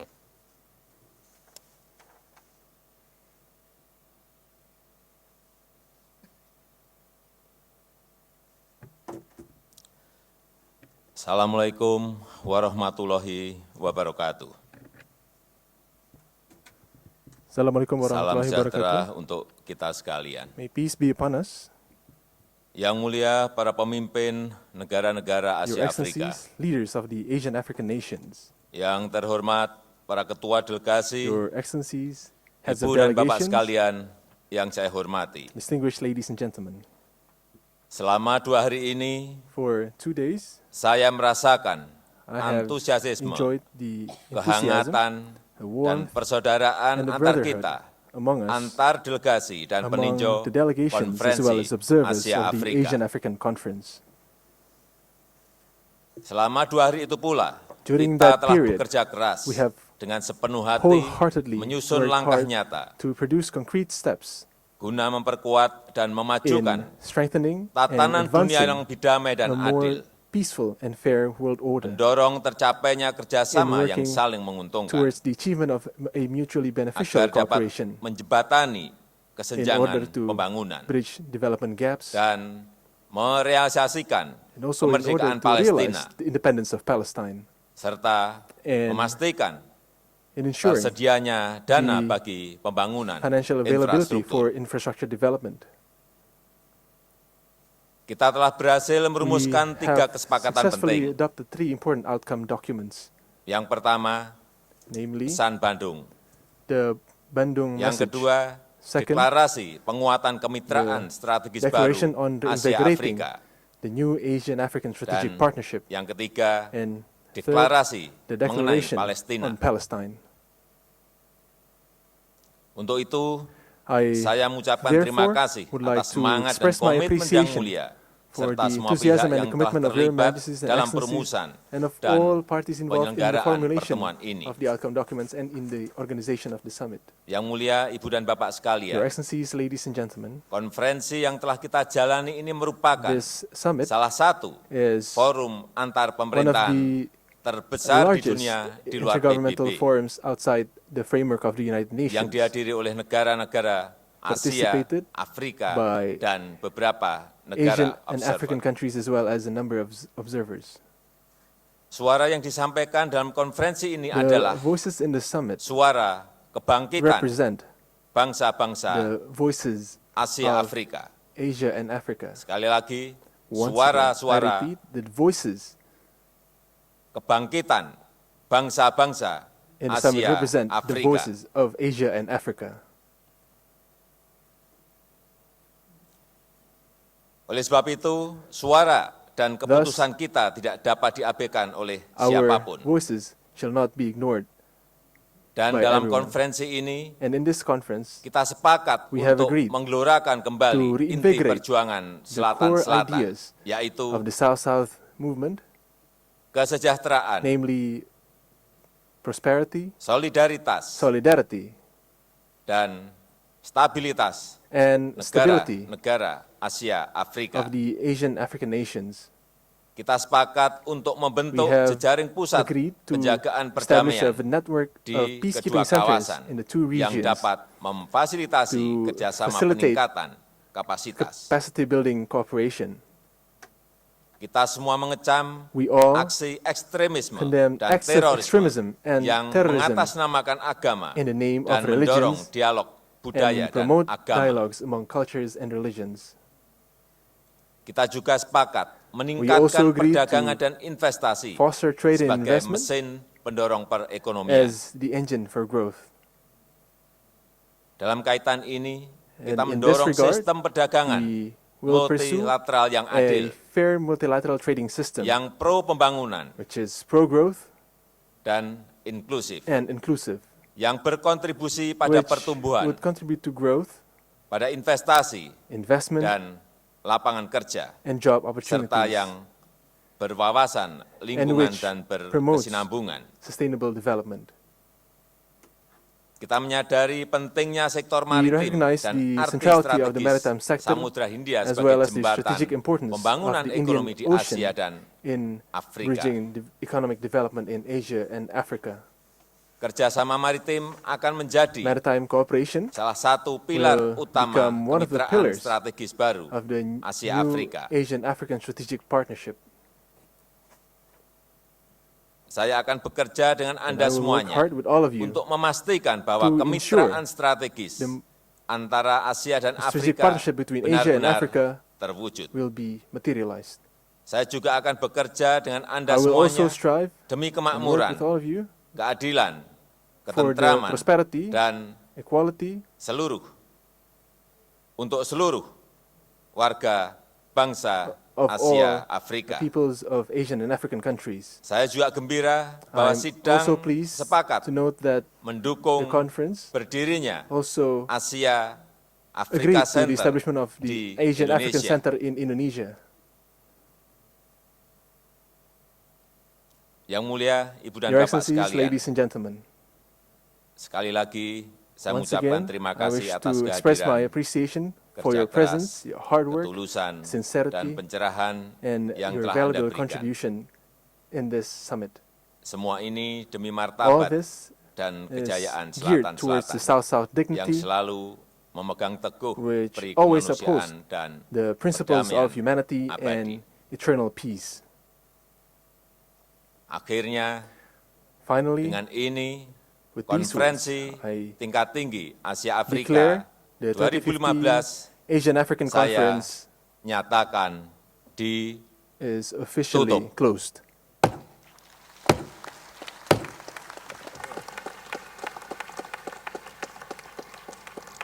Assalamualaikum Assalamualaikum warahmatullahi warahmatullahi wabarakatuh. wabarakatuh. Your Majesties, Your Excellencies, ladies and gentlemen, the two-day Constructive Asian-African Summit 2015 has concluded.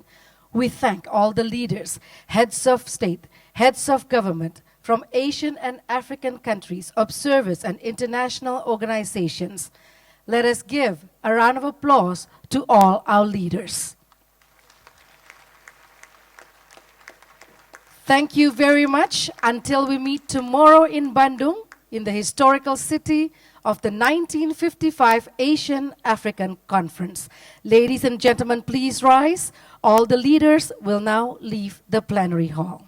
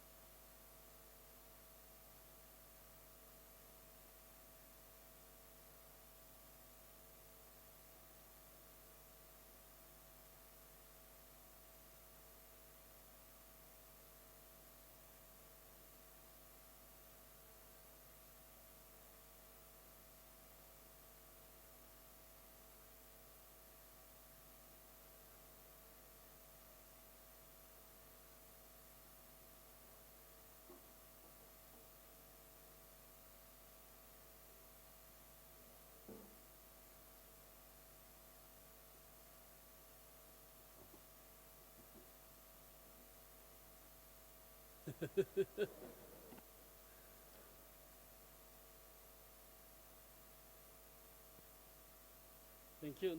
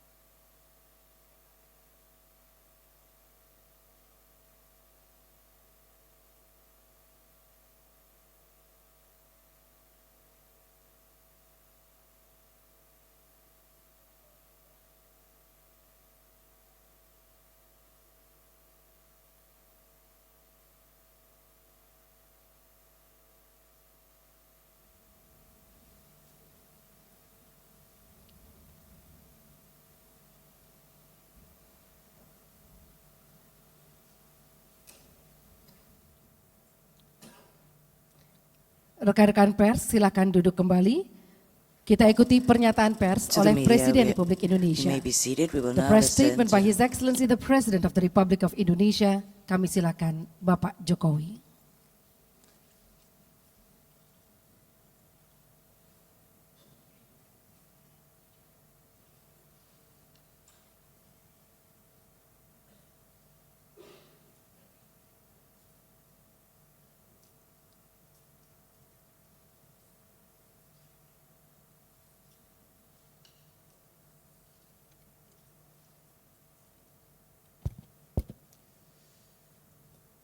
Assalamualaikum warahmatullahi wabarakatuh.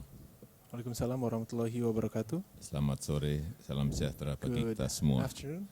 Saudara-saudara Peace be sekalian, upon us all. pelaksanaan KTT Asia Afrika Ladies and gentlemen, tanggal the 22 sampai organization 23 of April the Asian African Summit 2015 from 22nd to 23rd sangat membanggakan April kita semuanya. are successful, and we are proud of that. Perlu saudara ketahui bahwa KTT ini didahului know oleh that the pertemuan para pejabat summit tinggi tanggal was 19 April 2015 initiated dan with the pertemuan senior tingkat official menteri meetings tanggal 20 and also the ministerial April meetings on the 20th of April 2015. of 2015. KTT Asia Afrika The ini telah Asian African menghasilkan Summit have 3 dokumen penting.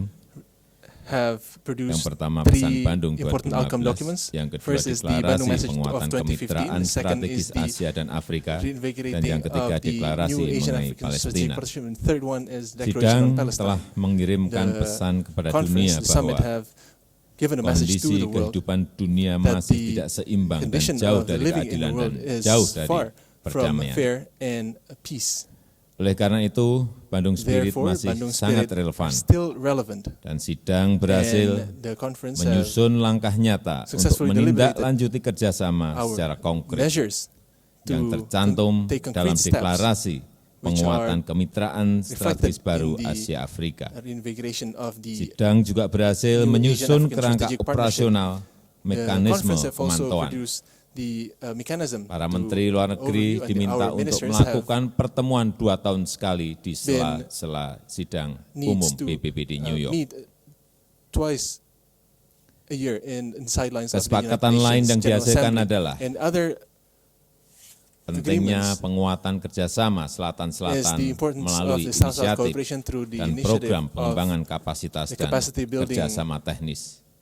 program and Sebagaimana also yang technical telah saya assistance. katakan, As negara-negara I've di mentioned before sekitar that, Ekuator mempunyai countries peran in the sentral untuk equator have a memperkuat central role kerjasama in ini. strengthening this cooperation. Tentu saja, Of course, Palestina memperoleh perhatian khusus setelah renders special attention selain diadopsinya apart from deklarasi adopting khusus the mengenai Palestina special dan declaration dukungan on peserta Palestine bagi and the support kemerdekaan of Palestina the member yang countries for the independence of Palestine, juga sangat kuat dan which are siap also untuk evident membantu and pengembangan they stand ready kapasitas to support SDM in the dan capacity kelembagaan building bagi programs for Palestina. the institution and Saya juga the human gembira resources in Palestine. I'm also sidang pleased to sepakat note untuk that the menetapkan conference also 24 agreed April to sebagai Hari Asia Afrika dedicate the dan 24th menetapkan of Bandung April to sebagai become, ibu kota National solidaritas African Day Asia and Afrika. making Bandung as Dan the yang solidarity penting, city mendukung of Asian berdirinya Africa. Asia And we also support Afrika the Center establishment di of Asian Indonesia. African Center in Indonesia.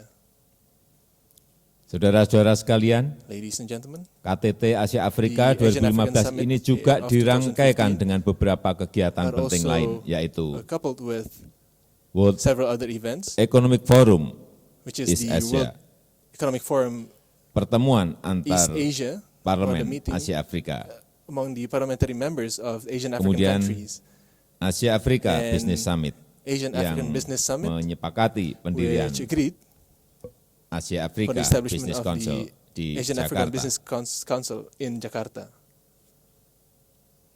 Selama KTT berlangsung juga During diadakan the pameran period of mengenai the pengembangan summit, kapasitas SDM we yang have telah also dilakukan provided Indonesia exhibition selama ini.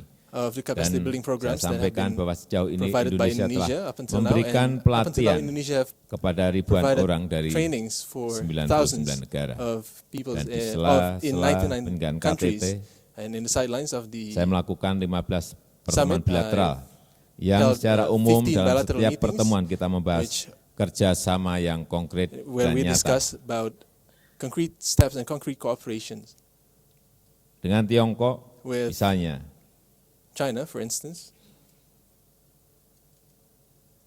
disepakati dan We have agreed segera and ditindaklanjuti we will target immediately perdagangan follow up 150 the miliar US target dollar of 150 dan billion US dollars ditandatangani and kerjasama and untuk we have signed pembangunan an agreement to construct Jakarta-Bandung High Speed Rail.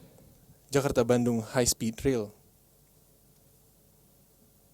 Kemudian juga dengan Jepang And with disepakati Japan, for instance, we have pembentukan agreed to Maritim Forum establish untuk a maritime forum menindaklanjuti kerjasama maritim to follow dan up the kerjasama cooperation investasi in maritime sector yang and also investment berorientasi cooperation ekspor. with export orientation. Selain itu, saya juga melakukan pertemuan And I've also informal dengan negara-negara anggota AOKI met with dan the- dalam pertemuan with itu Indonesia informally with the menyerukan members of the persatuan OIC dan countries and perdamaian. in that forum we Dan have dalam called pertemuan for AOKI unity tersebut among Muslim disepakati, countries. And pertama, in that meeting we have also agreed menyelesaikan 3 tantangan to utama umat Islam, yaitu overcome the 3 Palestina, challenges of the Islamic world. First one terorisme, is the Palestine, dan second konflik terrorism, and third internal, internal eksternal yang and ada di external negara conflicts dan kawasan. in each of the countries and also Kedua, in the region. membentuk task force Second, we atau kontak also group agreed to create a task untuk force, a membangun contact group kerangka kerja to create a framework dan kerangka komunikasi untuk and menyelesaikan masalah. communication framework to discuss Negara-negara about OKI juga issues. menyampaikan harapan besar And kepada the Indonesia OIC untuk countries have memainkan also peran penting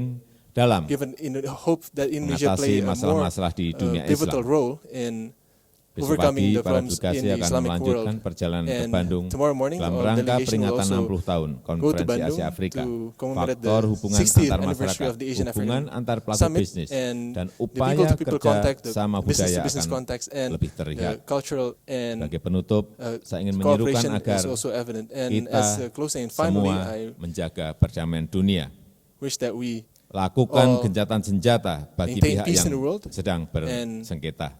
Ajakan ini we have to melengkapi cease fire. And kesepakatan-kesepakatan this yang telah call dirumuskan have dalam konferensi Asia Afrika yang completed ke-60 ini. the outcome documents Saya of ingin the menyampaikan Asian terima African kasih Summit. kepada And negara-negara I will Asia also Afrika yang telah berpartisipasi dan tentu saja masyarakat Indonesia, khususnya Jakarta dan Bandung yang telah ikut mendukung kesuksesan penyelenggaraan KTT Asia Afrika dengan semua rangkaiannya. Terima kasih. Wassalamualaikum warahmatullahi wabarakatuh. Terima kasih kami aturkan kepada Presiden Republik Indonesia, Bapak Jokowi. Pernyataan pers oleh Presiden Republik Indonesia telah selesai.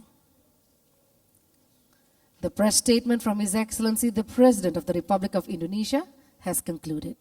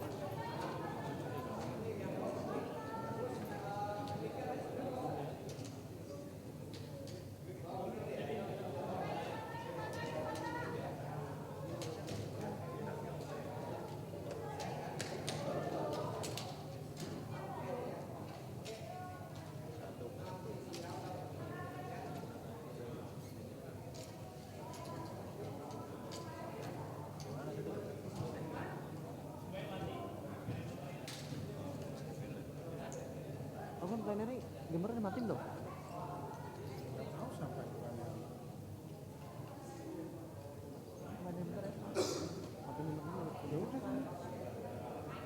Udah bubar kan? Oh, udah. Ya udah.